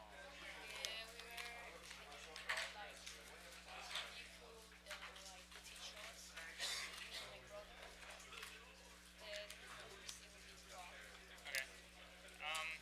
I don't like have a service for that, but like I could, if you just like text me, I could do it for free. But like I don't have like a program or anything for fun.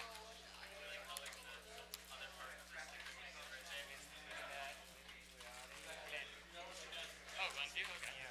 Okay. Yeah, there's other competitions that are coming up, so if you show up to those, I can help there. But it is. Yeah, maybe like if you like text me, I can maybe. So Henry is solving, or at least getting ready for stationary solving on the left-hand side. Yeah,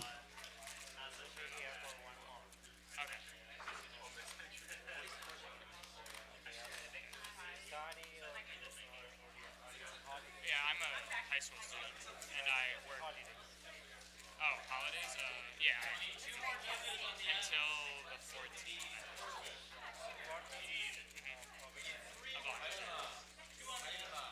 I am working though, so I'm not always gonna be available.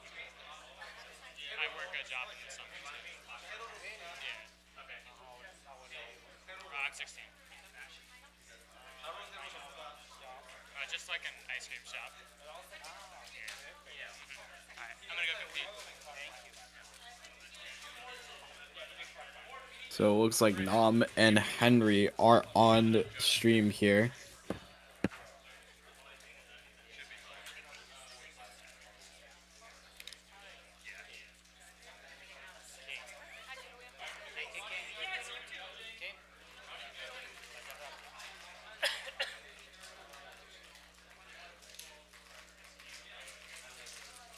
This is a combined 6x6 and 7x7 final, mainly for reducing the amount of time in the schedule. So they have both events running simultaneously, which means that one competitor has to compete a 6x6 mean, and then afterwards they complete a 7x7 mean. Unfortunately, I don't know who's doing what first, but we will find out.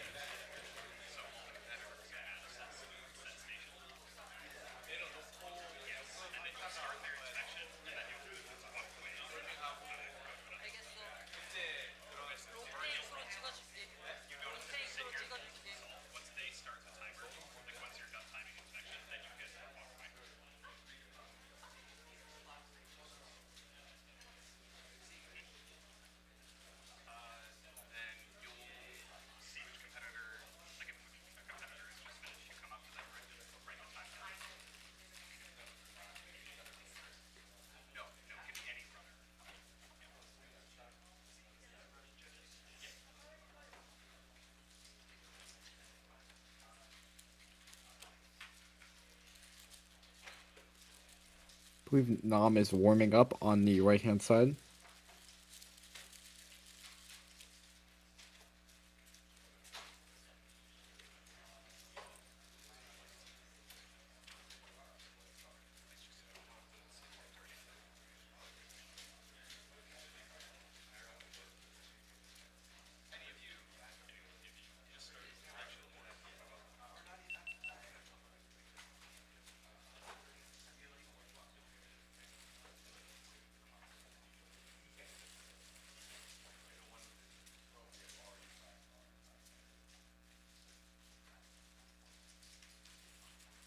I believe Henry is analyzing Nam's practice here.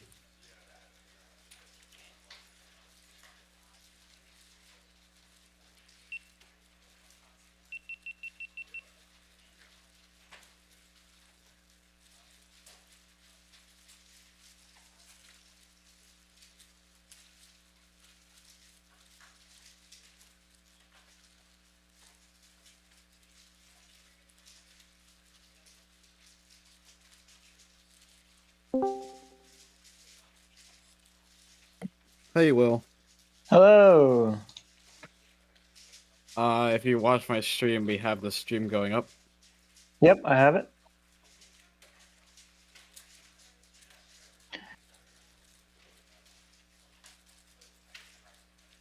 Okay, so this is, you said 6 and 7 final?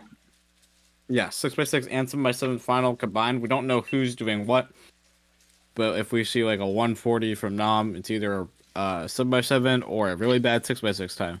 Right. Okay, well, he's getting started here. I guess that it's a 6x6. I think they are running on a running judge system. Running judge, but the competitors are stationary, correct? Looks like it. Looks like it. Timers are a little hard to see here, but Yeah, on the stream's end, it's a little bit better. So what I've been doing is I've been looking at the live stream and zooming in, and then reading the times after the times completed on our end, because there's about a 20-second stream delay. I see.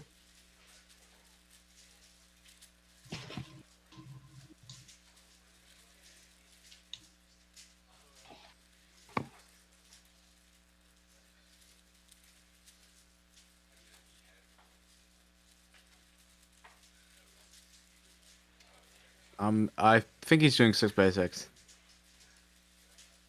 Looks like in the chat, just getting news the UK won the Nations Cup at Euros. I did not know that. I do know that Euros is happening. I did not know that either, because I've been watching this stream. UK, who would be on that team? It's a good question. I'm actually not super familiar with UK's speedkeeping scene now that I think about it. I know a few competitors, but I am surprised that a team like Germany wouldn't win, seeing that they won Worlds not too long ago. I mean, China won. China won last time, yes, but 2019, I think it was, that Germany won. I can't remember. It could have been 2017, although that is a very long time ago now I think about it, considering COVID and such. So Nahm looks like he got a 115. He's Yes, it doing does. the photo thing, or the camera emote. I think I made this reference before in stream, but Heung-min's son usually does that when he gets a goal, so... That's interesting. There's some more chat messages. The day 3 stream from Euros ended. One of the Vire brothers got like a 10, so they fell from the end stages. Yeah, that would probably do it, especially where Euros is such a competitive environment. Getting a 10 wow. in any sort of Nations Cup or Regions Cup, it's just not a great way to go down. Oh yeah, by the way, I've seen this problem a lot recently with this competition.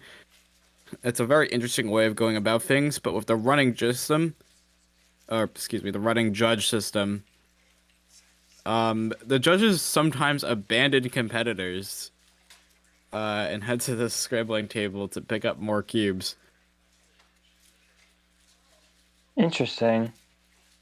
I'm not necessarily sure if that's allowed, but Yeah, I'm not. there are delegates there, so... Okay.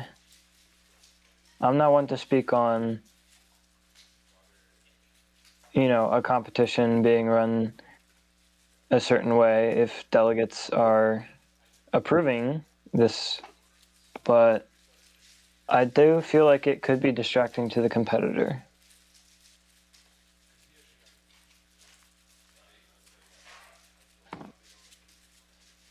But Nahm is going for his second 6x6 solve, it looks like. Or did he finish? I can't tell.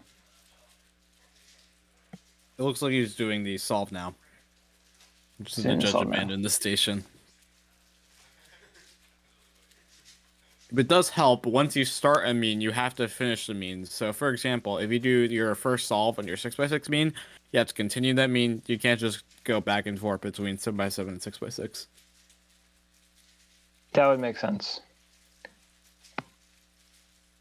Remember, that's how you, that's how you had to do it at a lot of the competitions where they have like a 35-minute cumulative limit, and then they ask you to do all the events, and then whatever you can do within that time, you get entered in the database.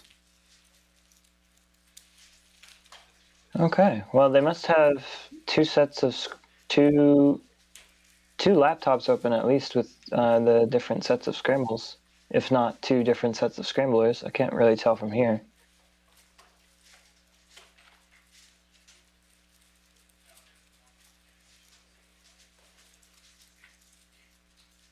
Of course, 6x6 and 7x7 don't necessarily need accurate scrambles, but you still need to look at the scramble sets.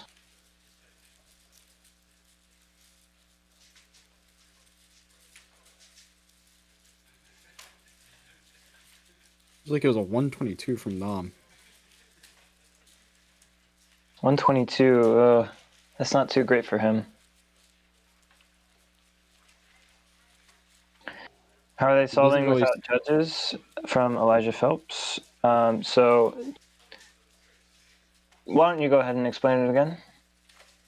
Yeah, so they're doing a running judge system. So basically, the benefit is supposed to be that if you have a low number of judges, they can judge multiple people, but ideally they should be judging multiple people while watching just one person. The way they're doing it is that once a cube is ready, they just get up, and then they go to another station to judge that competitor. And it's not,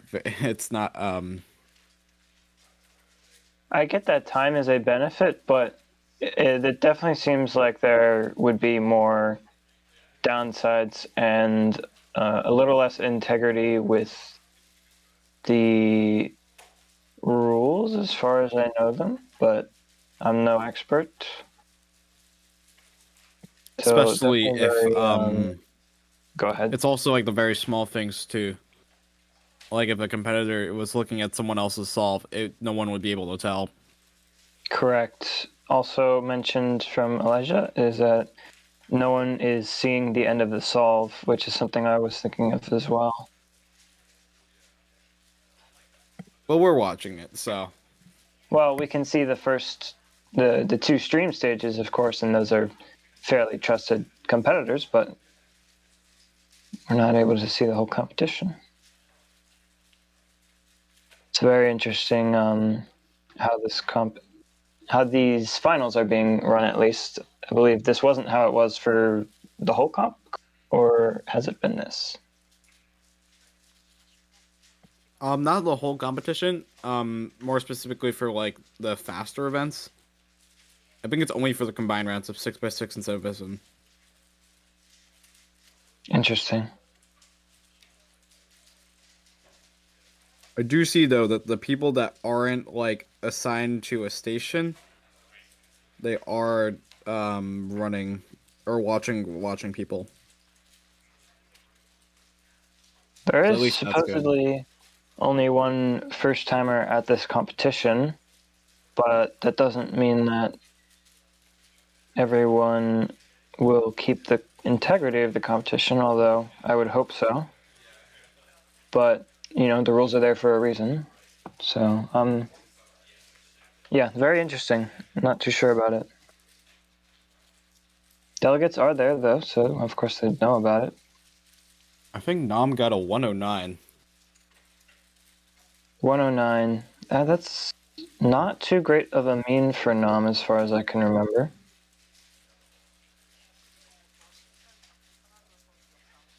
So, of course, should guarantee him the win. Unless Henry pulls out a crazy PR, but that would be... I can't recall his time so far.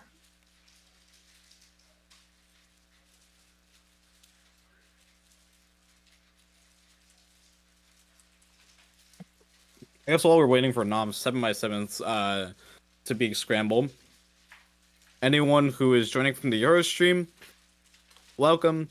This is Clicky Studios. We are streaming remotely because we are commentating from the comforts of our home in the Mid-Atlantic, but this competition is being held in Mount Prospect, Illinois, very close distance from Chicago. Thank you very much to those at the competition who are working very hard to help maintain the stream as well. This is an experimental format, so obviously if you see the quality, we are going to work in the future to hopefully make this quality better, but so far the infrastructure is there, and that's really what we're looking for.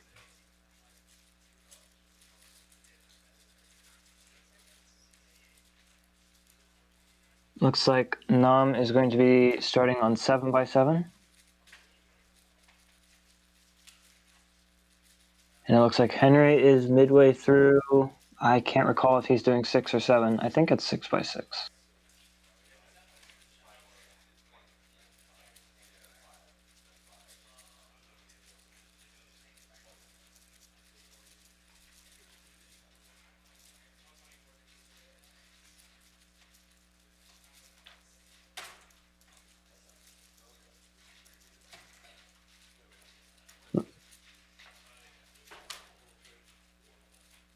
Seems like a pretty standard venue as well. I can't really tell table height from here, but it looks pretty standard. The lighting looks pretty good.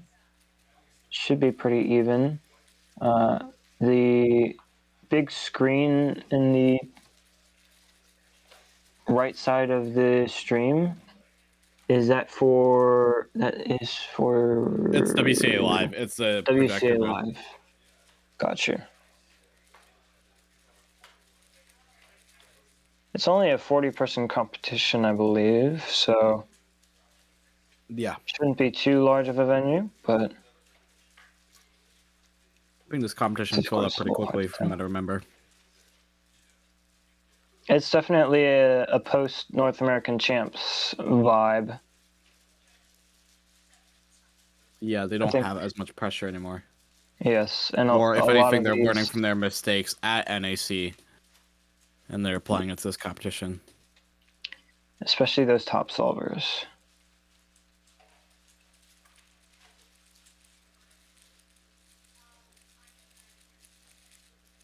Looks like Aiden has a 121 there. Not Aiden, sorry, Henry Lickner has a 121 there. And Nahm just finished first We'll get a reading 7x7 on his solve. side.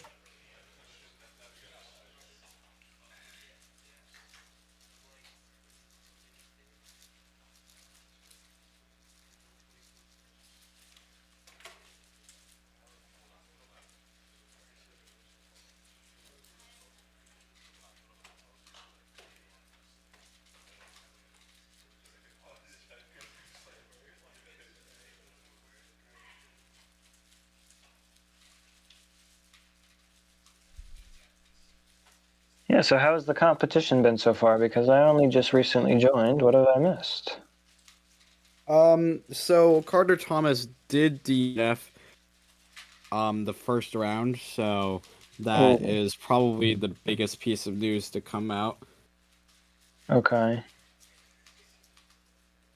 Of course, with finals, we'll finally be able to talk on just who is finishing where in the competition, which is very nice, of course. Seems like we're also just starting to get some people entered into WCA Live. Let's see, who do we got? We've got Max Walsek for both 6 and 7, actually. It's a PR in 7x7. I'm not sure what it's looking like for podium, but that is a pretty good 7x7 mean. I don't think that's actually. Well, you have Nahm, Henry, and an Aryan, so That's true. we'll see. Elijah Nahm is asks just warming up in the way. if Carter's average was NAR without DNFs. I don't think so. But keep in mind that, like, afterwards, he doesn't have that, like, pressure anymore, so... There's... That is true.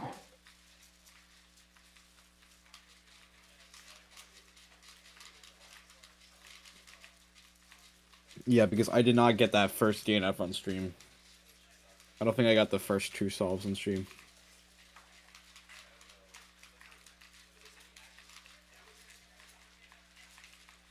Okay, then. So, fairly laid-back competition so far, then? Yeah. Of course, the main highlight of this weekend to many will be European Championships. Oh, yeah.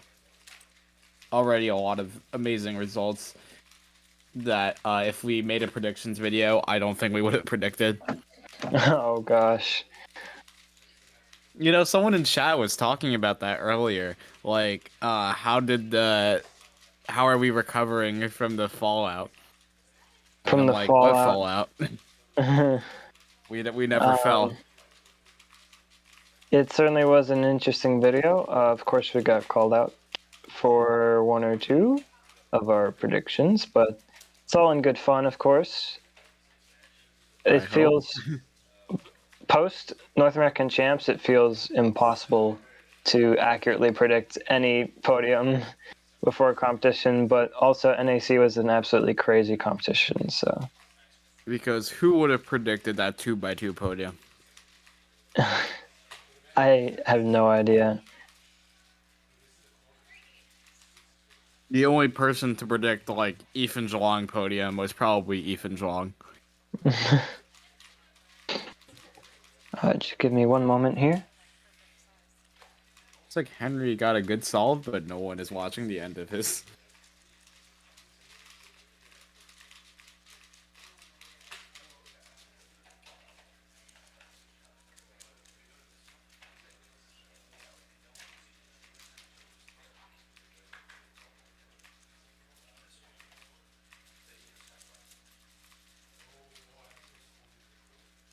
The 214 on 7x7 for Henry.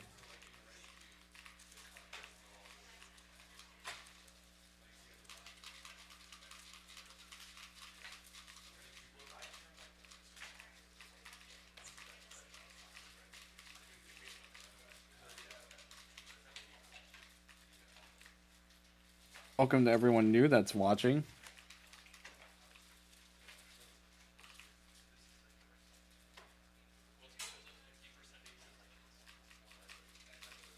I have returned. So we got a 203 from Nahm, and he's going right now. Yep. Looks like he's definitely finished with centers, and probably yeah, he's done with the solve. Okay, I could not tell from here what stage he was on. We will see the time in a moment, I suppose.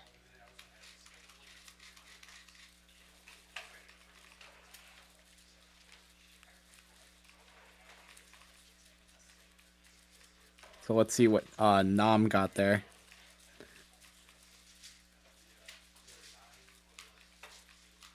Seems to not be super happy with it.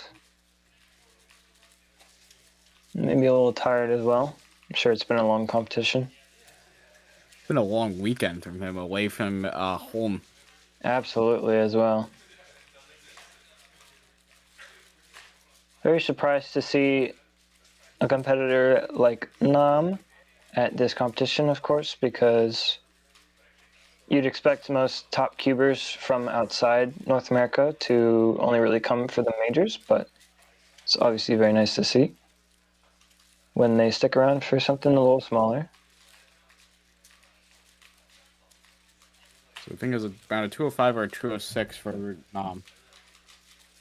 Okay. So not on pace for anything too special, but of course on pace to Angle's still secure there. a win by much. Unless, of course, again, Aryan or Henry pull out a absolutely insane PR, but That remains to be seen.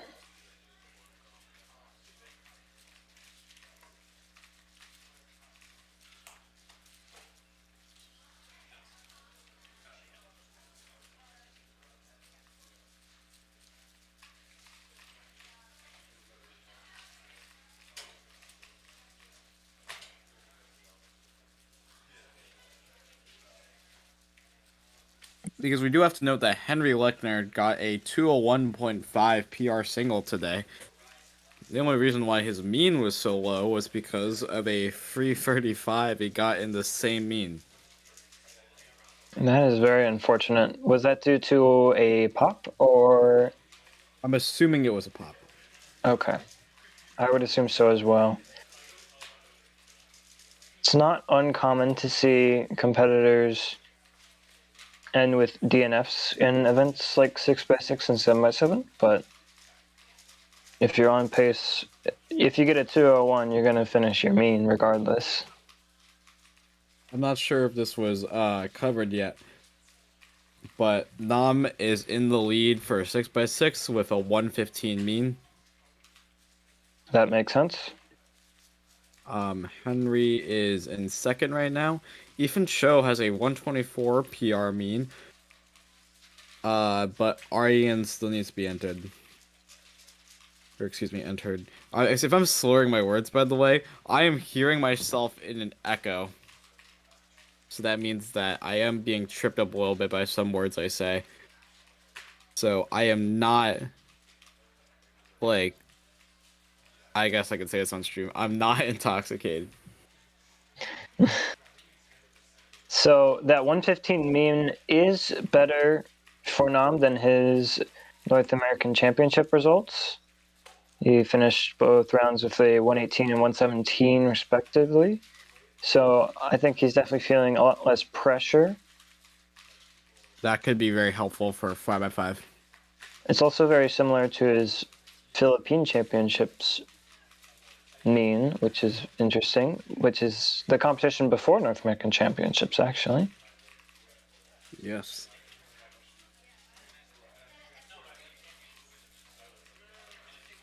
So a lot of major competitions, actually. Philippine Nationals, of course, many top keepers went to that. North American Championships and Euros this weekend. So there's a lot happening this summer, but there usually is around this time.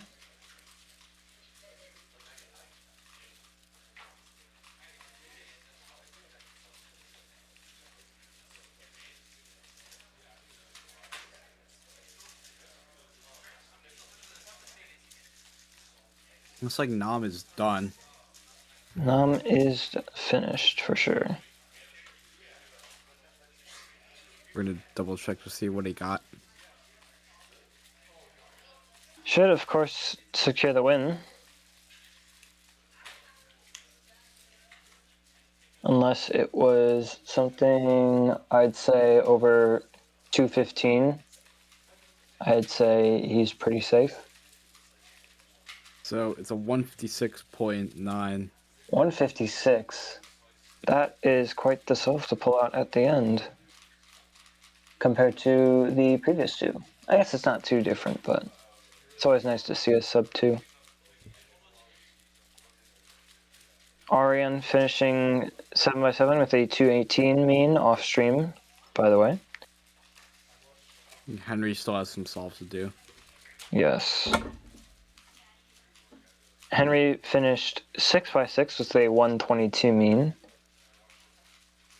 Depending on what Aryan got or gets, that could be good enough to secure a second place.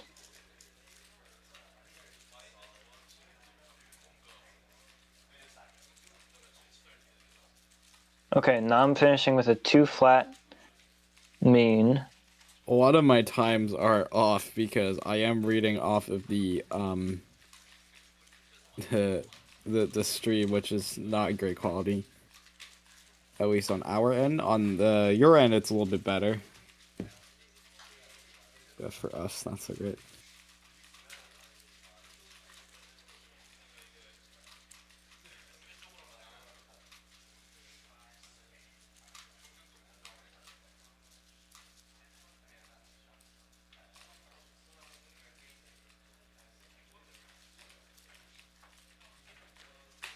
Okay, so unless Henry can slip into the 7x7 podium, we could see a very similar result to first round if Ethan Cho also secured something nice.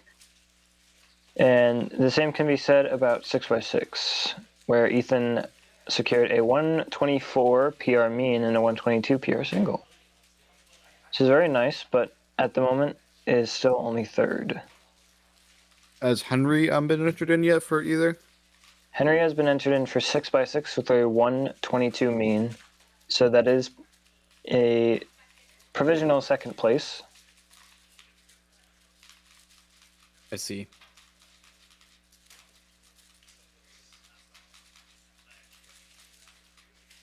For 7x7, we still have Brian Johnson, Ethan Cho, and Henry Lichtner to be entered.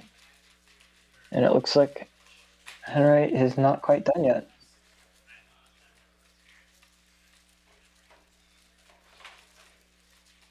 This should be his final,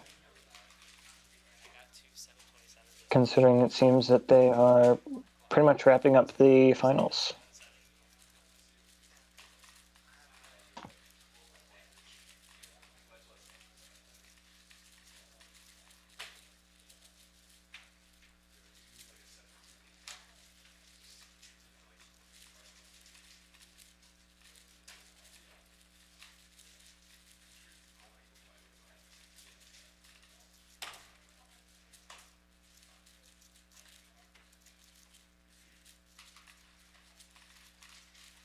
So Henry was not very happy about that solve.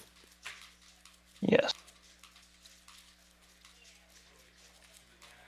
I don't know if that's going to make the podium. It should. We'll have to wait and see, but it should be good enough for third. Of course, we also don't have Ethan's results in quite yet, so can't speak too soon.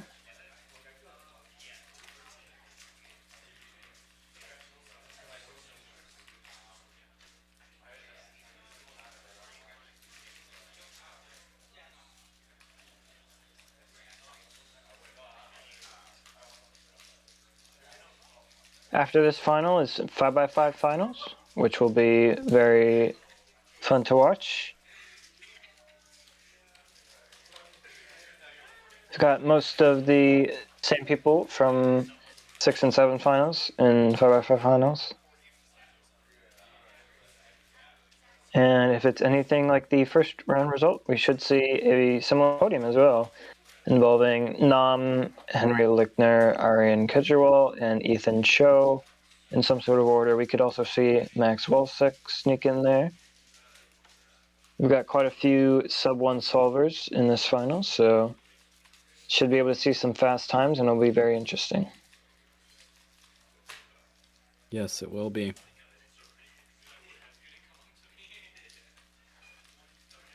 So it looks like they are calling up the next group. I'm not sure if it's Megaminx. Believe it is. Seems all the 7x7 results are in, except for Brian Johnson's results. And we have Nahm in first with a 2 flat, Ethan Cho with a 213 PR mean, which is just 0.3 faster than Henry Lichtner's 213 PR mean as well. That is really interesting. That is a very, very close second and third. Aryan in fourth with a 218 mean, so definitely seems like the focus was on the battle for second. But both of them pulling out a PR is quite a fun round. Yes, for sure. Let's take a look at 5x5 here. That is the upcoming final. So obviously we have the big cube solvers. We have, Nahm and Henry Lichtner. But let's take a look at some of the others. We have Aryan and Ethan Cho. And Max Volchek actually dropped out of 5x5. I am seeing that now, yes.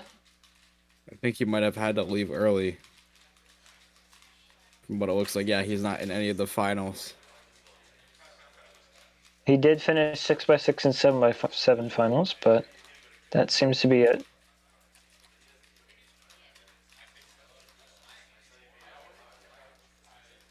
And that will mean that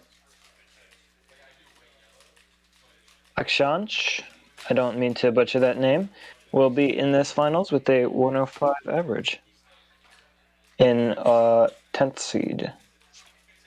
But after Ethan Cho, we have Andrew Moy in 5th seed as well.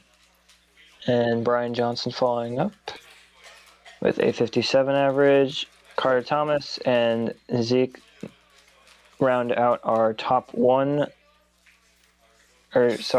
1 averages from round 1. And then we have Lucas Lippman, and of course, as I just said, Akshanch.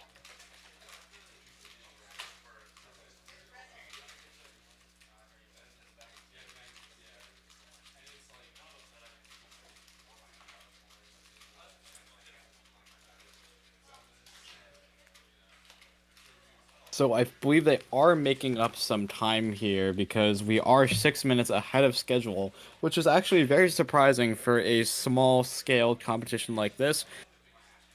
I guess just to keep the vibe going, Will, you might be surprised, but I have actually been grinding some GeoGuessr lately.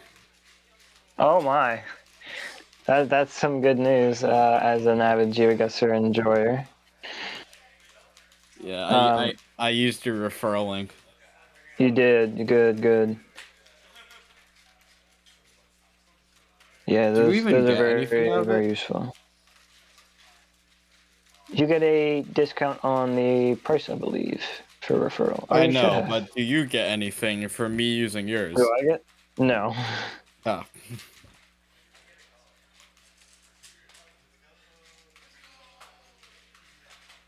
One other thing to mention is now that Michael Nilsson uploaded his 2x2 finals average, we actually have all the NAC 2x2 finalists averages on YouTube, which is very fun, especially for a podium that was quite hard to predict.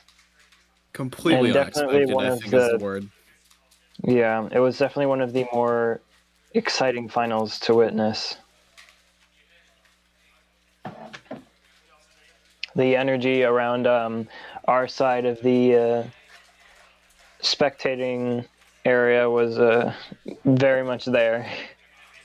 We got a perfect view of Michael Nielsen solving, actually, because he wasn't in one of the top seeds, so he wasn't too skewed away. He was right in front of us on the blue stage. We actually we had a perfect view of Michael Nielsen and Curtis Chai, who got 3rd place. The only one we couldn't quite see was Ethan Zhuang, but yeah, very, very exciting. Blue stage, I think, was the But- way to go with that competition. Yes. 2x2 is one of those events, though, where so much chaos can happen, is a way to put it. Oh, yeah. Just because of how important just milliseconds are at that point.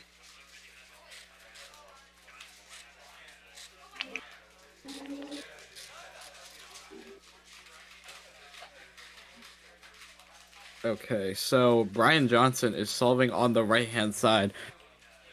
Obviously, he had a very good performance at NAC and also NA All-Stars in the Mall of America in Minnesota.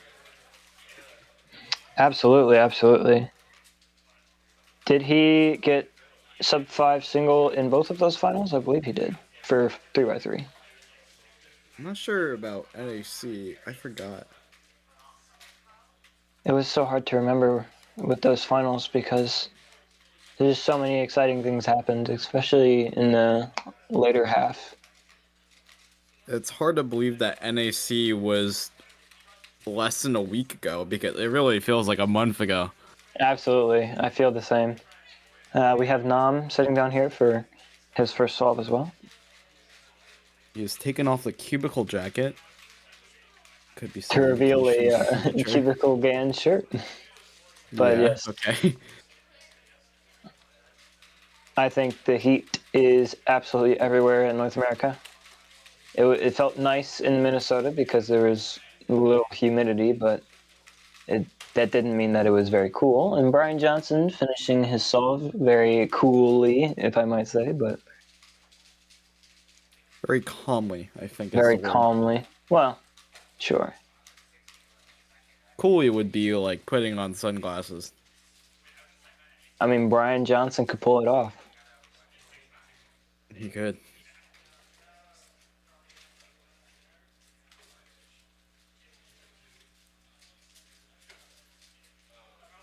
So Nahm is still solving on the left-hand side. This is 5x5.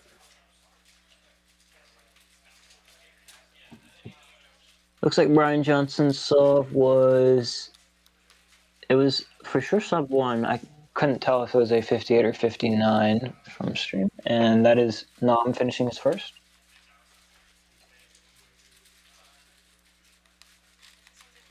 Well, it's funny we mention GeoGuessr because GeoGuessr is actually live right now with the World Cup. That is exciting. I will have to watch that back later, as I like following the pro scene in GeoGuessr. Okay, a 43-44 for Nahm. 43-44, okay. It's nothing He was crazy. shaking his head though. Yeah, I think it's more normal for Nahm to be about 3 or 4 seconds faster than a 43, but it is the end of a comp, so can't be too upset at being tired, especially for someone like Nahm, as we mentioned before. Very far from home for quite a while.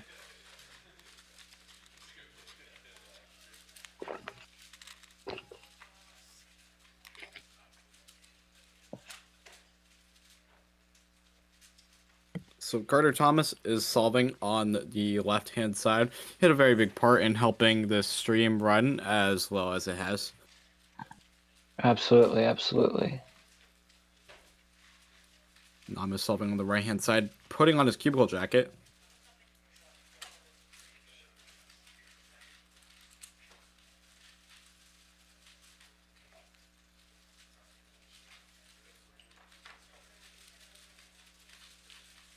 I think it's likely the temperature is just standard room temperature. You see competitors solving with jackets on, off, mostly t-shirts, but some long sleeve on the far left as well, actually. I think it looks like a hoodie. Hoodie, okay. That would make more sense. Yeah, there is a hood on that. Carter finishing his solve. Couldn't quite catch the time. Or I can't quite make it out, rather. It's a 56. 56.2 or something, yeah.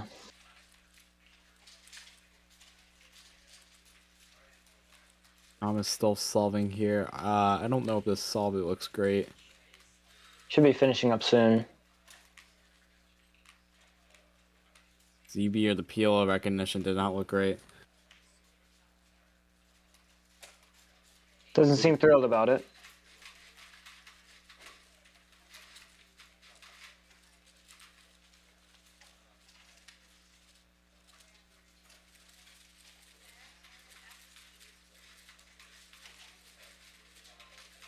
We have Brian Johnson starting what I assume to be his second solve.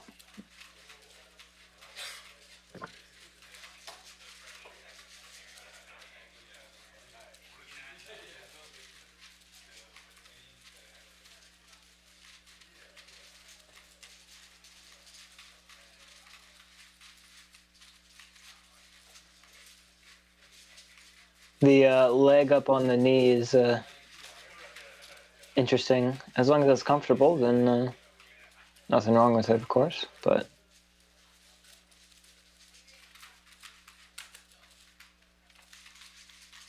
Looks to be a 46 from Nahm. 46 from Nahm. Yeah, it's not great. Not really on pace with his round 1 solves at least.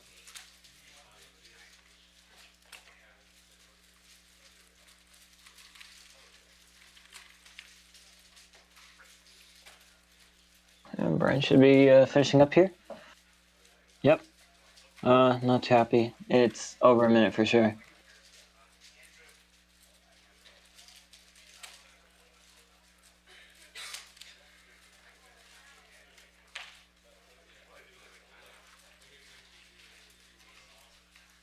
Yeah, it's definitely over a minute. Yeah, outside of, I'd say, the top 5 or so competitors in this round, outside of that, we'll really just be looking for sub 1 or not, I believe.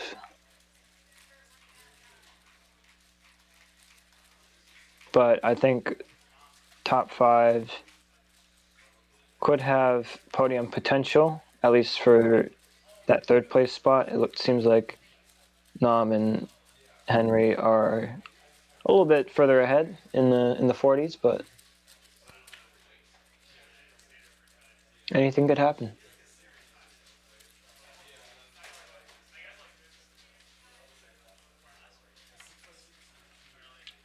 It's like Henry is solving on the left-hand side. Yes, Nahm is and solving Nahm on the is, yep, just started on the right. Judges are in place this time. And that's a great thing to see. All right, I am going to head out for 2 minutes though, so I will be right back. All right. Hello, stream. It's just you and me.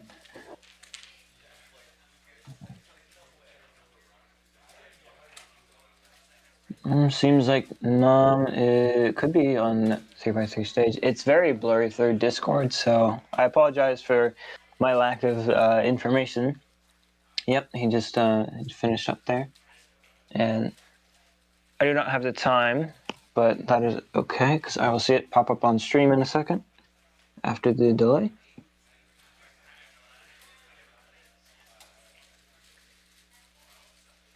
And then Henry is finished as well, of course.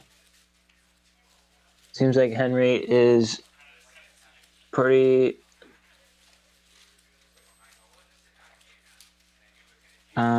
solid in these solves. That seems to be a 46, and Nahm finished with a 41.9, it seems like, from the delayed stream that I'm watching. And we have Zeke starting on the left side of the table. Zeke had quite a few good results in North American champs. The one I particularly remember is we tied PR Scube averages, and that was very fun for finals. Both got a 249, which placed us 5th and 6th. And is currently top 70 in the world, I believe. It could be a little bit more now that some other averages have been coming in, but yeah, very exciting. Zeke is a very good all-rounder. Do we know what Nahm got on the third solve? I believe Nam's time was a 41.91. It could be that last digit could be wrong, but I know it was a 41.9. Okay. Yes.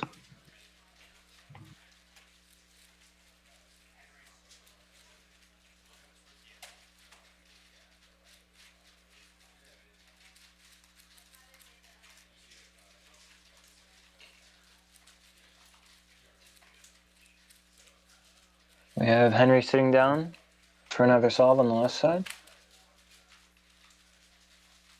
I believe it is his 3rd.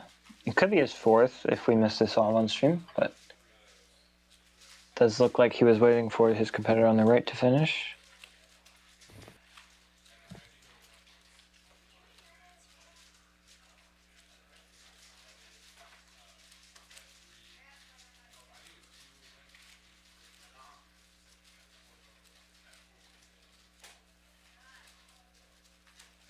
Looks like Nahm is solving on the right-hand side once again. Yes.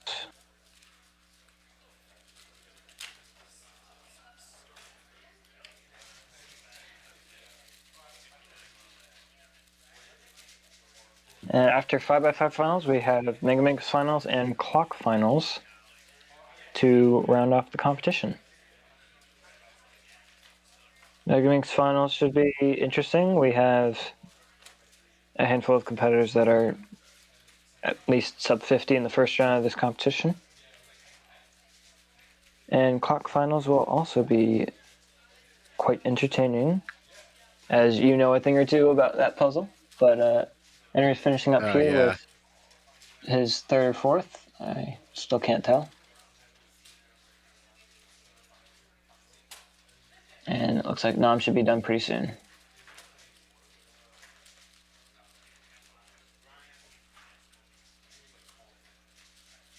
Yeah, it looks like Henry finished with a 45-3. And we will see what Nahm got.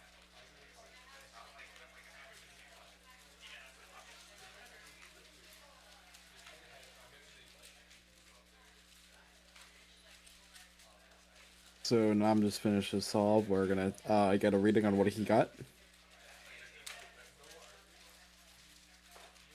And Zeke has started another solve on the left side.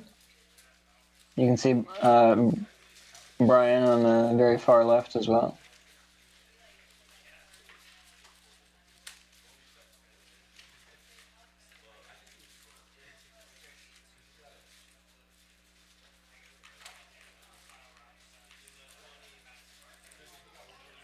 I mentioned earlier that Brian had very good North American Championships results and All-Star results. Not only that, but he was part of the winning team for Regions Relay, was he not? He was. Yes, so that is huge as well. First time for him. I believe he was on the one of the regions at NAC, and I think he got knocked out pretty early from what I remember. From 2022, correct? Yeah. Yeah, I cannot remember. That Regions Relay was everything else from that was covered up by Maddie's 302, or I can't remember. It was exactly. 308. 308. You're my we have director of another- analysis. You should probably know that. I'm kidding. I'm kidding. I was at the competition, but it's been quite some time. Another question in chat: did Carter Thomas DNF out of NAR clock average? He did DNF his average, but it was not on NAR pace, correct? He DNF'd to the third solve, so it's very hard to tell. Yeah, that would be very hard to tell. Yes. Did notably get a 258 single, which is very nice. Yes, that was immediately after the DNF. I guess all the pressure had gone.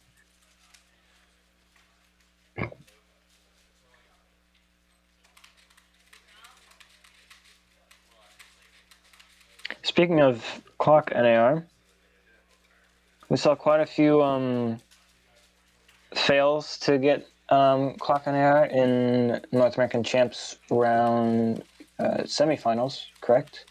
But then what an amazing final. What an absolutely amazing final. Very well deserved to Brayden Dunnigan for his NAR. It was very special. Nahm to is watch. completing his final solve in his 5x5 average. Yes. This should be good enough to secure the win, which would mean a big cube first place sweep for Nahm. But it's not out of the question for Henry to snatch a potential win if Nahm gets worst possible, because counting 46 would not be great, but it looks like he's finishing up here pretty soon.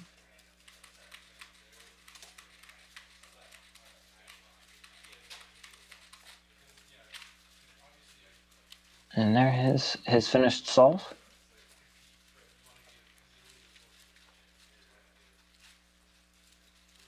So we're gonna get a reading on what Nahm got.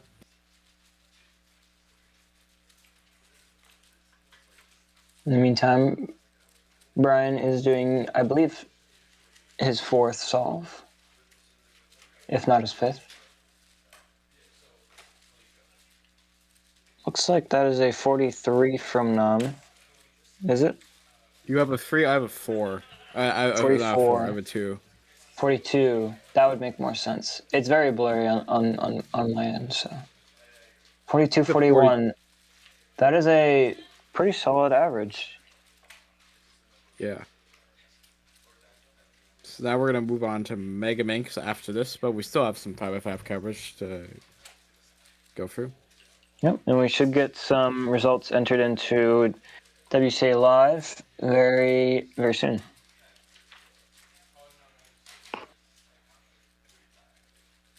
Yeah, Brian got a 54 on that solve that he was on stream for, by the way.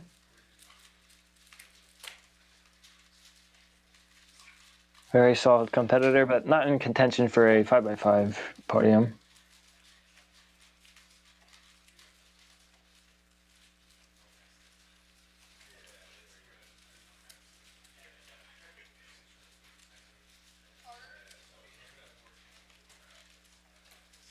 However, he is in contention for a Megaminx podium, so we will see that go down shortly. Carter Thomas is solving right now. Yes. Fun fact, Kate Graham was supposed to be at this competition, but she unfortunately wasn't able to attend. She is registered, though. That would have She made was for registered. very, very close finals, especially for second place finishes. Oh, yeah. I think Nahm would still perhaps perform better, but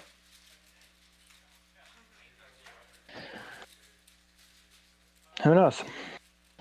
7x7 is Kate's main event or specialty, correct? I believe so, yeah.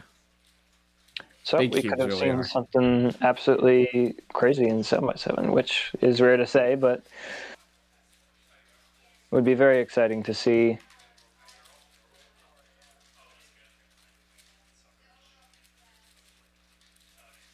Carter's nodding his head and smiling, which is not great. Might be a little rough. Looks to be very rough with the parody there.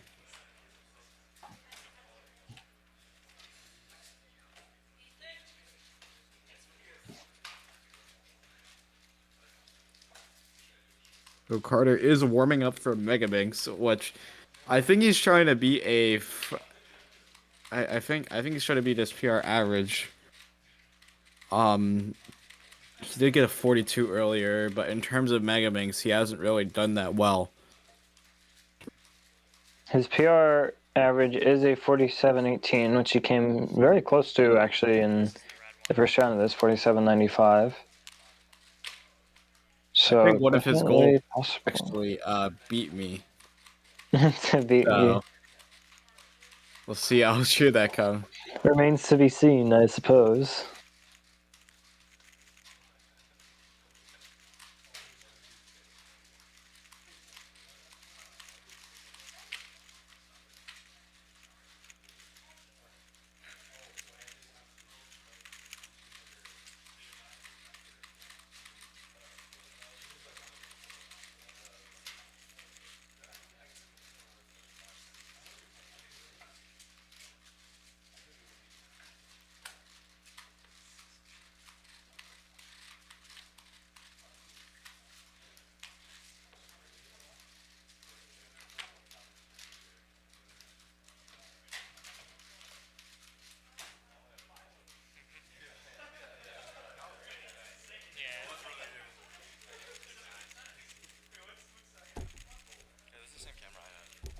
Definitely finishing up the round here.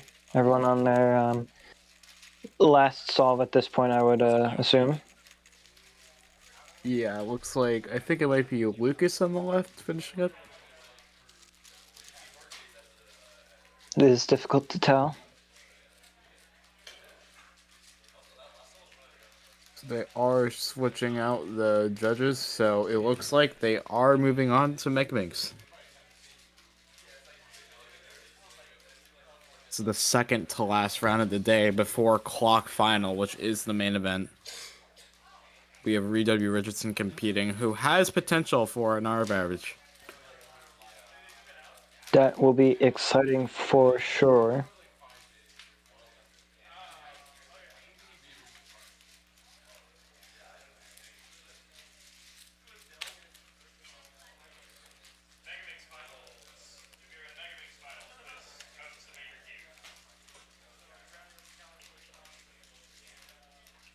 Seems like his first round results were fairly okay with the sub 4 average, but maybe the second round not so much, but still pulling out a third seed for finals, so you never know what could happen, especially with Clark.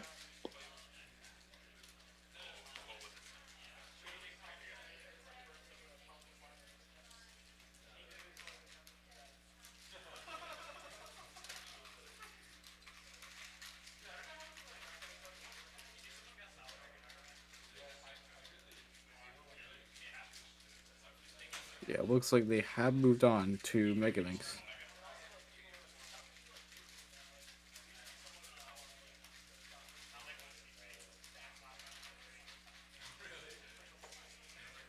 This will be an exciting final for sure.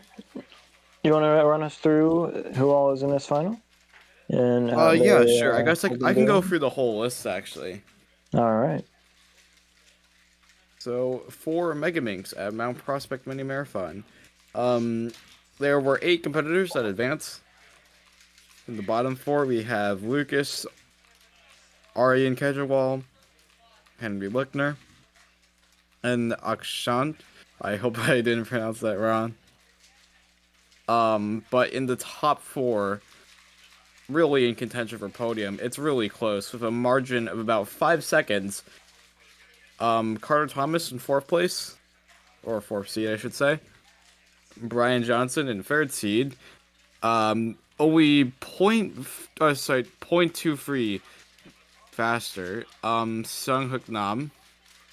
And in 1st place with 42 average, it's Zeke Mackey.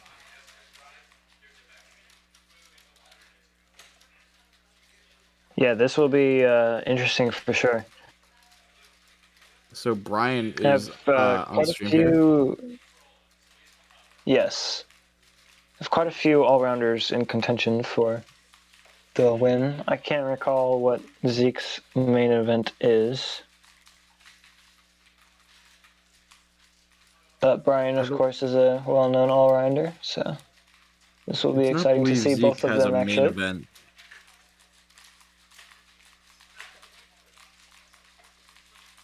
I guess technically I know- free by free. I see. I know Brian prefers square run, correct?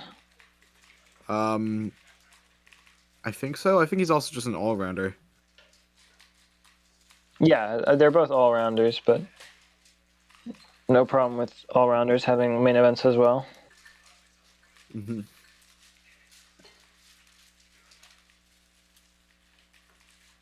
I'm really interested in seeing what Carter Thomas gets because he's been talking up to me about how he's gonna beat me one day, and I'm like, yeah, sure. Well, we'll see.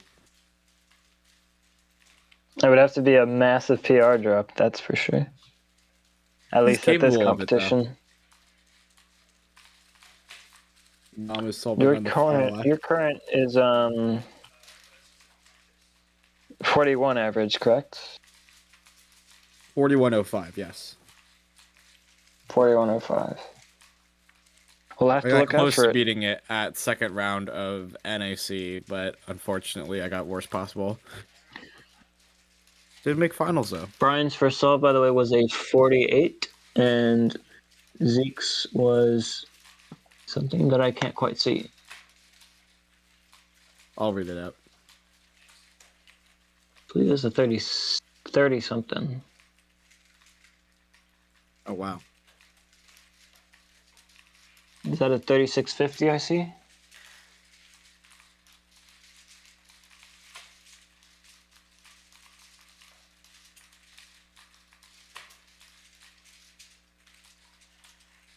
Yeah, it is a 3650 from Zeke. Very fast, very fast. I have no It's idea the what their fastest PR is. competition solve we've seen in the competition for Megaminx. Zeke does have a 3525 PR. It is faster than mine. 3525. So that was very, very close to PR single, actually. Yes. Very exciting. Bryan starting his second solve.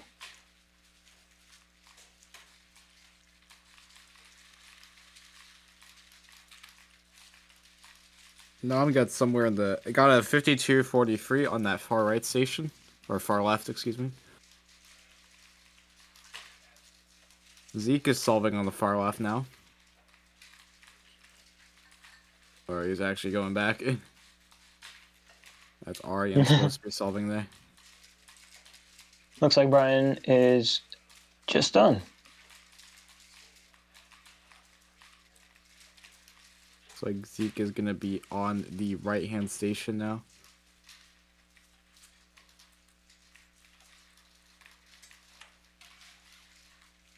Future Carter Thomas looks like it's going to be called up on the left, or Nahm.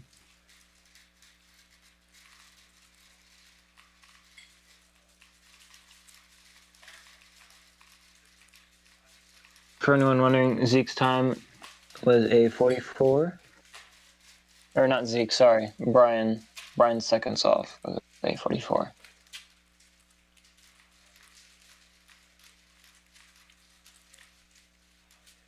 But really interested to see what Zeke gets here. The 36 is obviously a killer start.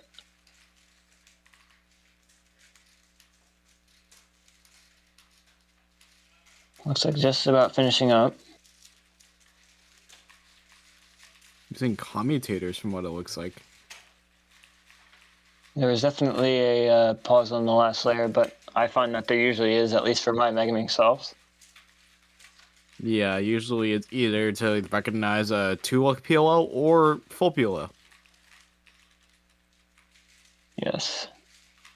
You We'll be save getting like the a time here. fraction of time winning 1-look PLO, but it's worth it at the top level.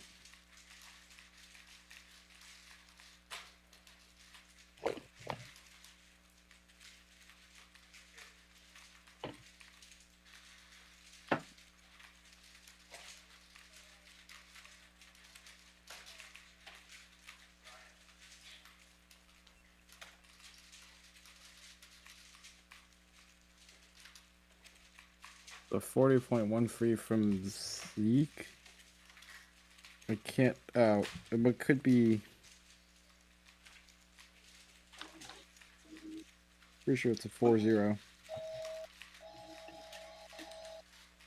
5x5 final has been entered in, by the way. Not to take away from Bryan Johnson's third solve, but Hyuk Nahm finished in first with a 42.66 average. Henry Lichtner in second with a 45.78 average, and Ethan Cho in third with a 50.82 PR average. That means that Ethan has actually PR'd every single Big Cube final. That's crazy. Very impressive stuff. And pulled off a podium in every single one as well.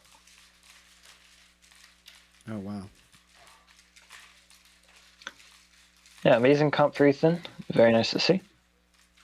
And actually, all the Big Cube finals are now Hyuk Nahm, Ethan Cho, and Henry Lichtner. So, our Big Cube final podiums. That's very impressive.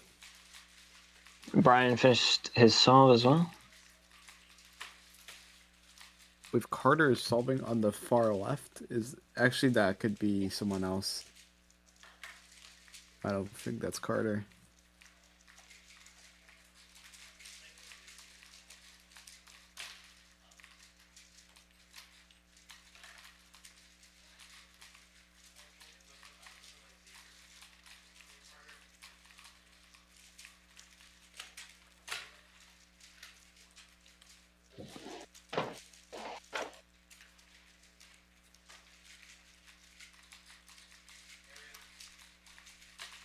Okay, so looks like looks like we're- we have Go ahead. we have a competitor here at station at the far left station. I believe Zeke did a attempt off camera. Okay. So we're definitely approaching the midway of the round. About halfway done.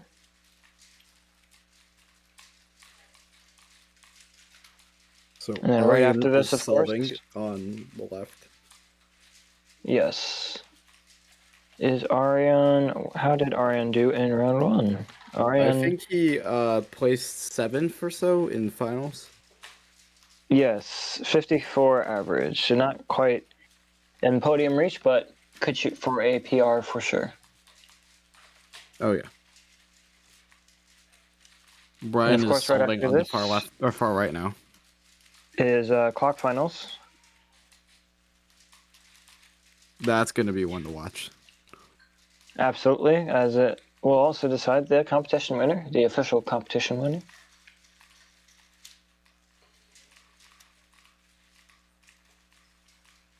This competition is a rare instance where 3x3 is not the main event and is not even an event on the event list.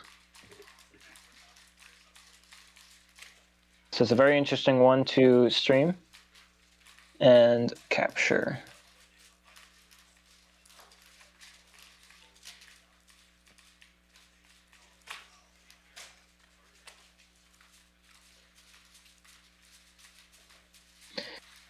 Brian should be on last layer here. Quite a few pauses Not and very not very happy. happy with it. Not very happy at all. And it looks like Aryan had a time that was over a minute, so that's not too fun as well. I think definitely people are starting to get more tired. It is 3:41 for them. They're ending their competition pretty early. We're stuck here in Eastern Standard Time at 4:41. Yes. Of course, ending a competition early doesn't always mean that you are not tired, because any full day of cubing, at least for me, just leaves my hands just in pieces.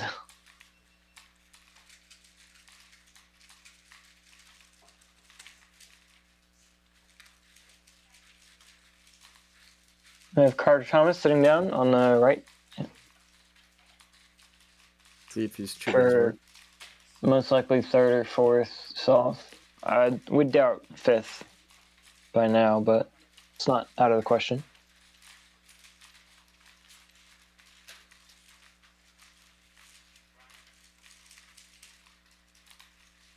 So Carter is beginning to solve on the right-hand side.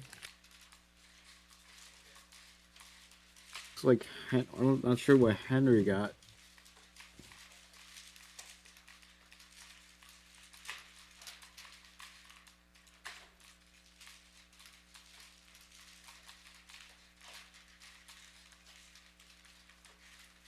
Henry is another one of those competitors that, is not quite in podium contention with a 53 average in first round. Henry Going in got sixth a seed, 48. 48. That's very nice. Carter is not too happy about that. Can't tell what he got though.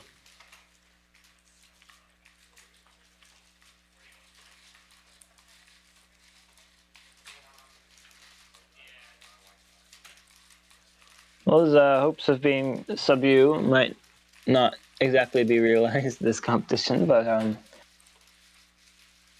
maybe in the next few. Maybe in the next few. Might have to watch your back a little bit. Got a 41, which is very crazy.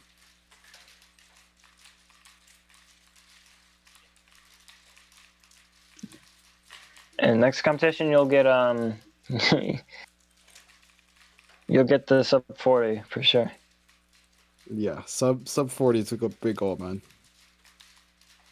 I actually don't even have a competition with Megaminx until Mid-Atlantic Championships. Oh wow. I don't have one until next month. Is that a pretzel or No, New England. New England? Okay. I wasn't supposed to go there, but now I'm going. You know. Yeah. By the way, we have Nahm just finished the solve on the right-hand side. And we have Aryan working through one on the left. So no data has been entered in for Megaminx yet. I'm pretty sure we missed a lot of solves from Zeke. Well, he's sitting down for another one. But yeah, I believe so. I suspect this is most likely Zeke's 4th or 5th.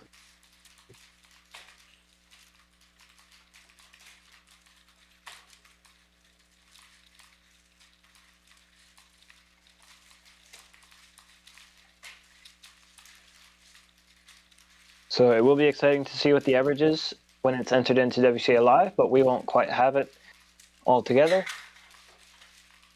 as some solves were most likely done off stream. And we're approaching the end of the round here.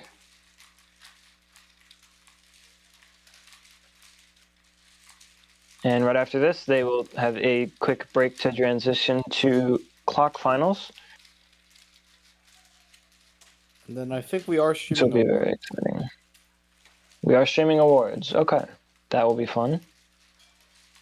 I don't know about. Actually, I will ask Carter right now. Okay. That will be interesting to see, as I did miss 3x3 blindfolded, as there was only one round. But all the other finals, I had the pleasure of seeing the results. We have Aryan sitting down for another one. I love that. Given the 2 thumbs up to say that he's ready. Oh, Judge almost rolls the pen off the table. That's crazy. I don't think it's too much of a problem if the pen rolls off the table, but as a judge, I probably wouldn't go up and get it during the solve. That would be distracting.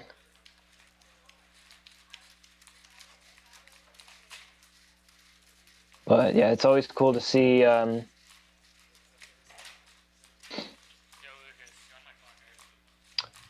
new ways of saying I'm ready. The 2 thumbs up is a fun one, I think.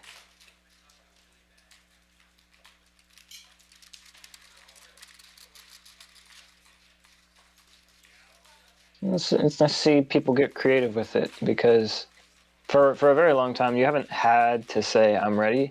I always did say I'm ready, but I've always seen people go with a simple like yep, or like a head nod even.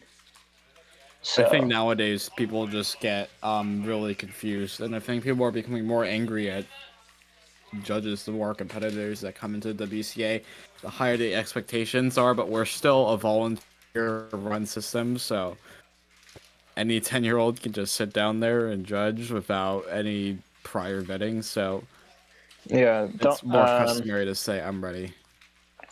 all I have to say on that is don't complain about inexperienced judges if you don't do your judging assignments. So do your judging assignments, please, because your local delegates will very much appreciate it. They will appreciate you. Yes. Anyway, I believe we are done with Megaminx. Unfortunately, we did not catch most of Zeke's average. But They have entered in all the results already, actually. for Megaminx? Yes. Oh wow. Would you like to go through them? Sure. Yes, so Carter Thomas did get a PR, double PR single of 39 and an average of 47.04, but he placed 4th place because Brian Johnson got a 46.3 average. In 2nd place, we have Seung Nahm with a 42.73. And in 1st place, we have Zeke Mackey with a 41.42 average and a 36 single. Very, very solid. But In fact, we're up not until wasting any time. We're moving straight to Yes. clock finals. up until Zeke's final solve, it was actually on pace for a sub 40 average. But yes, Carter Thomas double PR, which is very nice to see. The average is actually only PR by 0.14, but still very impressive to pull off in a finals at the end of a comp. It's very nice to meet a goal in any competition, really. So we have Sebastian there, solving. Yep. Like He's you said, very happy about that. straight into clock finals. They were ready to go.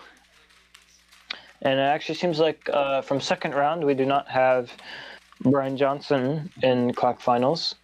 So he did make some podiums, so we'll have to see if maybe he left early or didn't want to compete after Megaminx. Not sure. Okay, so Reed is competing on the right-hand side. Yes. He could get an R. But that is a very big ask. Right now, he's just looking for the win because 1st seed is actually Lucas. The PR average was 470.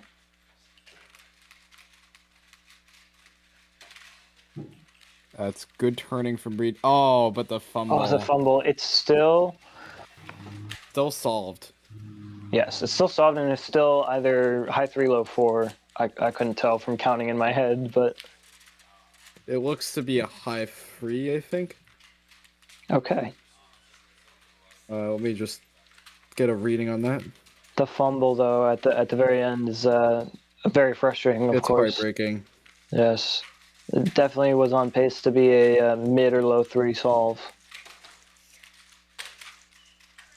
if not even faster, actually. But we'll have plenty more opportunities. Hopefully, that doesn't set too much of a tone for the rest of the average. 3.22. 322, even with the. I believe I'm reading that right. Interesting. Oh, maybe that was a lot faster than I thought it was. Let me just do a timer count in my head. Okay. Just to make sure. But yeah, we have some other solvers going up here.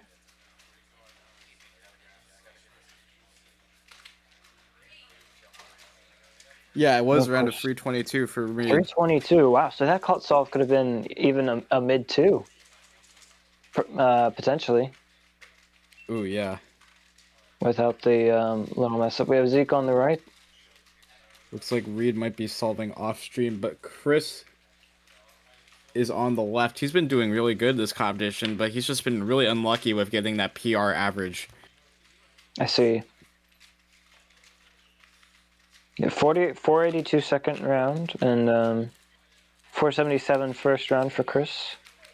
Even with a counting 7. Oh, that must have hurt. So yeah, you were definitely right about the PR average, but could see it in finals. That's for sure. And it could definitely be good enough for a 2nd place if Reed gets anything good.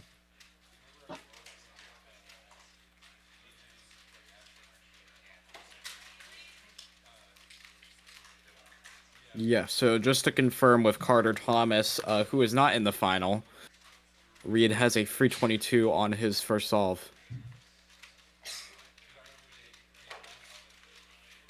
I do see Reed in the waiting area. He's still waiting.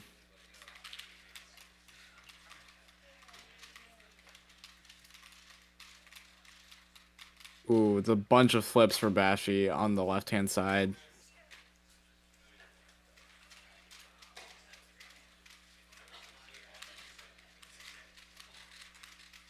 Looks like scrambles aren't anything too crazy. You never know with clock. Maybe sometimes That's people true. just messed up a bunch of the same scramble. It has happened before.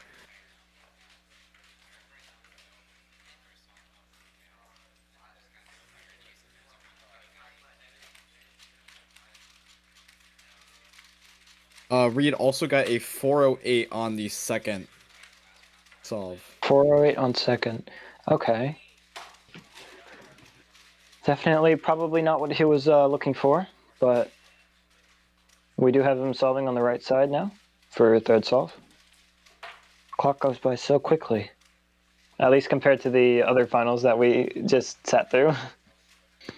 Could also be a stream delay, which would be really interesting. I don't think it is, though.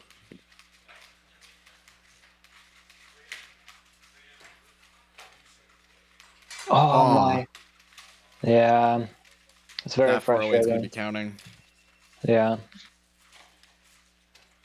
Counting 408 shouldn't put him out of the win unless other people do very well, but it's very well definitely puts not him out of something. NAR. Yeah, it's definitely not something that he wants.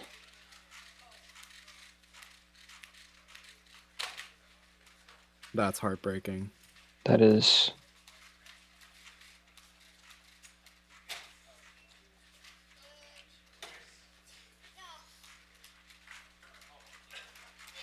Well, So we have a hopefully, 789 as the third solve. yes. So Hopefully Lucas is solving we on can the still- right-hand side. Sorry, what were you Right going hand to say? side? Yes, sorry. Hopefully we can still see him secure a win at the very least. Yes, No but Lucas more. did get first seed. Yes. Reed is And if on the left. Reed counts that 7 with the DNF or something worse, it's going to be very, very difficult. Lucas solving.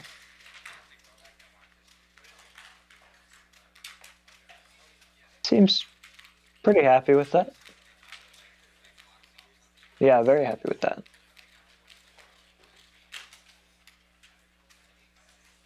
So Reed is getting prepared. Lifting his hands off the timer. Okay, that It looks like to be a high 3.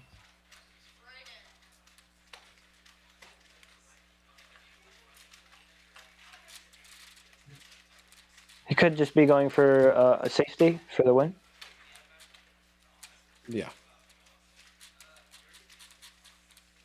Is that what you would do in this situation? You would use safety the rest of the It solves really now that you have a depends on 7? how I'm feeling. It's more about like the mood. I think in this case, if this is a competition where I'm not winning a lot of prize money, I would go all out.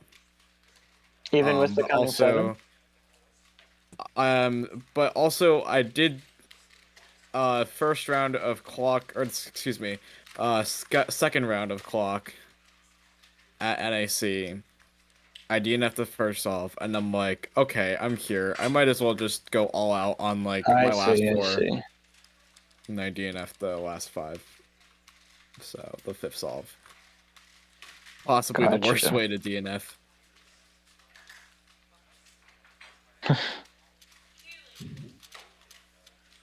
So there's definitely two different types of mentalities in clock then.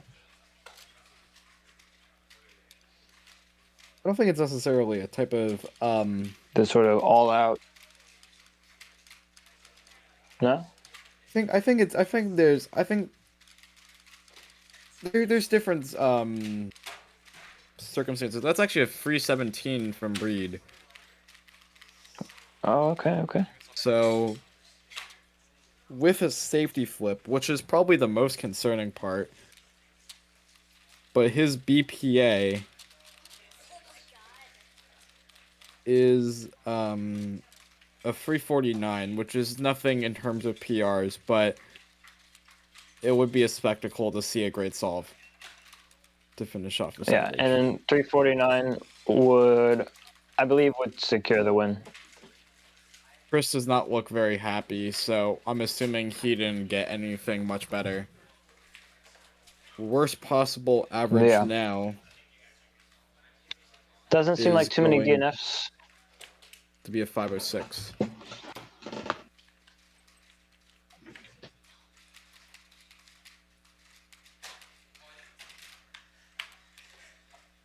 Using looks like to be flipped. Looks like So it's it solved. is solved. Yep. That should be good enough. That looked like another low 3 or mid 3.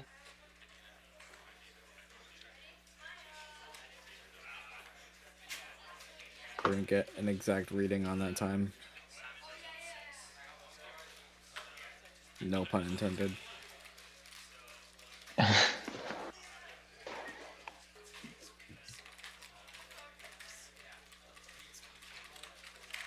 Yeah, and actually, all the scramblers have all packed up, so it seems like everyone has just finished. It's gonna be a 376 And you can see them doing lead. data entry right now. 376, okay. Yep, they're doing data entry right now on stream. So that's going to be a 369 average to win, hopefully, Mount Prospect Mini Marathon 2024. We're getting some of the results in here now. Sebastian Carrillo with a 668 average. Adam Schwen with a unfortunate DNF. We know Zeke what with a 539 average. Sorry? Never mind.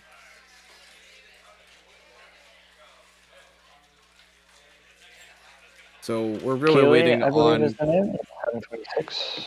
Yeah, we're waiting on. Chris, Lucas, and Reed. Yes. I do not believe Chris or Lucas beat Reed, so it's really just a matter of who is on. Oh, Lucas got a 607. He has an 803 and a DNF, so that is the main culprit. Oh, that's tragic. Yeah. It's very hard to say with that. Chris with the 411 PR average, though, even with the DNF.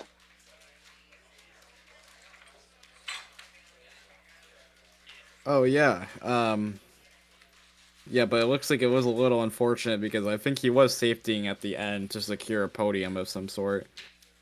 Oh, okay. So, yes, this is a 369 average from Reed W. Richardson. And Could unless, we see Zeke on the podium? I think we can. I don't know what Brayden got, but I think he got a 566 average last round or 2 rounds ago. Oh, this will be close. Oh, and Brayden placed 4th. Oh my! So that means by that 0.1. Zeke is Wow. on the podium for clock. Wow. That is amazing.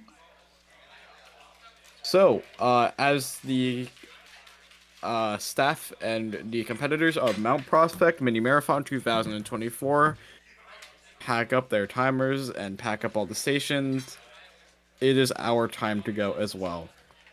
It We will not is. be streaming awards. So thank you guys for watching this experimental format. I would say this stream was a success.